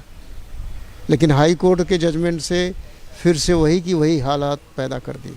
क्या मांग करेंगे आप? बताया, सुप्रीम कोर्ट से यही मांग करूंगा, उचित जांच, सही अपराधी को पकड़ो अगर नहीं पकड़े गए हैं तो। और क्या मांग करेंगे हम? तो मांग अब क्या कर सकते हैं? जो हमारा नुकसान हुआ वो तो कोर्ट से मांग नहीं कर सकते, वो कोई दे सकता है, कोई एजेंसी देवे तो अच्छी बात है। दूसरा कि जब बॉम्बे हाई कोर्ट का फैसला आया तो ये सवाल मन में आया होगा कि आखिर ब्लास्ट किसने किया? यही तो आया, यही तो बता, अगर इसने नहीं किया तो किसी ने ज़रूर, इन्होंने नहीं किया तो किसने किया? वह क्यों नहीं पकड़ा गया? अगर ये गलत लोगों को पकड़ा गया किसी भी कारण से और फिर से उनको निरपराध साबित कर दिया गया। All right, the Supreme Court there with stay on the Bombay High Court verdict acquitting 11 accused in the 7/11 Mumbai train blast case, giving a ray of hope to the victim families and the victims themselves that maybe they would still get justice and the court would find who were the actual culprits. Moving on, we slip a short break, and coming up on the other side of this quick one, biggest political scoop since Dankar's exit, sources say Nitish Kumar has pushed for his candidature as vice president. And the top court reserves order in actor Darshan farm murder case. However, Darshan seen enjoying in Thailand.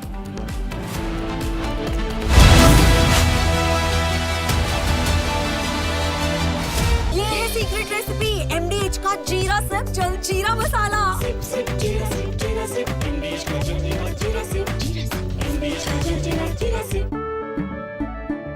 केसरिया से मन जोगी हुआ रे, दिल झूमे देखो मतवारा हुआ रे। केसरिया से मन जोगी हुआ। हर पल मनाओ केसरी त्योहार। विमल, बोलो जुबान केसरी।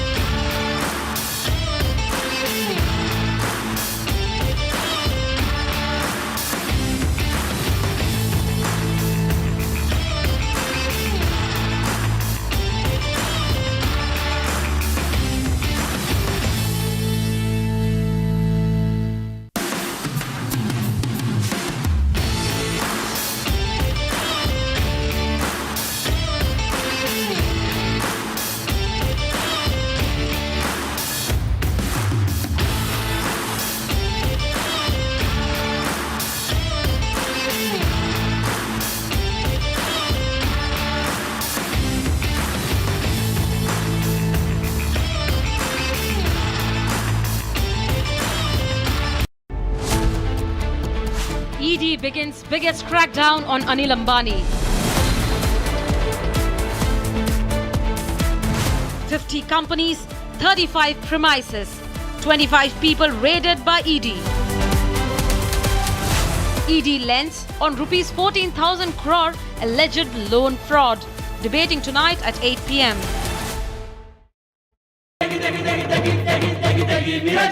MDH की देगी मीरज, देगी मिर्च का तड़का, अंग अंग फड़का। MDH की देगी मीरज।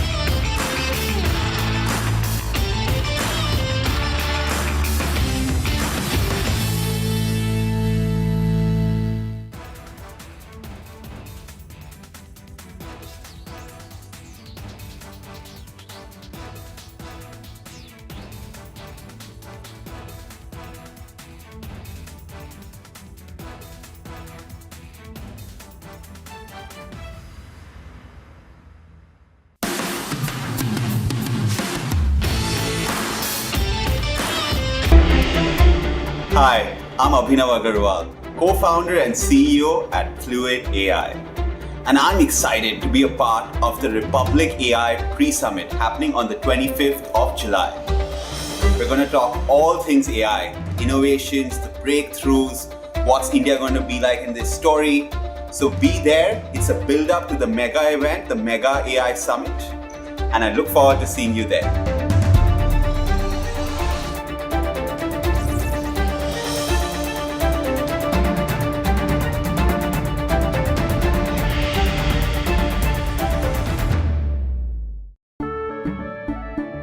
केसरिया से मन जोगी हुआ रे, दिल झूमे देखो मतवारा हुआ रे। केसरिया से मन जोगी हुआ। हर पल मनाओ केसरी त्योहार।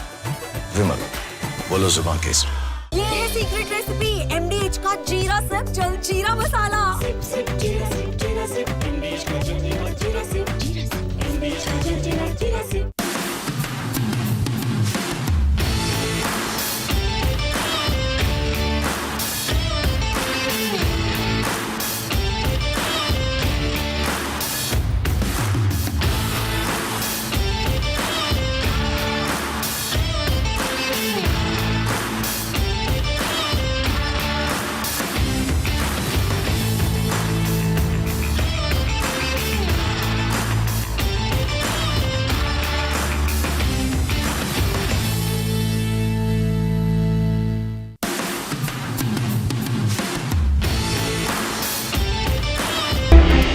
I'm excited to be a part of the Republic AI pre-summit on July 25th, where we will be discussing the India's AI leap, the innovations, the impact, and the future of AI in shaping a new India.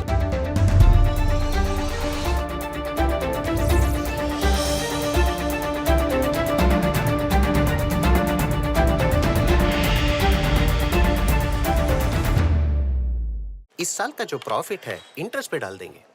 हर महीने ब्याज का पैसा आता रहेगा। अगर regular income ही चाहिए तो आप वो पैसे फिक्स्ड इनकम फंड्स में डाल दो। वो क्या होता है? फिक्स्ड इनकम म्यूचुअल फंड्स चुने हुए ब्याज देने वाली कंपनी बॉन्ड्स, गवर्नमेंट बॉन्ड्स और मनी मार्केट में इन्वेस्ट करते हैं। सिस्टमैटिक विथड्रॉवल प्लान से आपको on the dot fixed amount भी आता रहेगा। म्यूचुअल फंड में फिक्स्ड इनकम वाली बात सही है। म्यूचुअल फंड निवेश बाजार जोखिमों के अधीन है। योजना से जुड़े सभी दस्तावेजों को ध्यान से पढ़ें। MDH की हल्दी मिर्ची धनिया करे कमाल, ये रंग दे, ये खुशबू दे, ये तीखा, ये कम पड़े। क्या निराला MDH masala.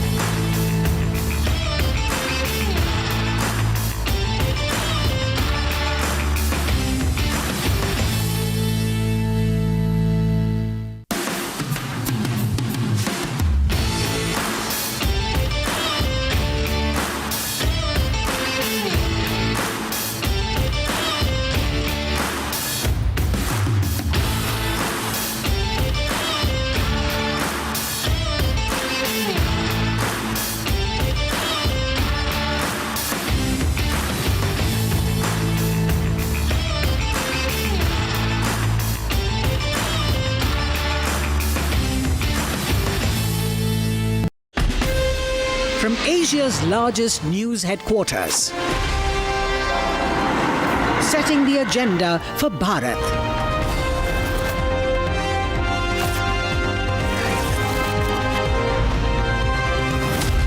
You're watching Republic.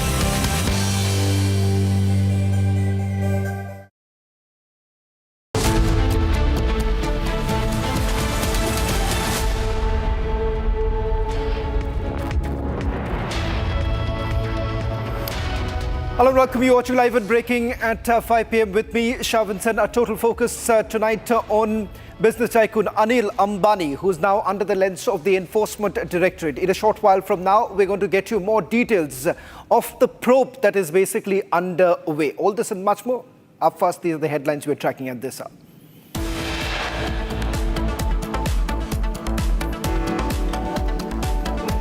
India-UK sign the landmark free trade agreement deal. Starmer hails FTA deal with India, calls it major win for Britain.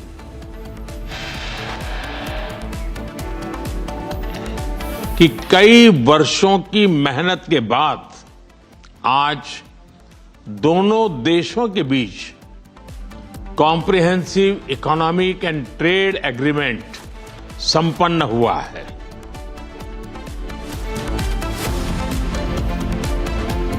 Prime Minister hails free trade deal with UK, calls it historic day for both nations.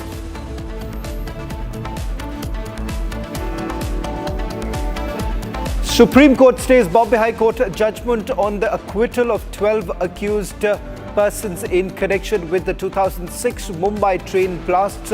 No re-arrest to be done. After ED heat on Anil Ambani, Reliance infrastructure issues first statement says no impact on business operations, financial performance. Biggest political scoop since Dankar's exit. Sources say Nitish Kumar has pushed his name for the next vice president. Supreme Court reserves order on actor Darshan in Sofa murder case. However, Darshan seen enjoying in Thailand 2 days ago. Russian plane AN-24 carrying 49 passengers crashes in Russia's Far East Amur region, burning fuselage of the plane found.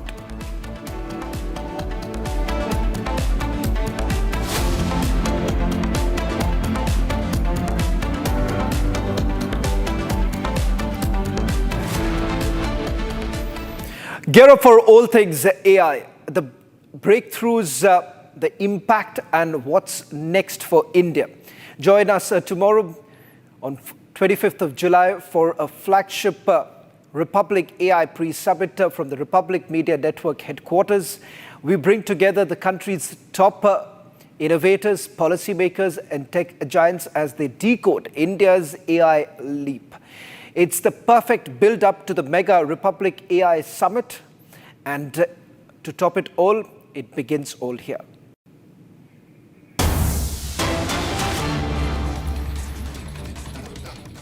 In fact, we're starting with the latest which is now coming in from London, where the free trade agreement was signed between both of the nations. Now, these are the latest pictures coming in of UK Prime Minister and Prime Minister Narendra Modi.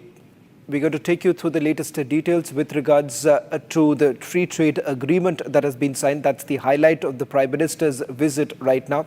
Both the leaders sharing a cup of chai. What you see right now on your screens, these are the latest images. We'll also try and go across to our reporters on the ground, getting us the latest details with regards to the developments that have taken place. In fact, as the Prime Minister's visit to UK comes in, this is the first visit of the Prime Minister after Keir Starmer became the Prime Minister of Britain. In fact, right now on your screens, these are the latest images now coming in from London, where a business meet is basically underway. Certain demonstrations essentially being made right now before the Prime Minister of both the nations. It appears that UK business houses have also been invited at 10 Downing Street, where the meeting has taken place between the Prime Minister Modi and Prime Minister Keir Starmer. On your screens right now, these are business conglomerates who have now been called in for the meeting with the leaders of both the nations. Also, the highlights essentially taking place right now on your screens of several companies, Indian as well as Britain companies, making a display of their products.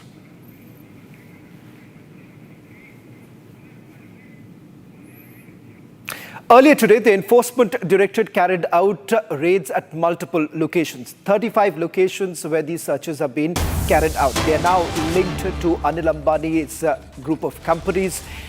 We have got more details of the probe that is underway. In fact, the Enforcement Directorate is also looking at a loan diversion of 10,000 crore rupees. This is what top sources of Enforcement Directorate have now confirmed, that they are essentially looking at how Reliance Mutual Fund had invested 2,850 crore rupees in bonds of Yes Bank for suspected quid pro quo. Now, these bonds were eventually written down, money that was siphoned off. This was the money of public, the mutual fund investors. In fact, CBI is also investigating the issue. Can we just go back to the breaking plates now with regards to what we have essentially found so far? Of the big details, Reliance Mutual Fund invested 2,850 crore rupees in Yes Bank bonds. That's breaking number one. Breaking number two now coming in is suspected quid pro quo as bonds were written down. In fact, this is what we are given to understand that the Enforcement Directorate is also looking at. Now, there is also a curious case of another third-party company where 10,000 crore rupees, and this is a scam of 10,000 crore rupees that the Enforcement Directorate is looking at. This is with regards to Reliance Infrastructure, which the ED says that had diverted large sum of money that was disguised as ICDs to group companies of Reliance Anil Ambani group of companies through a C company, an undisclosed related party company, which essentially means this is an unregistered company to begin with. Reliance Infrastructure, in fact, did not disclose which this company is as its related party. Now, this was in order to avoid proper approval from the shareholder and audit committee. It has also hidden, presumably to circumvent checks and balances imposed on related party transaction as per the laws. The details that we have also got is that about 5,480 crore rupees loan, of which only 4 crore rupees was received in cash. Can we have those details on the screens right now of the 4 crore rupees that was settled as cash, and remaining 6,499 crore rupees has been settled in the form of assignment, transfer of assets, economic rights, mainly in certain discoms. These discoms essentially does not have any business which are operational. So we're looking at a 10,000 crore rupees scam. Fresh probe details coming in, ED probing another 10,000 crore rupees scam linked to Anil Ambani's company, Reliance Infrastructure. In fact, earlier today, Pranav, Reliance Infrastructure said that perhaps Anil Ambani has not been a part of the board, and the fact that it does not have any impact as far as the financials are concerned. My sources within the Enforcement Directorate are now indicating that this is not just limited to the Canara Bank loan or the Yes Bank loan. They're also looking at a 10,000 crore rupees scam that they believe was essentially written off. Well, absolutely, Shravan. In fact, SBI, I mean, just few days ago, we had SBI, which labeled Anil Ambani as fraudsters. So we are necessarily looking at a number of banks. And as the ED rightly said, that this seems to have been a model of systematically siphoning off money. So these are the allegations that the Enforcement Directorate, and it's reflecting in the numbers on the D Street today, shares of Reliance Infra as well as Reliance Power fell by 5%, and trading was in fact halted because they, touched the lower circuit. So yes, investors I think are not hidden from any of the inside details. So company has denied that, the company has said that Anil Ambani is not on the board of Reliance Power and Reliance Infra, but then the fall in the shares indicates something else.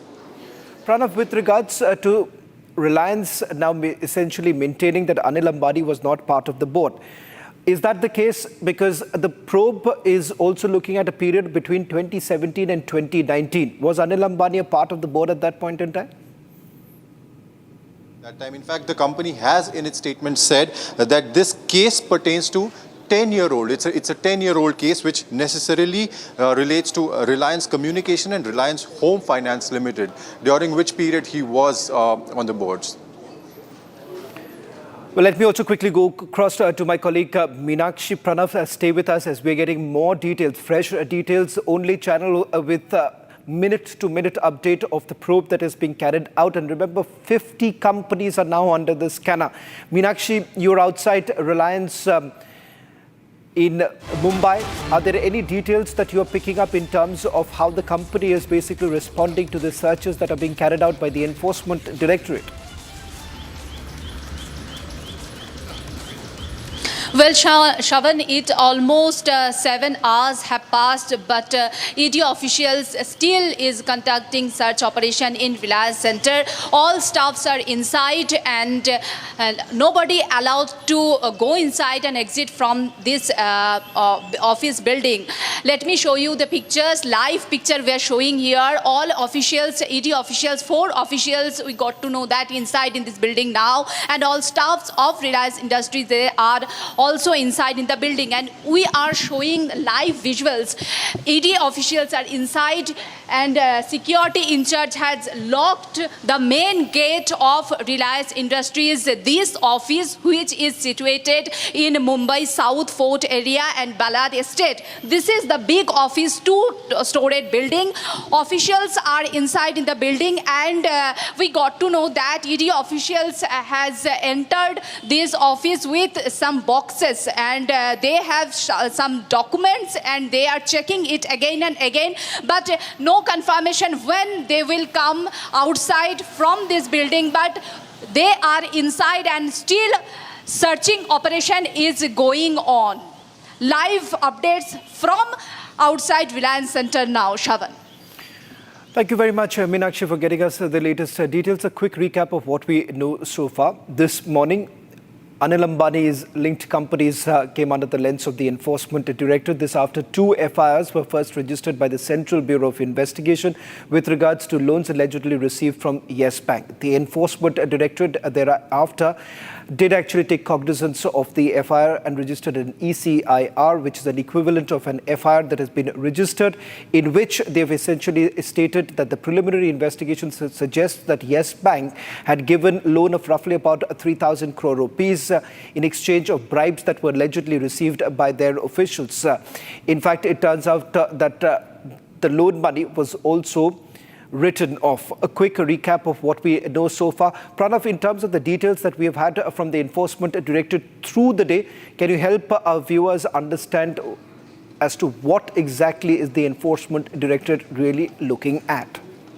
Well, the Enforcement Directorate today issued a statement. I mean, we had some inputs coming in that one of the things they were looking at is the Reliance Communications alleged loan fraud of over rupees 14,000 crores. The ED has specifically mentioned that it was a well-planned and thought-after scheme to divert, siphon off public money by cheating banks, shareholders, investors, and public institutions. So what it is necessarily, in fact, another case that was mentioned was the Canara Bank, wherein 1,050 crore have been involved. So it's necessarily looking at a modus operandi. If you remember, in 2024, SEBI had also banned Anil Ambani from the capital markets. So there's a larger scheme of things that the investigators are looking at.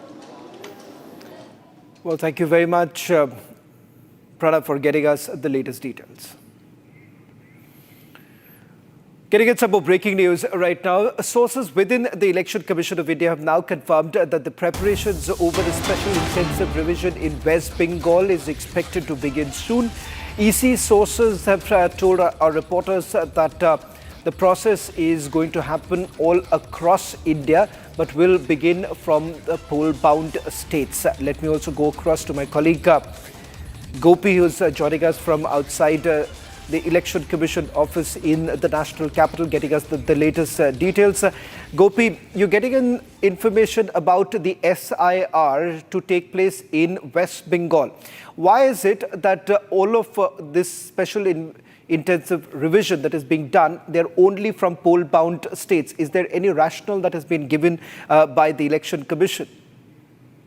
Well, in fact, see, as per the provision and as per the constitutional amendment and the Representation of People's Act of 1951, ECI always has got this provision to do this special intensive revision. Now, this has begun from Bihar. What we have understood from our sources at ECI is, as you've correctly mentioned, that it is going to happen all across India, but it is going to begin from poll-bound states, which includes Tamil Nadu as well as West Bengal.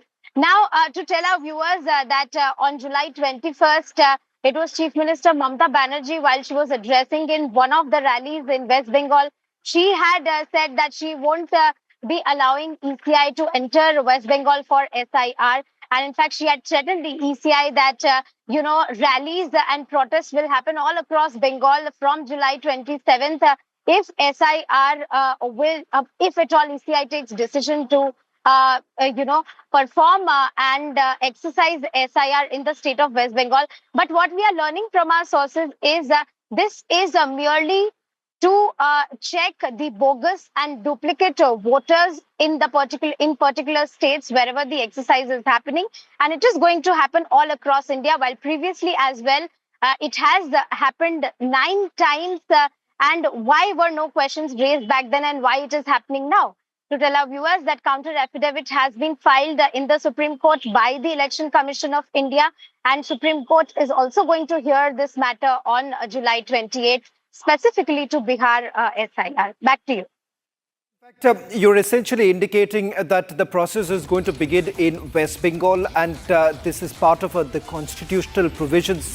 Remember, this has now become the biggest bone of contention, with opposition parties saying that this is going to impede the election process. In fact, a hint was given by Tejasvi Yadav in Bihar, saying that this is an attempt to throttle this entire system, and in fact there is a hint that came in that they might also boycott the elections. Having said that, sources now indicating that the SIR that has been conducted in the state of Bihar, the process has been completed and it's almost on the verge of completion, and they've been able to carry out the exercise to keep in mind that the genuine voters in the state of Bihar get the opportunity to exercise their rights. Sources now confirming that it's going to happen in West Bengal also.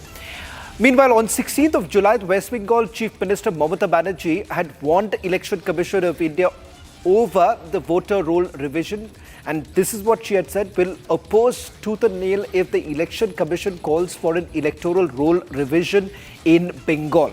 Listen in to what the Chief Minister had to say.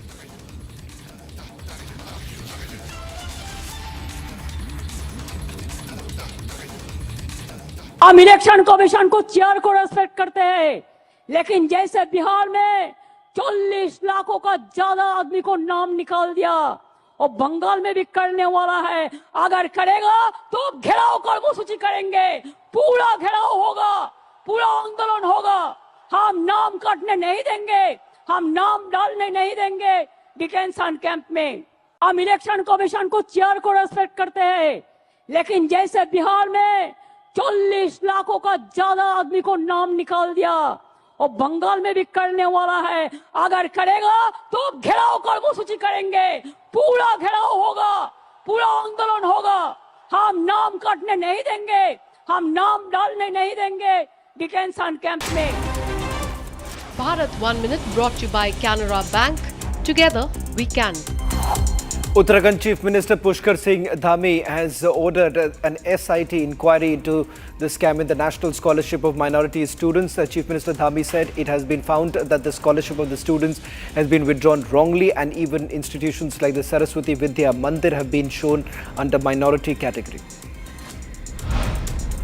Delhi's Rao's Ivory Court lists the Enforcement Directorate's complaint on the point of issuance of a notice to Robert Vadra and other accused persons in a money laundering case. The case is linked to land deal in Gurugram's Shikhopur village.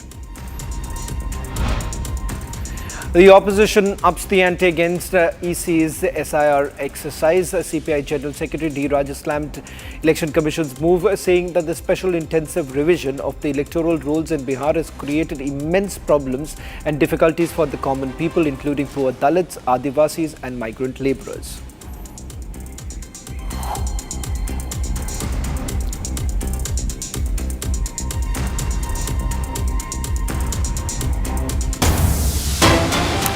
A major breakthrough for the security forces and government over its anti-Maoist strategy. 25 Maoists have surrendered before the police and administration in Bijapur district. The most prominent among them is Ramanna Ishwar, alias Japli, alias Vinod, a top Maoist terrorist carrying 25 lakh reward and Orissa State Sub-Zonal Bureau Commander, active since 2002. Total, these surrendered Maoists carried a combined bounty of about 1.15 crore rupees. Now, this is part of the anti-Maoist operations that have been carried out. We'll try and also go across to Republic reporter. Before we go across to our reporter on the ground, this is what the IG of Bastar had to say. Chhattisgarh शासन एवं भारत सरकार की एक स्पष्ट मंशा है प्रतिबंधित एवं गैरकानूनी सीपी मौद्रिक संगठन का खात्मा को बहुत जल्दी सुनिश्चित करते हुए संभाग के अंतर्गत समस्त इलाका में विकास कार्यों को गति देकर संपूर्ण बस्तर क्षेत्र का एक सकारात्मक पहचान दिलाने का उसी उद्देश्य से विगत समय में सुरक्षा बल द्वारा लगातार प्रभावी अभियान संचालित की जा रही थी, जिसके परिणाम स्वरूप विगत 1.5 वर्षों में 450 से अधिक माओवादी कैडर के डेड बॉडी अलग अलग मुठभेड़ के पश्चात रिकवर की गए थे। सीनियर लेवल माओवादी कैडर से लेकर division level committee, area committee और स्थानीय लेवल माओवादी कैडर सब संगठन छोड़कर काफ़ी बड़ी संख्या में आत्मसमर्पण करके शासन के पुनर्वास पॉलिसी के लाभ उठाने के लिए सामने आ रहा है। उसी सिलसिला में आज दिनांक 24 जुलाई को बस्तर संभाग के अंतर्गत जिला बीजापुर में 25 माओवादी कैडर, जिला दंतेवाड़ा में 15, जिला सुकमा में 5, जिला नारायणपुर में 8, जिला कांकर में 13, इस प्रकार कुल 66 माओवादी कैडर ने आज हिंसा त्याग करके समाज के मुख्य धारा में आने के उद्देश्य से आत्मसमर्पण किया। Joining us on this broadcast is Republic reporter Bharat, who's joining us from Bijapur. Bharat, बहुत बड़ी कार्रवाई की गई है और पिछले कई दिनों से हम देख रहे हैं कि लगातार माओइस्ट जो है सरेंडर कर रहे हैं। इसके पीछे रणनीति क्या रहा है और सरकार का क्या कहना है इस पूरे मामले को लेकर?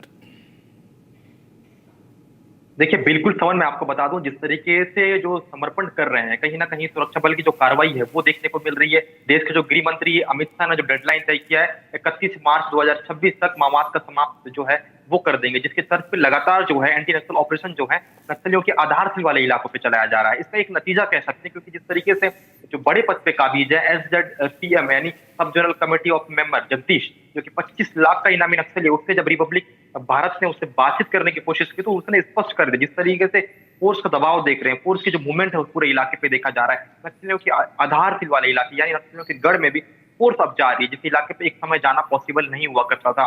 उनका ट्रेनिंग सेंटर हुआ करता था, उनका जो कैंपिंग जो होती है माओवादियों की उनकी हुआ करती थी, उस इलाके पे भी अब फोर्स पहुंच रही है। लगातार जो मूवमेंट है वो देखा जा रहा है, इनकाउंटर्स हो रहे हैं, मुठभेड़ हो रहे हैं, माओवादी को मारा जा रहा है। कई जो माओवादी हैं उनको पुलिस जवानों ने अब तक ढेर किया है। कहीं ना कहीं ये भी एक वजह माना जा रहा है जिसकी वजह से जो माओवादी हैं, बड़े कैडर के जो माओवादी हैं वो समर्पण करने के लिए मजबूर हो रहे हैं। 25 नक्सलियों ने आज बस्तर आईजी पी सुंदरराज के समक्ष आत्मसमर्पण किया है, लेकिन उसमें से एक नक्सली ऐसे हैं जो बड़े पद पे काबिज है, जो कि बड़े नक्सली कहा जा रहे हैं, SZPM यानी सब zonal committee of member.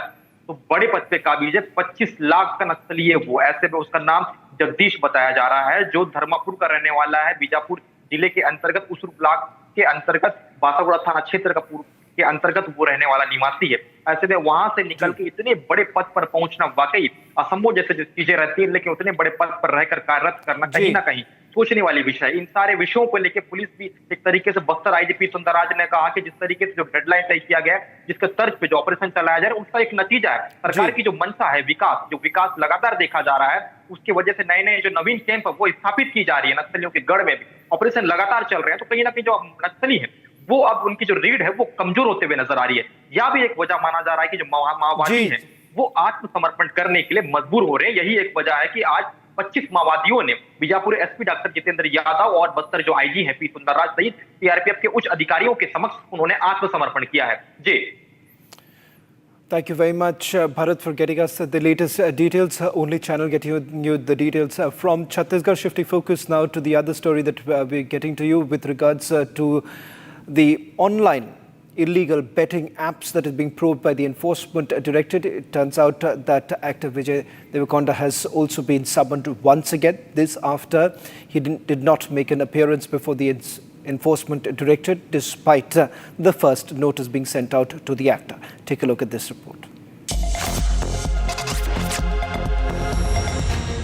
After Telugu actor Rana Daggupati, ED has now summoned actor Vijay Deverakonda in illegal betting app scam. Vijay Deverakonda has been summoned in connection with a money laundering probe linked to online betting apps. He has now been asked to appear before the agency on August 11th, following an earlier summon.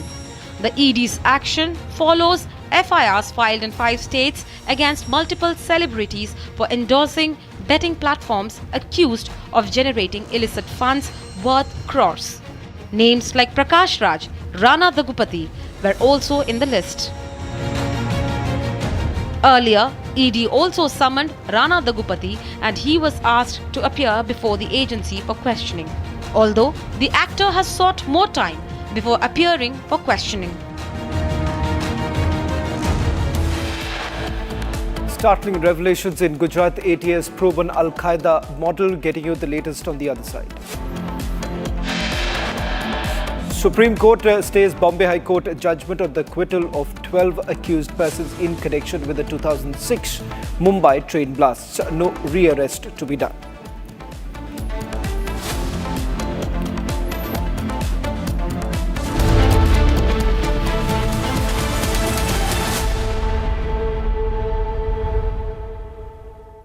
Hi, this is Chef Ranveer Brar. Guarantee you brilliance on behalf of IIHM.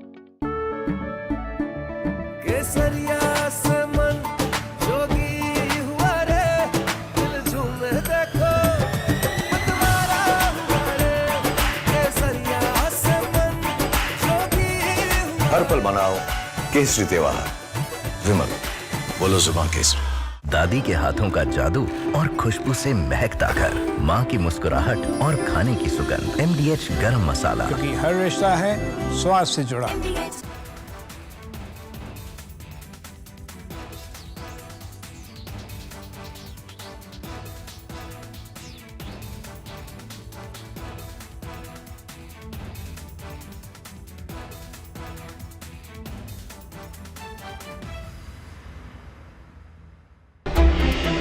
I'm excited to be part of Republic AI Pre-Summit on July 25th, where we will be discussing India's AI leap, the innovations, the impact, and the future of artificial intelligence in shaping the new India. Hope to see you there.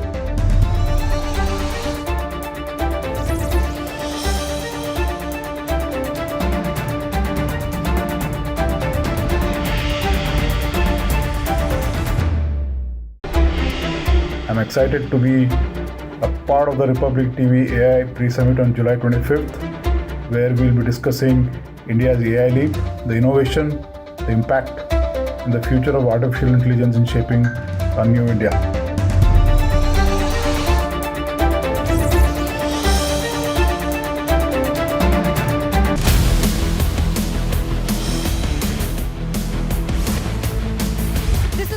Jack Oliver's studio. Stay tuned for all the breaking news and updates. I am Tanisha Awasthi. Let's get started.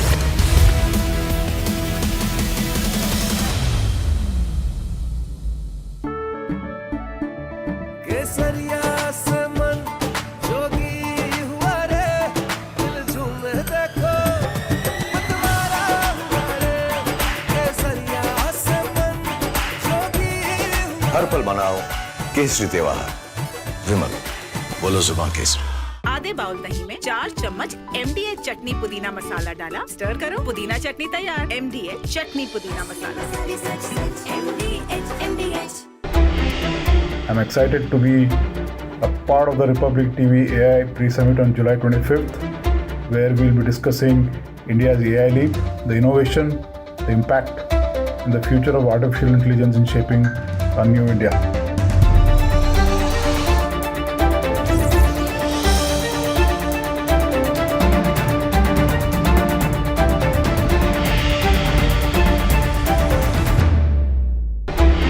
Excited to be part of Republic's AI pre-summit happening on 25th July, where we'll be discussing India's AI leap, the impact, innovation, and the leap that India is going to take in AI in the future.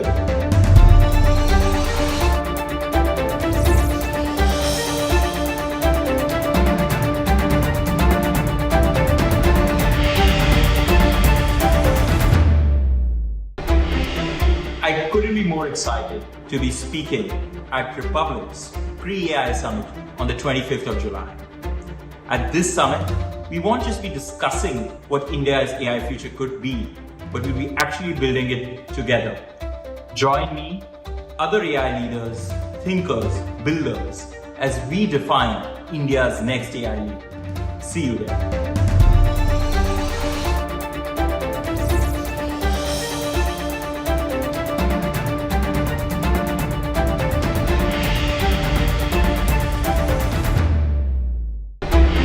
I'm excited to be a part of the Republic AI Pre-Summit on July 25th, where we'll discuss India's AI leap, innovations, the impact, and the future of artificial intelligence in shaping a new India.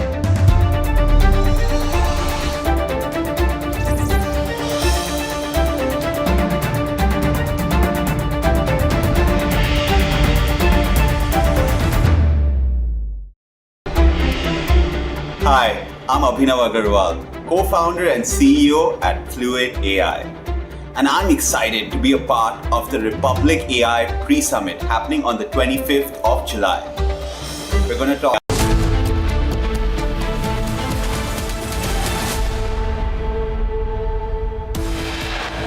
Look, and we both know this is the biggest and most economically significant trade deal that the UK has made since leaving the EU. And I think I can say that it's one of the most comprehensive deals that India has ever done. So thank you, Prime Minister.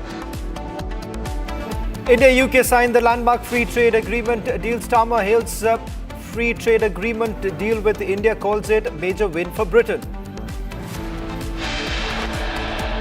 मुझे प्रसन्नता है कि कई वर्षों की मेहनत के बाद आज दोनों देशों के बीच comprehensive economic and trade agreement संपन्न हुआ है। Prime Minister hails free trade agreement deal with UK, calls it a historic day for both nations.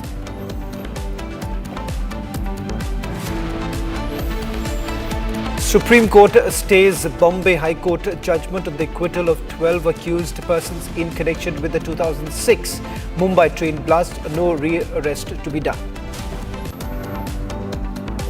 After ED heat on Anil Ambani, Reliance infrastructure issues first statement, says no impact on business operations, financial performance. Biggest political scoop since Dhankar's exit. Sources say Nitish Kumar has pushed his name for next vice president. Supreme Court reserves order on actor Darshan in Renuka murder case. However, Darshan seen enjoying in Thailand just 2 days ago. Russian plane AN-24 carrying 49 passengers crashes in Russia's Far East Amur region, burning fuselage of the plane found.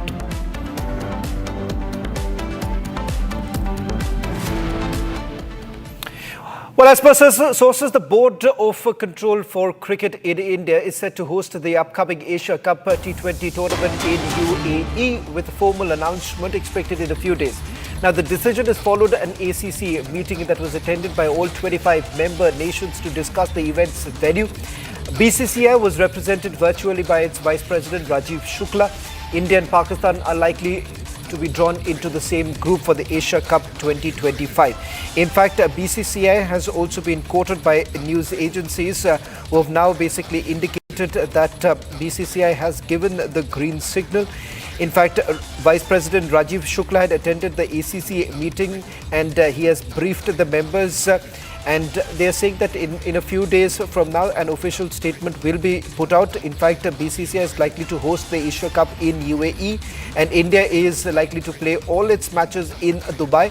However, the rider essentially coming in from sources within the ACC that there are still deliberations that are going on as far as the scheduling is concerned. The tournament, in fact, will be held for a little over a fortnight in September and it will be concluding in the final week of the month as India's test series against West Indies is also scheduled to start then. Now, this at a time when time and again there have been concerns over the fact that can India really afford to play with Pakistan at a time when Pakistan continues with its cross-border terrorism activities. In fact, infiltration attempts have still being made. Despite that, what we are essentially seeing is that cricket over our soldiers, and what we are essentially looking at right now is that there is mounting pressure on the BCCI to basically act on this. Whether at all they are going to give the go-ahead or not, that's something that one will have to wait and watch. In fact, Pakistan's cricket board has also indicated that they have been in talks with the BCCI and they are essentially saying that there was a possibility that BCCI, Afghanistan Cricket Board and SLC boycotting the ACC meeting, but that has been averted. Now, without these three permanent test-playing nations, remember, there wouldn't have been much of a quorum that was required for the meeting. The BCCI had essentially requested that they shift the venue, putting its Bangladesh tour in August on hold. Indian board, in fact, is hesitant to travel to neighbouring countries due to the political unrest and lack of a stable government.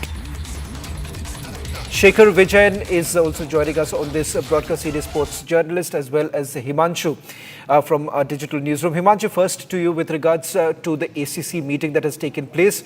However, there is no official statement that has been put out. There are several indications really coming in that they have come to a common ground that if at all it is a neutral venue, India and Pakistan could actually play together.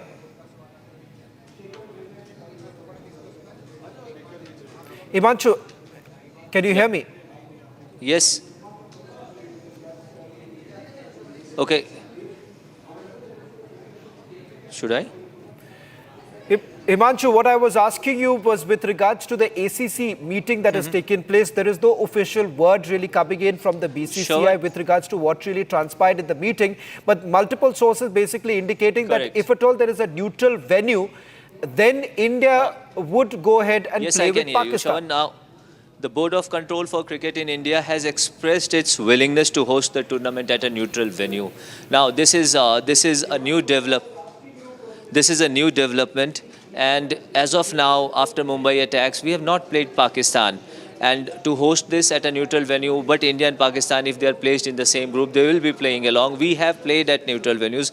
So this isn't a surprise move by BCCI, but considering the sentiments in India post-Pahalgam attack, this is not going to be an easy thing for BCCI to actually get a nod from the government as well, Shravan. Well, in fact, whether at all they need a nod or not is something that one will have to wait and watch, Himanshu, because the fact of the matter is that indications are now coming in that the BCCI perhaps is open to the idea that if at all it's a neutral venue, then India would not have a problem. Shekhar, does that really prevent the BCCI from actually giving the nod? Because it seems that they have been under some sort of a pressure. See, Shravan, I think we've been having this discussion for quite a long time. The whole idea is, at one point you have the government of India sending out ministers and telling everybody that Pakistan is a global terrorist because they're perpetrating terrorism across the globe. And here you want to go out and play cricket with them, which makes absolutely no sense. Now, you have, the soldiers, you have the citizens, everybody's galvanized. Everybody wants to think about India right now. And here you want to go out and play cricket because there is a commerce angle to it. There is a lot of money involved. There are the boards involved. I feel BCCI has to be very clear about this in terms of whether they want to, parlay with Pakistan or not. There has to be a blueprint in place about what is the status quo, how are they going to play cricket with them, if they're going to play. Yes, we understand Asia Cup is not just about India, Pakistan, it's about other teams also. But we're talking about a matter of national pride. We're talking about something which India has taken a stand for the first time, right? And India needs to stand with it. You can't have the government telling one thing and the BCCI doing something else. I think it looks like there are too many islands which are not thinking alike. There needs to be a blueprint in place. There needs to be a clear plan in place in terms of why we don't want to play with Pakistan. And I think the pressure is all coming from Pakistan. It's not coming from BCCI. Pakistan is making all the statements. Their chairman is making all the statements. BCCI is just waiting to see how people would react. It also is an outcome of the public reaction. We have also noticed in the past, whenever the public reaction has been, very, very open and very clear, the BCCI has taken a backward step. The same goes for cricket too. This is something which should not be taken lightly. This is something which should be very serious, because why should we even play cricket with them? That's the point. Why should we even engage with them, in terms of sports or in terms of commerce? Because if they're going to be sending terrorists to India, and we're talking about the Pahalgam attacks, the attacks before that, this is the first time India has taken a stand. And on top of that, you have the Indian ministers going out and declaring, Pakistan as a global terrorist, which they have done. Then it's very ironic and it's very hypocritical, I would say. You want the country to stand with the army men, with the Navy and Air Force. What about the government? What about BCCI? Why can't they take a stand for once and tell very clearly that we don't want to play cricket with you? India is in the right place right now. India can call the shots in terms of the commerce, in terms of the fact that the BCCI or the Indian cricket team is the icon of the world. So why do they have to worry?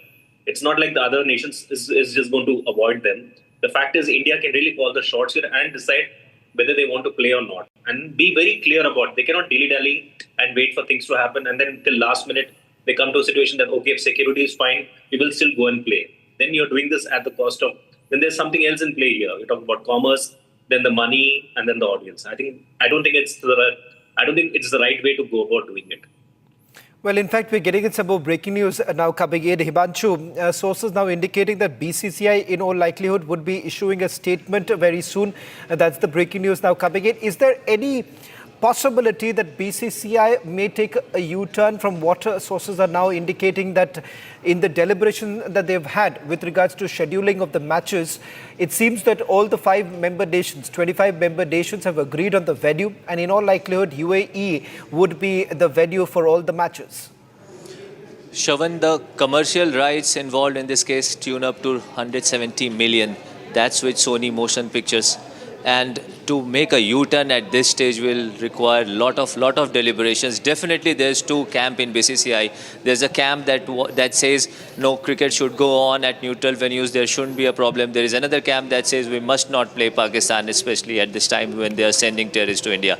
So this is a decision between national interest and probably a lot of money. Well, Himanshu, I'll request you to stay on with us. Shekhar, I'm also requesting you to stay on.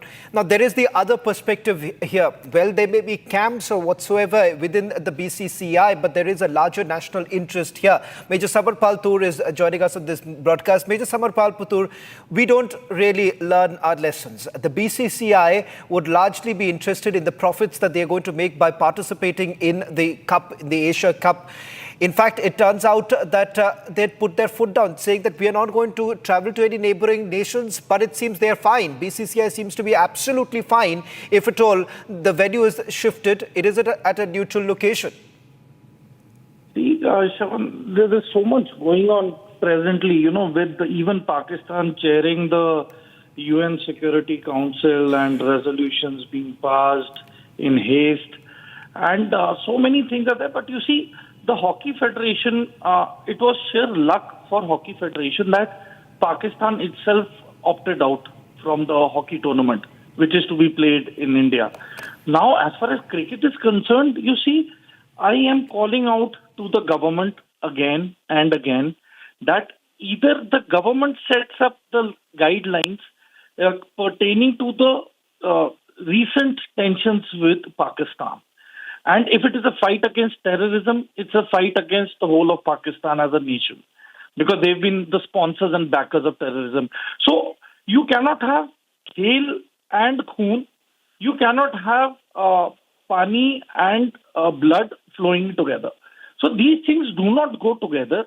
Same is the thing for the artists of Pakistan. They are the ambassadors and representatives of Pakistan. So they are part of our enemy state, which has been causing harm to the Indian citizens.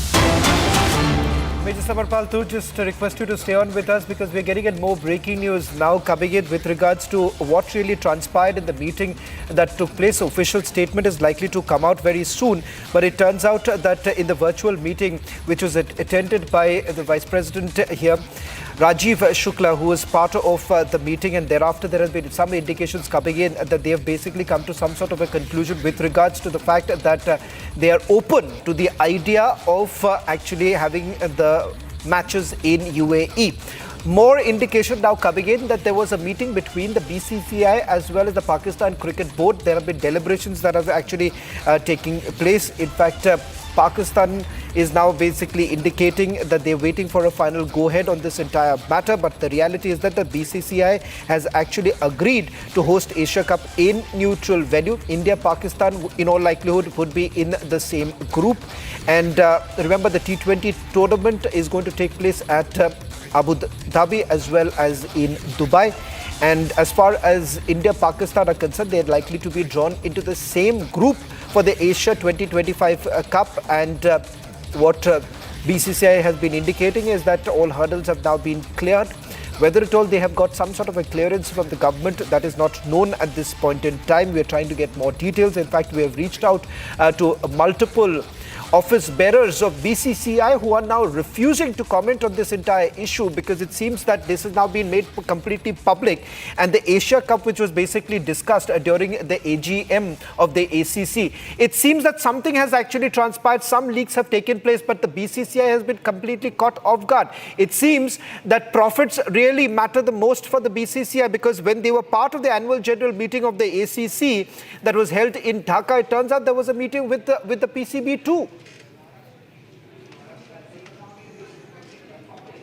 Of these matches, and you see, end of the day, irrespective of any government guidelines coming in or not, irrespective of BCCI's decisions, if the Indian Army and the soldiers' sacrifices and those who lost their lives in the recent terror attacks, if it really matters to the public of India, I appeal that these tournaments should be boycotted. Even if they are taking place in Dubai, no Indian national should go and be a encourager of these tournaments, even if they are abroad.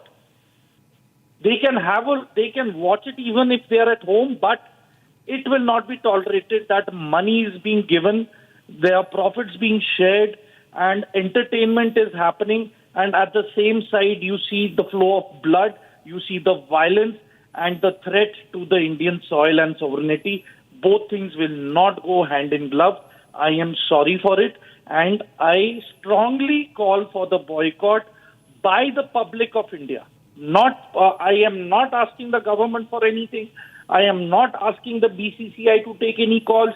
They might have their own pressures, own agendas, own motives, but it is the public now which has to take a call, and it is entirely in the public's interest whether they are by, of, and for the nation or they are against the nation. It is surely their actions which are going to speak volumes now. Well, in fact, more breaking news now coming in. Major Samarpal, I request you to stay on with us. Himanshu is joining us from the digital newsroom. Himanshu, we're given to understand that the BCCI as well as the ACC and the Pakistan Cricket Board in all likelihood are going to meet very soon. They're scheduled to meet, and this scheduled meeting is going to take place for deciding the venue as well as the tournament schedule? Yeah. I just want to add something here, Shravan. Uneasy lies the head that wears a crown. Remember, Jay Shah is the ICC president. BCCI is the host of the tournament. It's a 8-nation tournament where multiple countries are involved.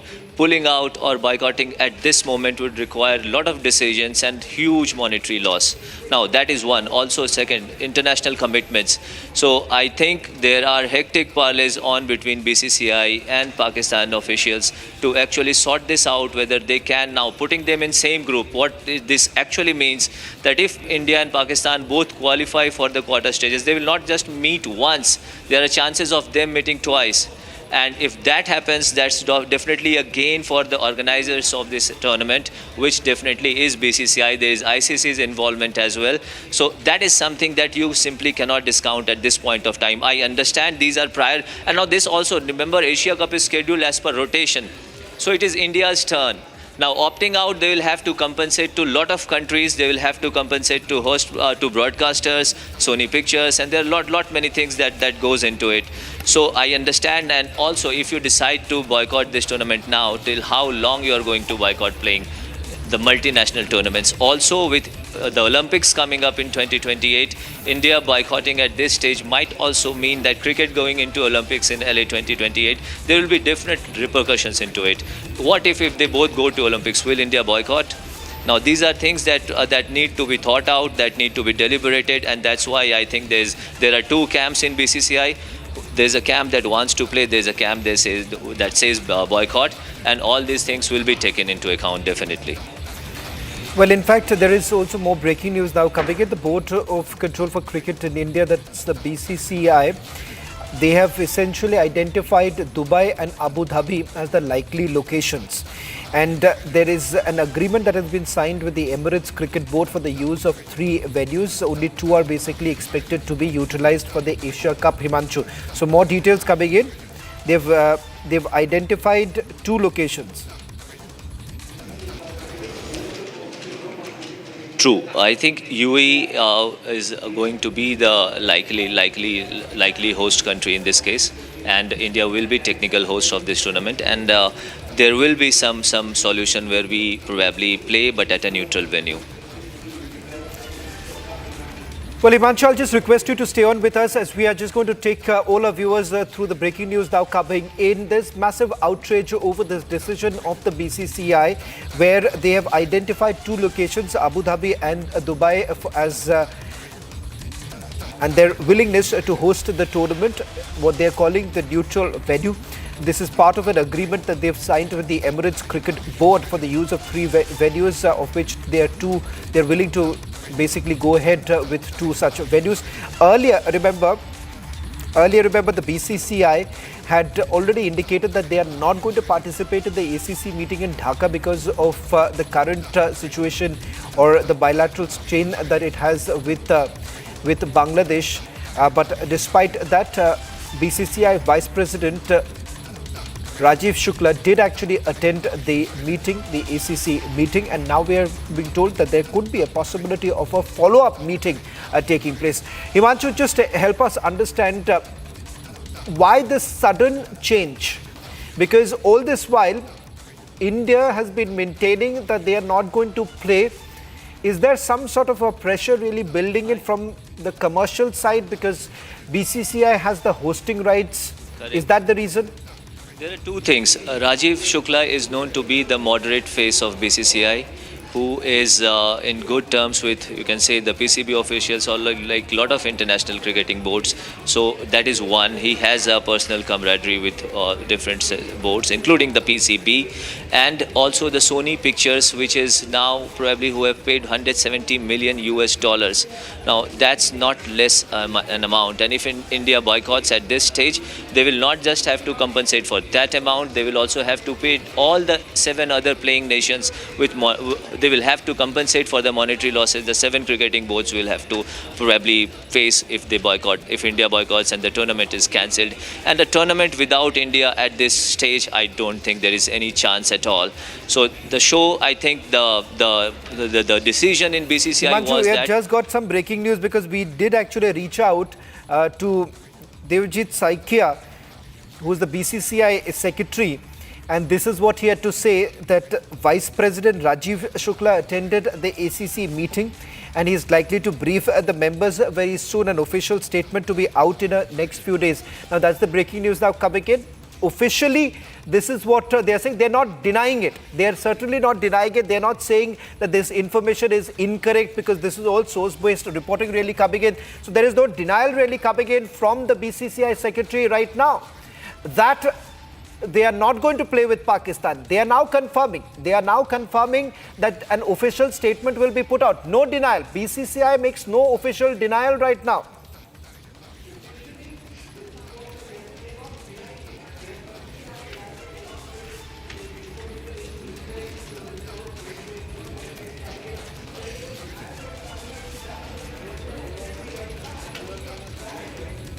Well, in fact, Himanshu, the first response now coming in from the BCCI Secretary Devajit Saikia, who is not denied. They are now basically indicating that they're going to play with Pakistan. An indication really coming in that BCCI has given the green signal for playing with Pakistan. Well, this was expected, and that's where the money, India-Pakistan is the biggest of the spectacle probably on the international stage. And there is no way, if there is no India-Pakistan match, there won't be an Asia Cup, let me tell you, Shravan. So I think what the news coming in from BCCI is pretty on to that. It's indicating that if at all there's the Asia Cup happening, there will be an India-Pakistan match. Well, thank you very much, Himanshu, for getting us the latest details.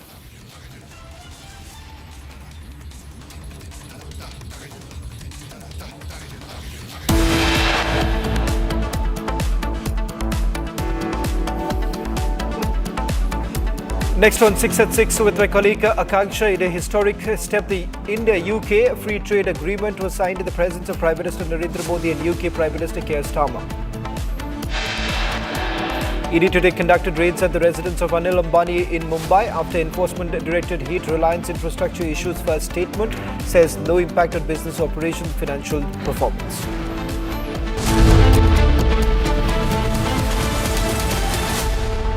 Hi, this is Chef Ranveer Brar. Guarantee you brilliance on behalf of IIHM. अब छोलिया हो या लोबिया, सफेद चने या काले चने, सब कुछ मजेदार बने।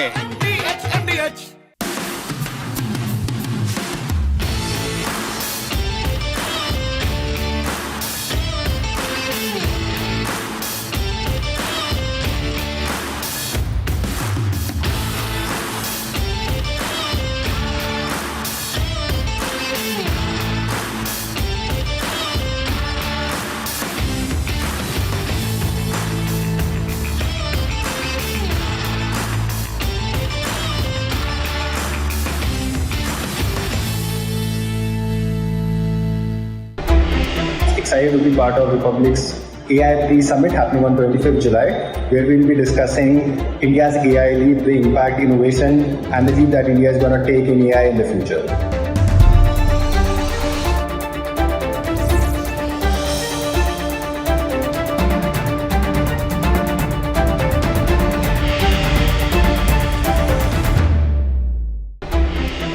I couldn't be more excited to be speaking at Republic's pre-AI summit on the 25th of July. At this summit, we won't just be discussing what India's AI future could be, but we'll be actually building it together. Join me, other AI leaders, thinkers, builders, as we define India's next AI lead. See you there.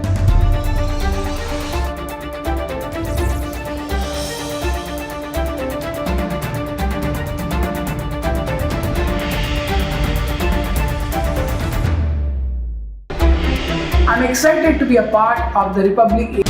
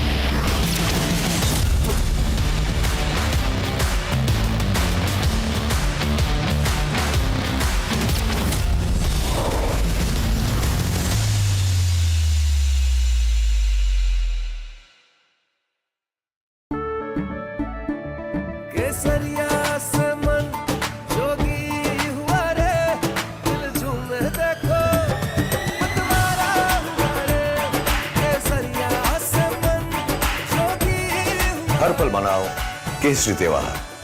विमल, बोलो जुबान केसरी। अब छोलिया हो या लोबिया, सफेद चने या काले चने, सब कुछ मजेदार बने। I couldn't be more excited to be speaking at Republic's pre-AI summit on the 25th of July. At this summit, we won't just be discussing what India's AI future could be, but we'll be actually building it together. Join me, other AI leaders, thinkers, builders, as we define India's next AI leader. See you there.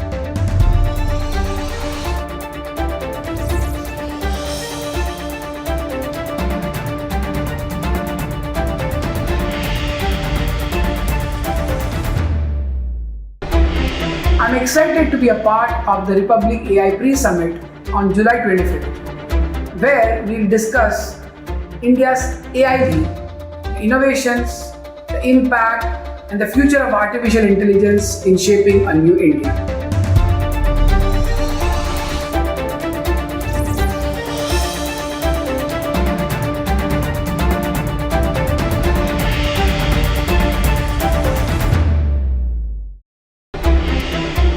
Hi, I'm Abhinav Agarwal, co-founder and CEO at Fluid AI. And I'm excited to be a part of the Republic AI Pre-Summit happening on the 25th. From Asia's largest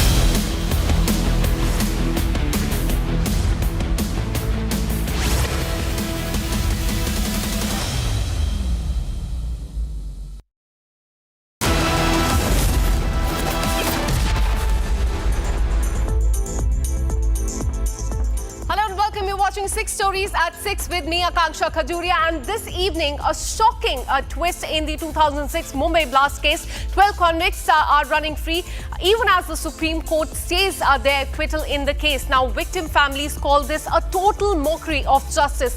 Then on to the ED heat on Anil Ambani in a massive money laundering probe. His residence is being raided in Mumbai in Maharashtra, and then from a jail cell to a beach party, accused actor Darshan seen, in fact, living it up in Thailand amid the murder trial back in the country. And then the Prime Minister is in United Kingdom and signed a key trade deal there with the United Kingdom. We'll break down what it means for the country and the Parliament of India. Once again, there was a showdown which continued on the day 4 of the monsoon session of the Parliament. No business could be conducted once again. And finally, Thailand and Cambodia are engaged in an armed clash. We'll tell you what it is all about. These are the top 6 stories that we're tracking for you this evening. Let's get started.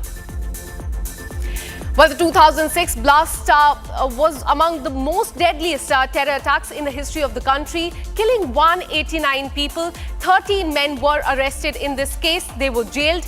And this week, in fact, all but one walked out free. They were acquitted by the Bombay High Court. And today, the Supreme Court, in fact, stayed that acquittal that was done by the Bombay High Court as far as this entire case is concerned. But here's the shocking part. They will not be going back to the jail, at least not yet. And families of the victims say that this is nothing less than the mockery of justice. Listen in. ये तो अच्छी बात है, लेकिन supreme court अगर फिर से जांच करके जो अपराधी हैं उनको पकड़ सके, क्योंकि जो अपराधी हैं तो घूम ही रहे थे, क्योंकि उनके अनुसार ये गलत लोगों को पकड़ा गया, ये निरपराध साबित हुए, तो जो अपराधी हैं वो भी घूम रहे हैं, ये भी छूट गए, वो भी उन्होंने किया था, करते ही रहे हैं, करेंगे भी। अगर वो जब तक पकड़े नहीं गए तब तक सही न्याय नहीं मिलेगा, और जैसा ये तंत्र चलता रहा है चलता रहेगा। सुप्रीम कोर्ट ने जो स्टे दिया उससे खुश हैं? हाँ, उससे खुश हूँ, but at the same time उससे सही न्याय की उम्मीद करता हूँ। बॉम्बे हाई कोर्ट ने जब फैसला दिया था तो कहीं न कहीं बड़ा झटका लगा था आप लोग को, क्योंकि आप लोग विक्टिम हैं। बिल्कुल झटका लगा था, इसलिए कि जो हम उतना ही झटका लगा था, उतना ही तकलीफ हुआ था जितना 11 जुलाई 2006 को बम ब्लास्ट से हुआ था।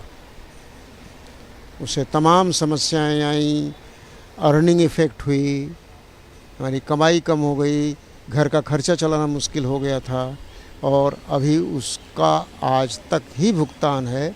मेरा राइट ईयर ही 80 to 90% ठीक हो पाया, लेफ़्ट ईयर से अभी भी समस्या है बोलने की। It's been 19 years since the serial blast took place in Mumbai. There's been no closure for the family. Let's take you through what happened 19 years ago.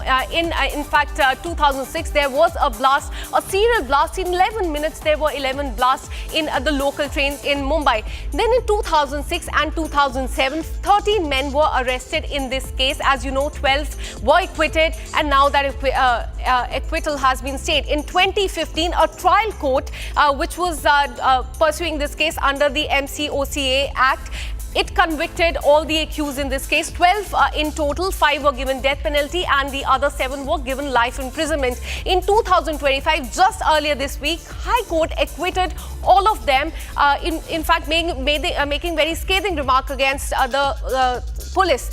And today, Supreme Court has stayed that acquittal, but no jail return will be done as far as all the 12 accused convicts in this case are concerned. Let's take you through what happened in 2015 when this judgment took place. In fact, what we're learning is that 12 convicts were there who were convicted for the serial blast. 5 were kept on death row. They were given the death penalty, and in fact, 7 others were given life imprisonment. And that was back in 2015, and the order was given by the trial court there in Mumbai. Now let's tell you what happened earlier this week as far as this trial is concerned. What the High Court said. The High Court said that prosecution, that is the police there, utterly failed to prove the case. Police failed to prove the meetings, the money flow, the terror angle, everything. They completely and utterly failed to prove as far as this case is concerned. Unreliable witnesses, inconsistent timelines were given by Mumbai ATS.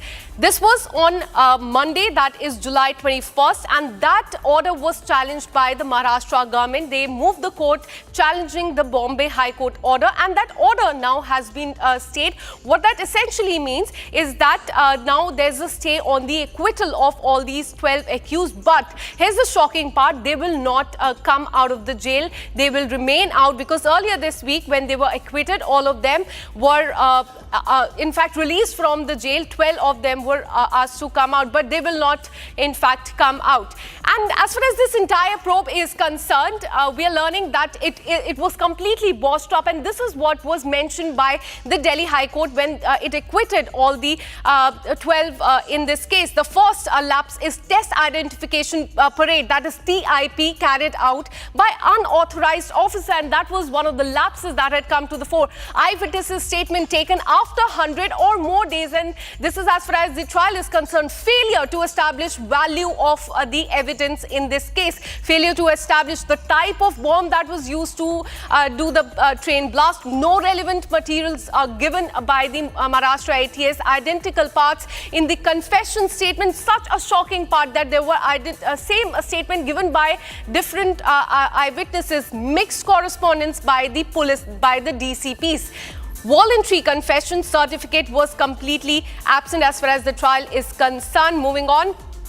So these are the lapses that have come to the fore. Some sections, same sections in the confession, identical statement by different eyewitnesses. Accused established torture is the last lapse that has come to the fore, and this is what the High Court had mentioned when it gave the acquittal to 12 of these accused in this case.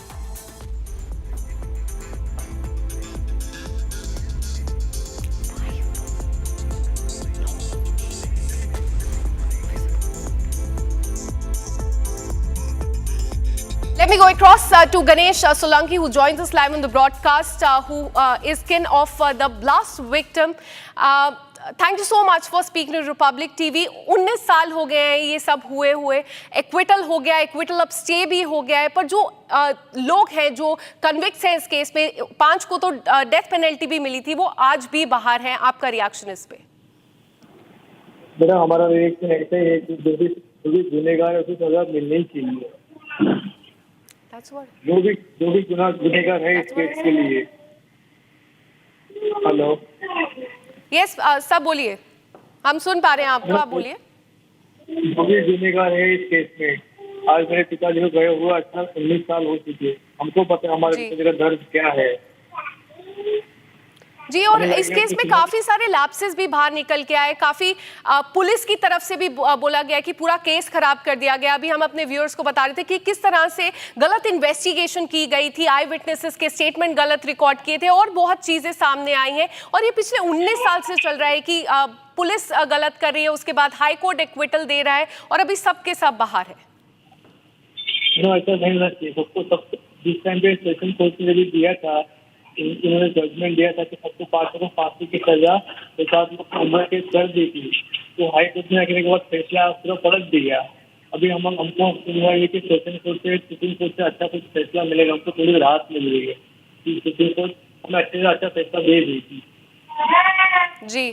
हमने अभी supreme court का उम्मीद से इस पे बैठे अभी जी, and this is what the families are saying, that this is a mockery of justice. हमसे बात करने के लिए बहुत धन्यवाद। It's been 19 years and no closure at all for the families there as far as the 2006 serial blast case is concerned.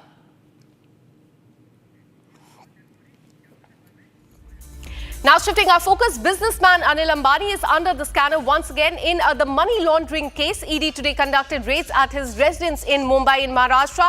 An investigation has revealed an illegal loan diversion of around 3,000 crore from Yes Bank. And ED has also found that just before the loan was granted, the Yes Bank promoters, in fact, they also received money in their concern. And after ED heat, Reliance Infra and Reliance Power issued a statement today in which they said that no impact whatsoever will be there on Reliance infrastructure, its business operations, financial performance, shareholder, employees. Notably, this is what the statement mentions. It also goes on to say that Anil Ambani is not on the board of the company anymore. In the midst of this, share of Reliance Infra hit the lower circuit in the trade, dropped by almost 5% today, even as the raids continue in Maharashtra. As far as the residence of Anil Ambani is concerned, the heat of Enforcement Directorate is mounting on Anil Ambani. Listen in to this ground report.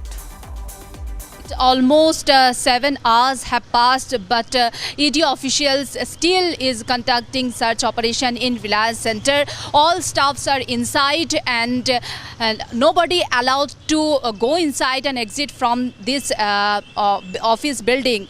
Let me show you the pictures, live picture we are showing here. All officials, ED officials, 4 officials, we got to know that inside in this building now, and all staffs of Reliance Industries, they are also inside in the building. And we are showing live visuals. ED officials are inside and security in charge has locked the main gate of Reliance Industries, this office which is situated in Mumbai South Fort area and Balad Estate. This is the big office, 2-storied building. Officials are inside in the building, and we got to know that ED officials has entered this office with some boxes, and they have some documents and they are checking it again and again, but no confirmation when they will come outside from this building. But they are inside and still searching operation is going on. From Mumbai, shifting our focus to Karnataka, actor Darshan, a key accused in the kidnap, torture and murder of a 33-year-old Goswami in June last year, is now under the lens once again. And this time of the photo which have emerged from Thailand, where he can be seen having a gala time while out on bail. And look at the visuals on your screen. Last year, he was seen smoking and having a coffee inside the jail, and now he's out there in Thailand, firstly enjoying the second visual that you can see on the ferry in Thailand, and the next one is that he's having a gala time there with his friends, partying, laughing around with his friends in Thailand. And this comes on the day when Supreme Court heard his plea against, in fact, a plea against grant of bail to him. The top court expressed serious reservation over the Karnataka High Court's decision to grant him bail, adding that it was not convinced by the reasoning provided by the High Court while it was granted bail. Let me go across to my colleague Smita, who's been tracking the story very closely. Smita, many are asking, is law not the same for everyone? Because he's been granted bail on the medical grounds, but there in Thailand, he can be seen enjoying having a gala time with his friends. What are you learning about his return from Thailand, and as far as the Supreme Court hearing is also concerned?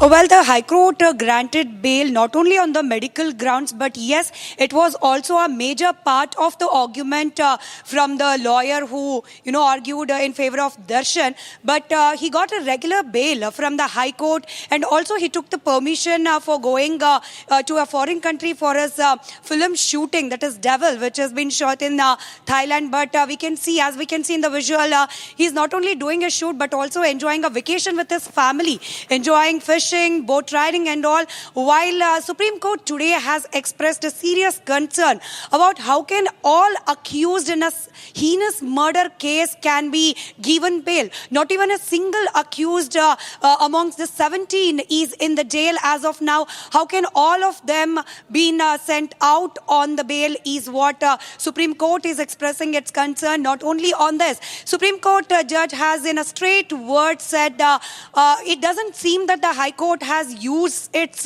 mind judicially while granting the bail, because we have FSL reports, we have the statements from the eyewitness, and also we have many primary witnesses which show that there was a brutal murder of Renuka Swami, who claimed himself as a Darshan fan. While the court also expressed his concern, quoting the judge himself quoted that even though Darshan knew that Renuka Swami was his fan, how can one celebrity commit such brutal attack and then come out from the place and click a photo along with the co-accused is what the judge asked the lawyer who argued in favor of Darshan. While the Supreme Court judge has also clearly said that we will not commit the same mistake as High Court.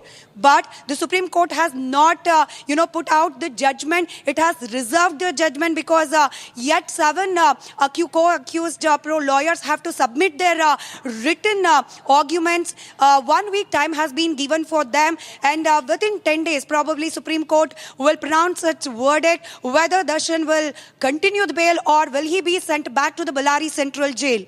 Absolutely. All eyes will be on that judgment by the Supreme Court. But very scathing remark coming from the top court as far as the bail granted to him is concerned. Thank you so much for all the details. Now, we are shifting our focus in a historic step. The India-UK Free Trade Agreement was signed in the presence of the Prime Minister Narendra Modi today. And in fact, UK Prime Minister was also part of this. The agreement has been finalized with an aim to enhance the bilateral trade to $120 billion by 2030. Effectively doubling the current trade volume between both the nations. And the agreement will help in reducing the tariff on exports of labor-intensive goods, including leather, footwear, clothing, and import duties on the whiskey and automobiles as well. Listen in to what Prime Minister said today in UK.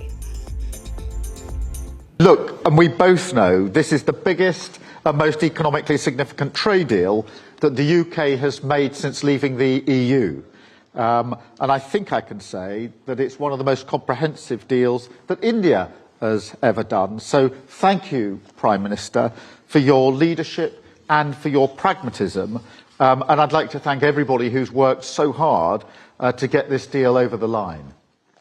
इस एक वर्ष में हमें तीसरी बार मिलने का मौका मिला है।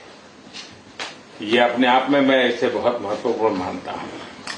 और यूके और भारत हम एक प्रकार से नेचुरल पार्टनर हैं। आज हमारे संबंधों का एक ऐतिहासिक दिन है। आज हम दोनों देश मिलकर के पारस्परिक लाभकारी FTA और डबल कंट्रीब्यूशन कन्वेंशन इसको संपन्न करने जा रहे हैं। ये अपने आप में भारत और यूके भावी पीढ़ी के लिए एक बहुत मजबूत रास्ता तैयार कर रहा है। व्यापार और उद्योग के क्षेत्र में ये एक नया अध्याय जुड़ रहा है। हमारे किसान, हमारे MSMEs, हमारे युवा, मैं समझता हूं उनके लिए अनेक नए अवसर पैदा हुए। And now shifting our focus, today was day 4 of the monsoon session of the Parliament, and once again no business could be conducted amid protests by the opposition parties over the Bihar survey that is currently underway, and session witnessed proceedings being brought to a standstill, in fact by the opposition uproar over the ongoing special intensive revision of electoral rolls in the state of Bihar. And among other issues, this was in fact the agenda that stood out. Now what we're learning so far, that prior to the start of the session, opposition members staged a massive protest at the Parliament's Makar Dwar, and the first 3 days, in fact, as we've been telling you, of the session were largely washed out due to similar protests, leading to repeated adjournments and no business whatsoever being conducted in the last 4 days. Watch this. He said we could think of the possibility of boycotting election. If Election Commission of Bangladesh becomes a kind of paradigm for our election commission, I think that's the saddest news for Indian democracy. But Mr. Jha, as reputal has also come from BJP by stating the RJD speaking like the Maoist by stating that they should boycott, the voters should boycott election. BJP leaders from Bihar. Have they heard of Mao beyond the word Mao? Do they even read anything? I mean, we are actually pressing for what is happening is maximum exclusion. And who are these people being excluded? Dalits, backwards, minorities. Shouldn't we speak for them? We cannot allow our democracy to be converted into aristocracy. I want to remind the government which is saying Election Commission of India is not part of the Parliament. Are the 40 lakh voters who have been excluded from the voter list, are they not part of the nation? Should we not discuss their dilemma? This is an anti-people government. What more evidence do you need? We are moving a motion. If you have something to say, you say it on the floor of the house. This is the demand of the people who are facing this process. It's happening in Bihar today. ये बंगाल में होगा, असम में होगा, केरल में होगा, तमिलनाडु में होगा. आप देखते चलिए. And now shifting our focus, Thailand and Cambodia are engaged in an armed clash amid the intensified dispute over a stretch of their shared border. The latest violence, in fact, erupted today morning is what we're learning. Cambodia has now asked for UN's intervention in this matter and called Thailand a war-hungry nation. And more than 10 people, we are learning, including several civilians, have reported being killed in these clashes between Thailand and Cambodian troops. Thailand's military said that Cambodian troops opened fire first with heavy weapons, while Cambodia's Ministry of National Defense said that its troop acted in self-defense after coming under the attack. And this marks the latest flare-up in a decade-long dispute over the Emerald Triangle. Now that is in contention. That's a geopolitically sensitive region where the borders of Thailand, Cambodia and Laos converge. And the area is home to several ancient temples, and this has in fact led to the clashes that took place today. 10 Thai people, we are learning, have lost their life in this clash that took place between the two nations today.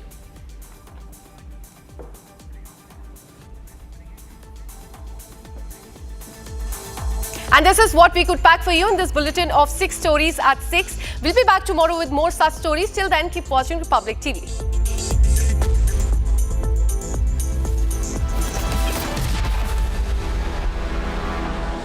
Amity has been ranked amongst the top 3% universities globally, a testimony to Amity's globally benchmarked quality.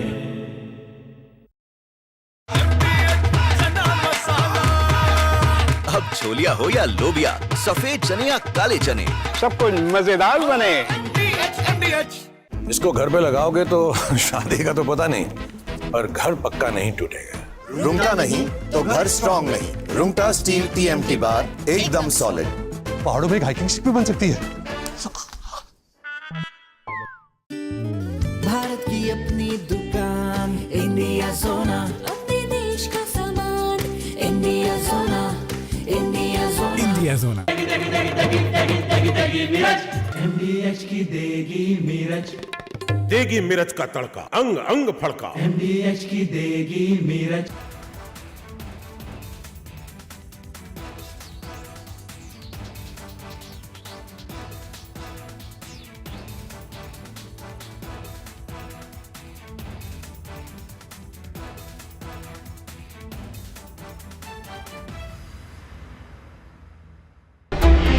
I'm excited to be a part of the Republic AI Pre-Summit on July 25th, where we'll discuss India's AI lead, innovations, the impact, and the future of artificial intelligence in shaping a new India.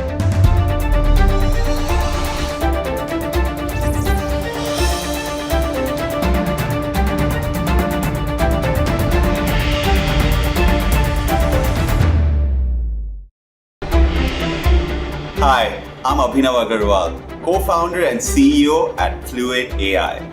And I'm excited to be a part of the Republic AI Pre-Summit happening on the 25th of July.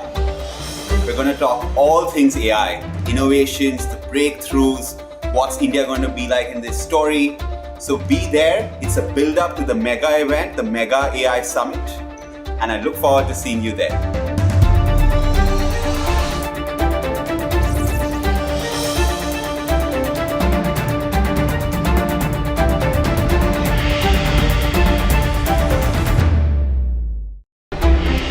I'm excited to be a part of the Republic AI Pre-Summit on July 25th, where we will be discussing the India's AI leap, the innovations, the impact, and the future of AI in shaping a new India.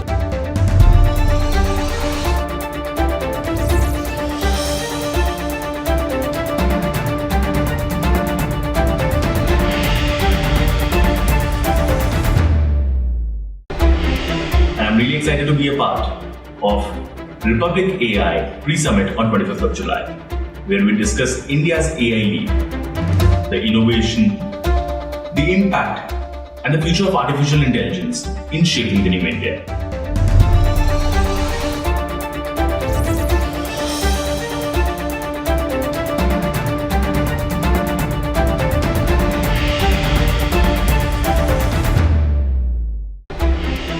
Looking forward to being a part of the Republic AI Pre-Summit on July 25th. We'll be diving into the latest breakthroughs in artificial intelligence. I'm looking forward to being a part of the Republic AI Pre-Summit on July 25th. We'll be diving into the latest breakthroughs in artificial intelligence, deep tech, and the 1000x economic value add and 100x job creation this will bring across industries in India over the next 20 years. This will be in terms of next generation, headless, automated, autonomic, agentic platforms. This AI tsunami is going to be highlighted at the Mega AI Summit, and I'm delighted to be part of this important conversation. This is a once in a lifetime opportunity for India. Let's collaborate and invent in India. See you there.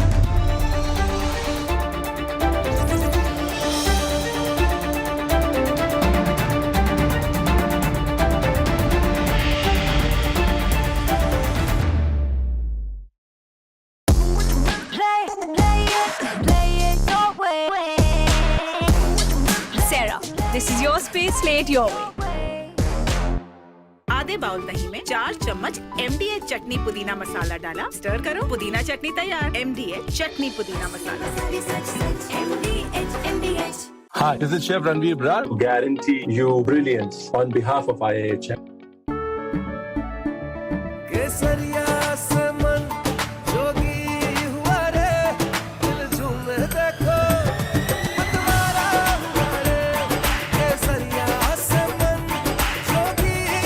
हर पल मनाओ केसरी त्योहार। विमल, बोलो जुबान केसरी। ये है secret recipe MDH का जीरा SIP जल जीरा मसाला। सिप सिप जीरा सिप MDH का जल जीरा सिप MDH का जल जीरा SIP.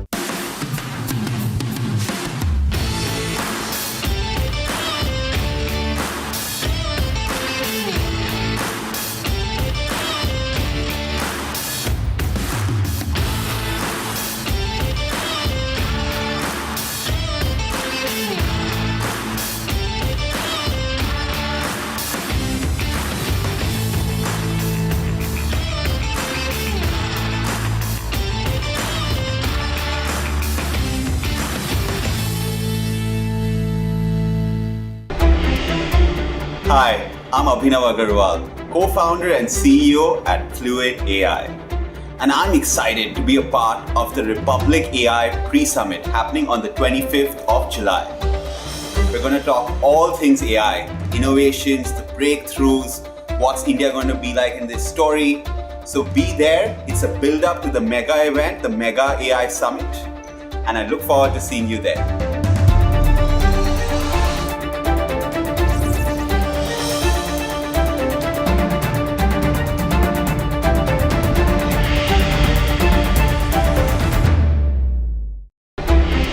I'm excited to be a part of the Republic AI Pre-Summit on July 25th, where we will be discussing the India's AI leap, the innovations, the impact, and the future of AI in shaping a new India.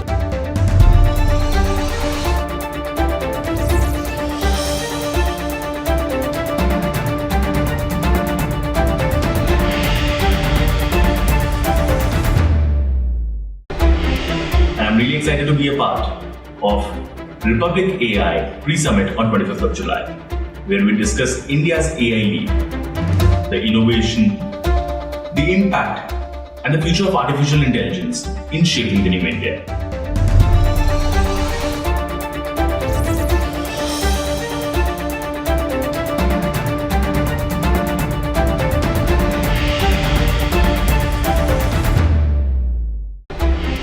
I'm looking forward to being a part of the Republic AI Pre-Summit on July 25th. We'll be diving into the latest breakthroughs in artificial intelligence, deep tech, and the thousands.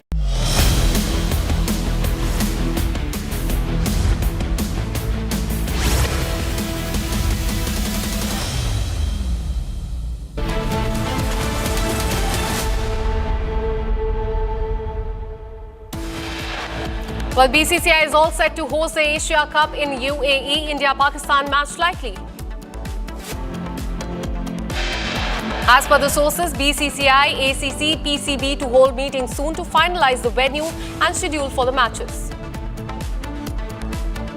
BCCI is in touch with the government, yet to get nod from the government to play with Pakistan. Supreme Court stays Bombay High Court judgment on acquittal of 12 accused persons in connection with the 2006 Mumbai train blast. No rearrest to be done now. ED raids Anil Ambani linked properties in Mumbai. Case registered against Reliance Anil Ambani group of companies. Sources within the Election Commission have confirmed that the preparation over special intensive revision in West Bengal too is expected to begin soon.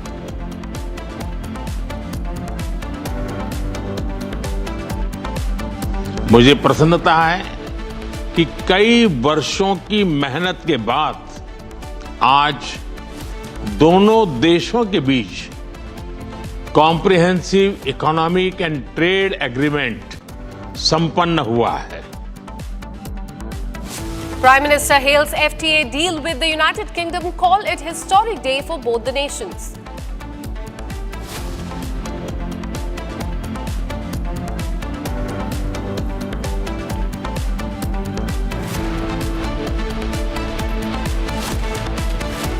Hello and welcome. You're watching Republic TV with me, Akanksha Khajuri. Let's start with the breaking news coming in. As far as Asia Cup is concerned, as per the sources, the Board of Control for Cricket BCCI is all set to host the upcoming Asia Cup T20 tournament in UAE, with a formal announcement expected in a few days is what we're learning. And this decision follows an ACC meeting attended by 25 member nations to discuss the event venue. And in fact, BCCI was represented virtually by its Vice President Rajiv Shukla. India and Pakistan are also likely to be drawn into the same group for the Asia Cup 2025.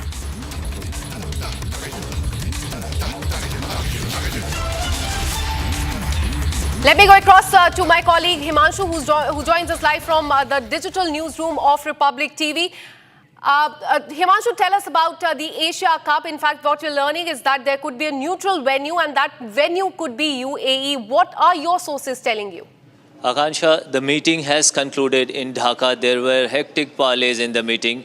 The ACC, the Asian Cricket Council, has decided to host the Asia Cup at a neutral venue, and that's where the things come into play.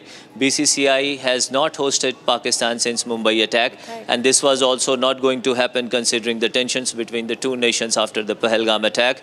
And what is now, the reports that we are getting right now from Dhaka is that this tournament will now be played at a neutral venue in UAE, and Dubai and Abu Dhabi are the likely host cities. Now, will India play Asia Cup? This is something that's a crucial question. BCCI has not made an official comment as of now, but considering BCCI's stake, and especially Jay Shah being the ICC president, pulling out from Asia Cup will not be easy for India and the BCCI as well. There's a lot of money involved, Akansha, here. There's $170 million sponsorship rights with Sony Pictures. So all that will have to be taken into account. And I think the two nations are drawn in same group, India, Pakistan. And if they go on to play, we might be seeing probably India and Pakistan clashing twice, not just once in the Asia Cup. And that means a hell lot of good news for the broadcasters and for the sponsors as well. Absolutely. Stay on with us. In fact, I'm also joined by Major General Ashwini Swartz. Thank you so much for speaking to Republic TV. Many are asking, in the backdrop of the Pahalgam terror attack, should cricket be played with the terror nation? What do you have to say on this? You know, I do agree that it should not be played with a terror nation, but these are the multilateral tournament, whether it is ACC or also World Cup, and they are held in a neutral place. If you stop playing like this, then all these events will have no meaning. I think it's a step in the right direction. We must not hesitate to play even with Pakistan, because it is basically on a neutral place and it is an international tournament. We have played a World Cup also with the Pakistan in basically in a neutral place. Even this last World Cup was played by India there. So therefore, I don't think there should be any problem. After all, you have to honor all this commitment of international multilateral event, because it will have adverse impact. It will have adverse impact on the players also. So I don't think it is a big issue. Whenever there is a point in the bilateral, we are not going to take part with Pakistan, but whenever it is multilateral event, and that too on a neutral place, I don't think we should put any restriction. We should honor it, because otherwise that event will not take place. That will basically, you can say, the event will be flop. And that is not good news, because after all, this has a lot of money. And whether it is ACC or ICC, and in case if you don't play, then there can be also penalized. And then if you don't play like this, then other country will also not play when there is a multilateral event, when it is being hosted by us. So I suppose this is a step in the right direction, and we should honor it. Absolutely.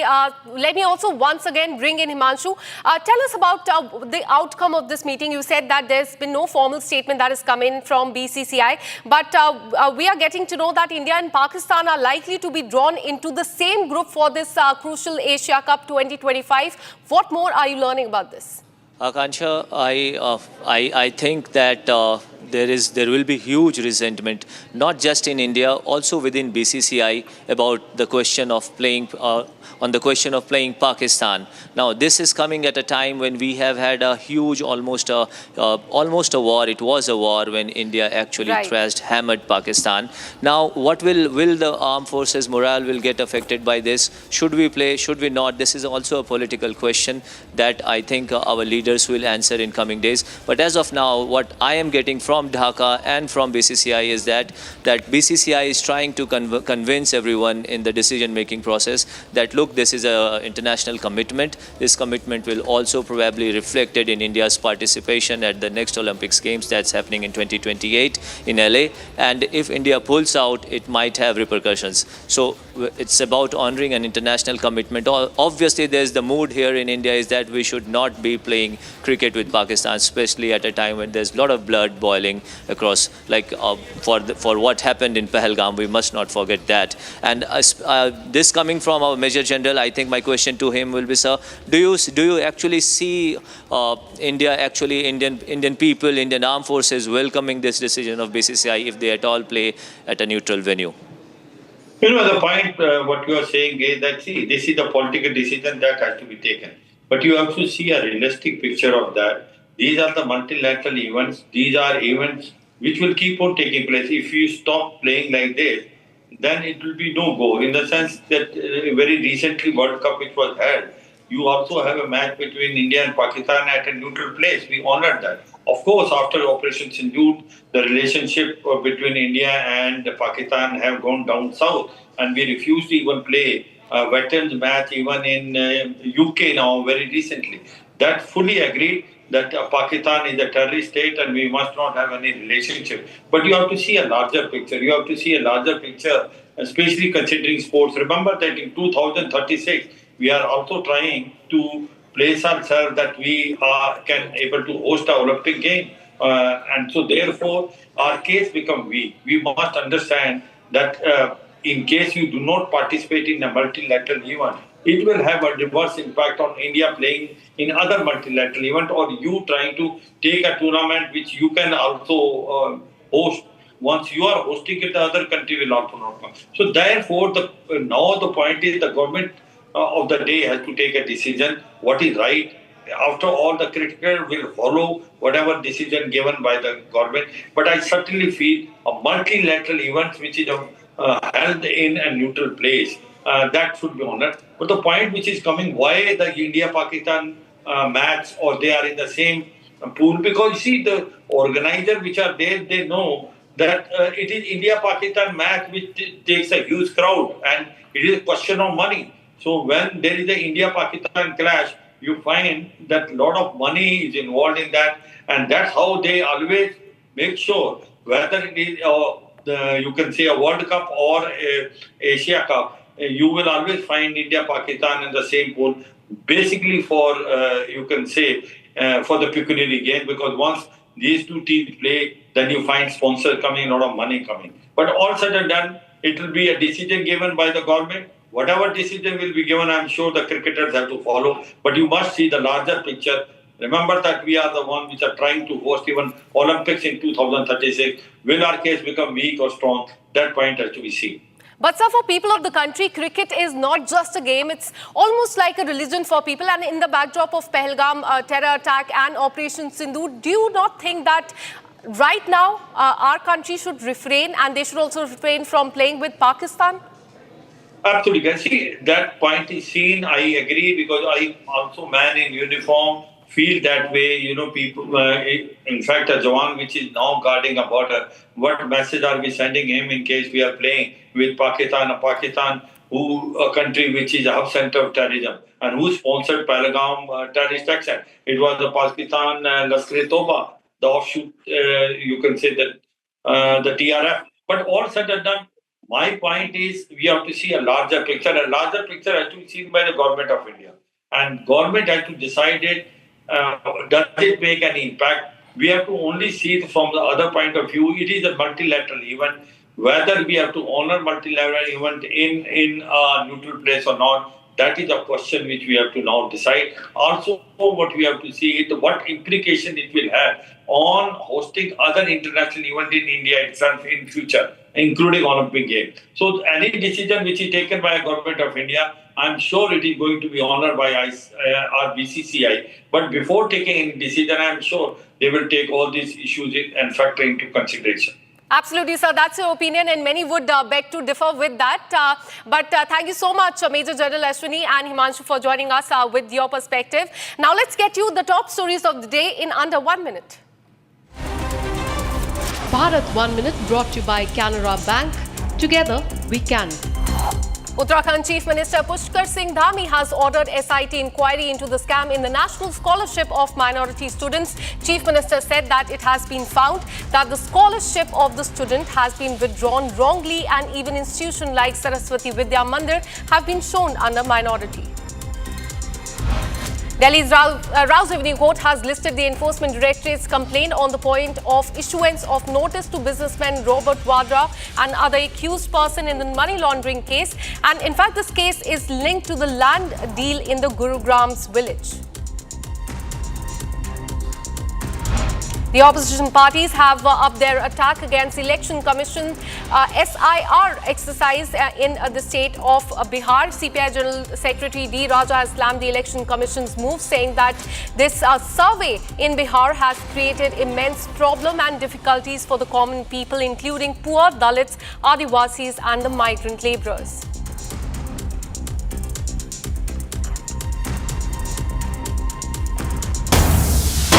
In fact, we have a breaking news coming in. As far as the 2006 Mumbai terror blast is concerned, the acquitted individuals in connection with the Mumbai train blast met with Maulana Halim Ullah Qasmi, president of Jamaat Ulama Hind in Maharashtra.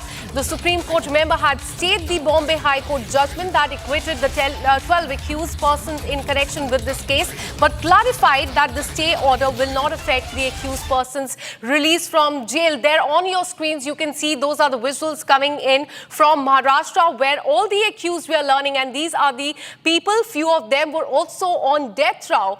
They met with Maulana Halim Ullah Qasmi, who's the president of Jamaat-e-Ulama Hind in Maharashtra. Those are the in fact, terror convicts who were just acquitted last Monday on July 21st, and now after they were let out of the prison after the acquittal by the Bombay High Court, they are there in Maharashtra meeting with the Maulana there on your screen. But today the Supreme Court has, even though it has stayed the acquittal of these 12 accused that you can see on the screen, but it has said that they cannot be rearrested again. A notice has been issued to the Maharashtra government, but these people that you can see on the screen, all of them were arrested between 2006 to 2007, and five of these 12 were in fact given death penalty, and 7 were given life imprisonment.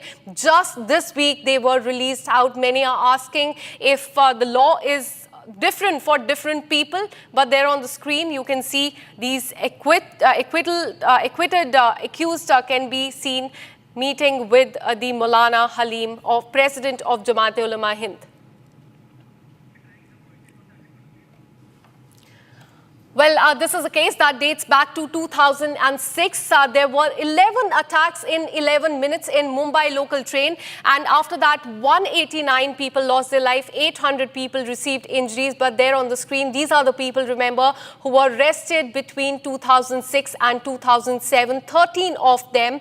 And in 2015, the trial court convicted them. Out of the 12, 5 were given death penalty and other 7 were given a life imprisonment. That order was challenged in the High Court, and in fact on July 21st, that is earlier this week, Bombay High Court acquitted all of them. They were allowed to come out of the jail. 2 days later, they all came out except for one, because he has some other, he's charged with some other case. But there on the screen you can see these are the people who came out of the jail after they were acquitted. And now today the Supreme Court heard this case, and it has even though put the stay on the acquittal, it has categorically mentioned that they cannot be rearrested. And there on the screen, 12 terrorists, they're walking free. 19 years of since this incident took place, and no closure for the families at all. In fact, just a while back, we spoke to the family members of the victims, and they said that this is a complete mockery of the justice system, and that they are really saddened by this news that all of them who were responsible for the death of 189 people, and that's a huge number, they are walking free. Let me go across to Ganesh Solanki, who's the kin of the victim.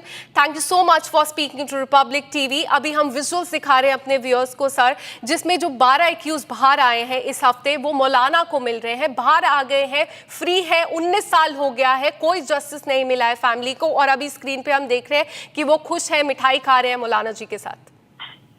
Madam, वो तो गलत चीज है ना, गलत बात है ना। अभी उनको खुशी मिल रही है। यहाँ पे जो लोग मरे हैं, जो निर्दोष लोग थे, उनके लिए क्या फैसला सुनाया गया? कुछ भी फैसला नहीं है। गलत ही हो रहा है मैडम, तो हम लोग के साथ में तो जी आप हमें जो बताया गया है कि जो हमको मुआवजा दिया है वो भी हमको रिटर्न देने के लिए तैयार है। तो आज वो लोग पार्टी कर रहे हैं, सबसे मिल रहे, मिठाई बांट रहे, मिठाई खा रहे हैं। आज भी हम उस उम्मीद में थे कि नहीं, सरकार हमको अच्छा न्याय देगी, सरकार हमें अच्छा न्याय देगी, बट न्याय नहीं है मैडम।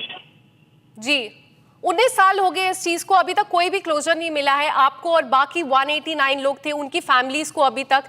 क्या आप इस चीज को चैलेंज करेंगे, क्योंकि ये एक्विटल हो गया है, महाराष्ट्र गवर्नमेंट ने सुप्रीम कोर्ट मूव कर दिया है, पर ये केस अब फिर से रुक गया है 19 साल बाद। आप किस तरह इसको लीगली अब परस्यू करना चाहेंगे, अगर करना चाहेंगे तो?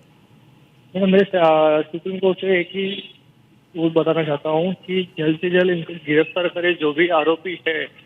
तो अभी उनको रिहा कर दे, तो इसके मुजरिम कौन है अभी तक? हमारा सवाल एक ही, तो जिस इन लोग ने नहीं किया है तो इसके मुजरिम कौन है, कहाँ पे है, अब तक क्यों छुपे हुए? वो जिस टाइम पे केस लोअर कोर्ट ने इनको सजा दे दी थी, तो हाईकोर्ट ने छोड़ा क्यों, किस ग्राउंड पे छोड़ा, वो भी हमें नहीं बताया था। तो क्या आपको लगता है कि जो कोर्ट भी है वो इसको भी बहुत हल्के में ले रही है, क्योंकि हम देख रहे हैं कि एक्विटल पे स्टे लग गया है, पर जब जहां तक बात आती है ये लोग जो रिलीज हो गए हैं इनको अभी रीअरेस्ट नहीं किया जाएगा, तो आपको लग रहा है हल्के में इस चीज को लिया जा रहा है? आप जैसे बाकी 189 लोगों ने अपने साथ वालों को लूज किया है इस पूरे इंसिडेंट में। मैडम 189 तो वो लोग थे और 800 लोग दूसरे भी जो इंजर्ड हुए थे, उन लोग को होगा क्या? जो इंजर्ड हुए थे, जिसका हाथ नहीं है, किसी का पैर नहीं है, किसी की आंखें गई है इस हादसे में, उन लोग के साथ में क्या हुआ है? कुछ भी नहीं, सिर्फ पैसा देके सबको चुप कराएगा। इसका मतलब ऐसा ही हो रहा है ना, पैसा दे दिया, इनकी फैमिली चुप हो जाएगी, कुछ बोलेगी नहीं, कुछ सवाल नहीं उठाएगी। जी, तो अभी आपकी डिमांड क्या रहेगी महाराष्ट्र गवर्नमेंट से? उन्होंने मूव तो कर दिया है सुप्रीम कोर्ट को, पर आपकी अब डिमांड क्या रहेगी? क्योंकि हम विजुअल्स में देख रहे हैं किस तरह से मिठाइयां खाई जा रही है। ये लोग हैं जो काफी साल प्रिजन में थे, अब मिठाई खा रहे हैं, बाहर आके ओपनली घूम रहे हैं। आपकी क्या दरखास्त रहेगी गवर्नमेंट से? जल्द से जल्द उनको अरेस्ट किया जाए मैडम, हम तो वही चाहते हैं, जल्द से जल्द उनको अरेस्ट किया जाए। So this is a demand that has come in from the family members. Thank you so much Ganesh ji हमसे बात करने के लिए रिपब्लिक टीवी पे और अपनी पर्सपेक्टिव रखने के लिए इस चीज पे, because in the visuals there you can see those are the 12 convicts in fact that are running free. In fact we have breaking news coming in as far as this case is concerned. Maharashtra Chief Minister Devendra Fadnavis has spoken to Republic TV and he has said that we welcome Supreme Court's decision. We have made an appeal and this is what he has told exclusively to Republic TV. He says that he welcomes Supreme Court's judgment. We are satisfied with the verdict. This is the right step taken by the Supreme Court.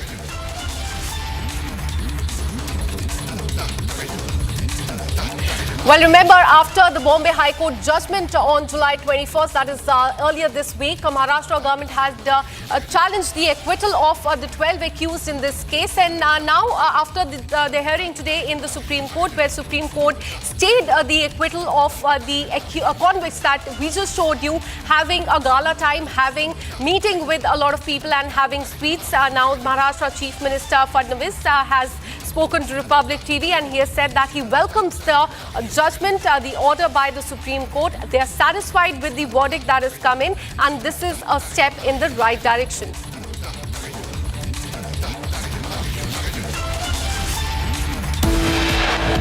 And with this, we're taking a very short break. Coming up on the other side, in a historic step, India and UK free trade agreement has been signed in the presence of the Prime Minister in UK. And Supreme Court says Bombay High Court judgment on acquittal of 12 accused persons in connection with 2006 Mumbai terror blast case. But unfortunately, no rearrest will be done now. This and much more on the other side. Stay with us.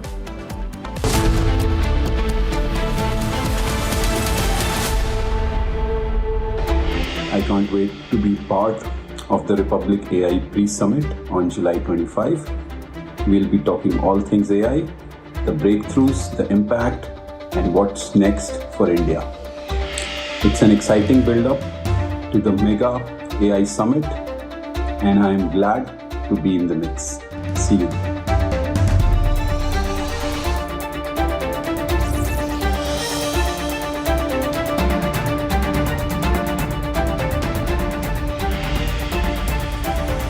Amity has been ranked amongst the top 3% universities globally, a testimony to Amity's globally benchmarked quality.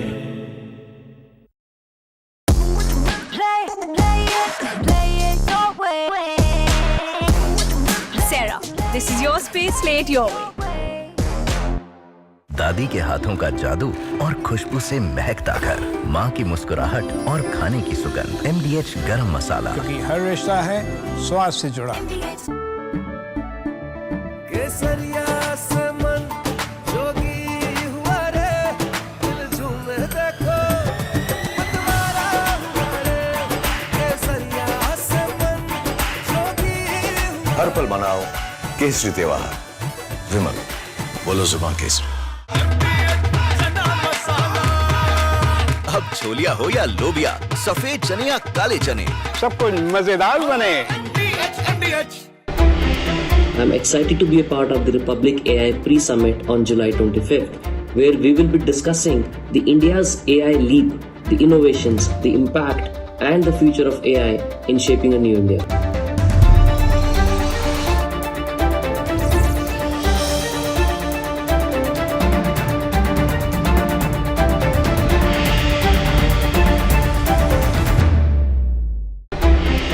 I'm really excited to be a part of Republic AI Pre-Summit on 25th of July, where we discuss India's AI leap, the innovation, the impact, and the future of artificial intelligence in shaping the new India.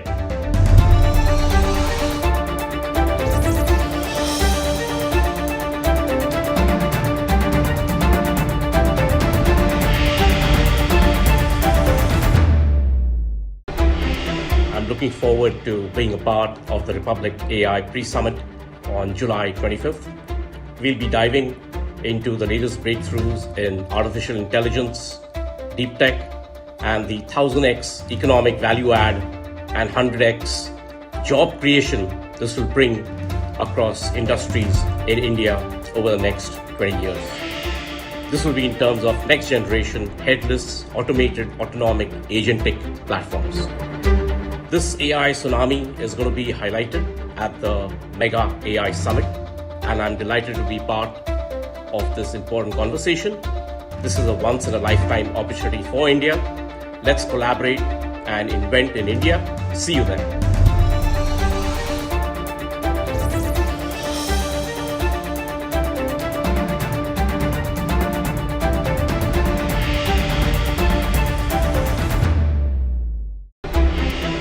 Artificial intelligence has become one of the most important technology of the 21st century.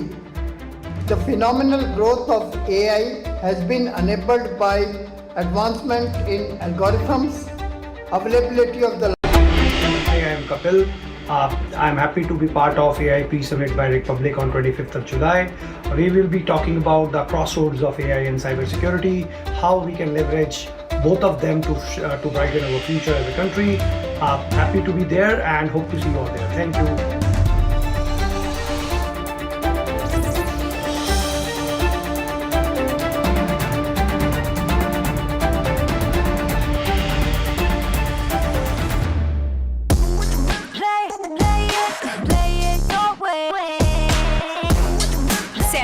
This is your space, play it your way. Hi, this is Chef Ranveer Brar. Guarantee you brilliance on behalf of IIHM. MDH की हल्दी मिर्ची धनिया करे कमाल, ये रंग दे, ये खुशबू दे, ये तीखा, ये कम पड़े, क्या निराला MDH मसाला। इसको घर पे लगाओगे तो शादी का तो पता नहीं, पर घर पक्का नहीं टूटेगा। रुंगटा नहीं तो घर स्ट्रॉन्ग नहीं। रुंगटा स्टील TMT बार एकदम सॉलिड। पहाड़ों में एक हाइकिंग शिप भी बन सकती है। भारत की अपनी दुकान, इंडिया सोना, अपने देश का सामान, इंडिया सोना, इंडिया सोना। इंडिया सोना। दादी के हाथों का जादू और खुशबू से महकता घर, माँ की मुस्कुराहट और खाने की सुगंध। MDH गरम मसाला, क्योंकि हर रिश्ता है स्वाद से जुड़ा। I'm really excited to be a part of Republic AI Pre-Summit on 25th of July, where we discuss India's AI leap, the innovation, the impact, and the future of artificial intelligence in shaping the new India.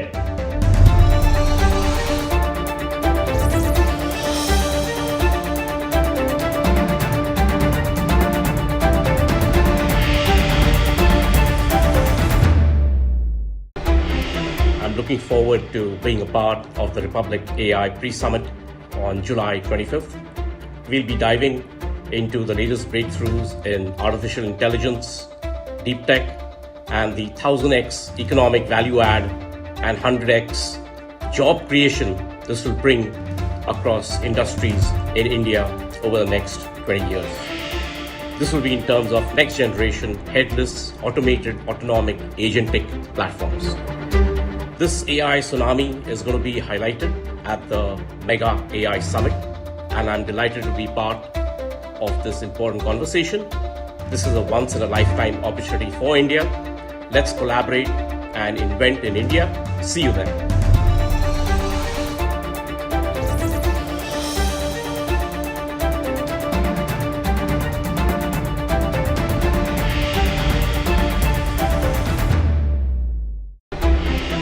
Artificial intelligence has become one of the most important technology of the 21st century.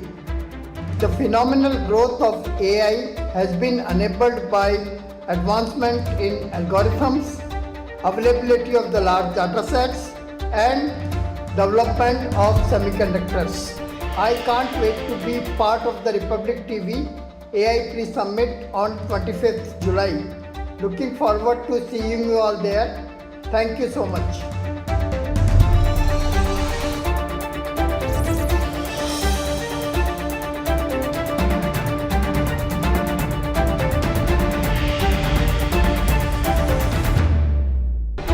I can't wait to be part of the Republic AI Pre-Summit on July 25. We'll be talking all things AI, the breakthroughs, the impact, and what's next for India.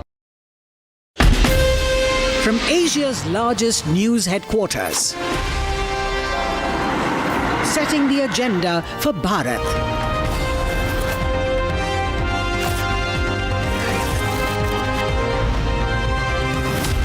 You're watching Republic.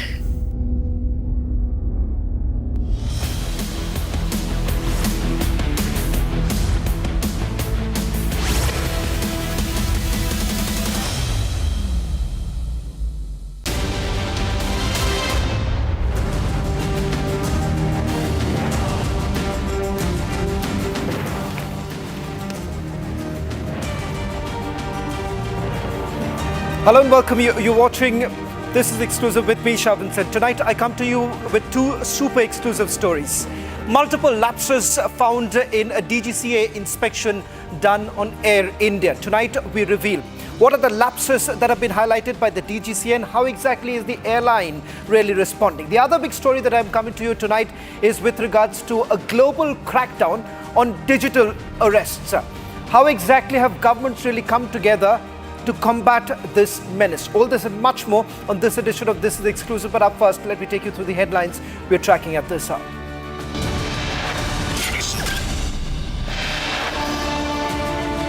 It's the document that no other channel has. Republic exposes the details of the DGCA investigation on Air India. Over 50 lapses reported in the month of July.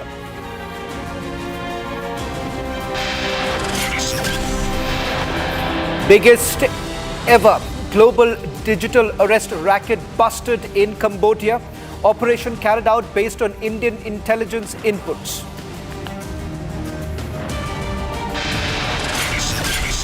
Four Al-Qaeda operatives in Gujarat ATS custody. Investigation reveals disturbing pattern of promoting jihad ideology online.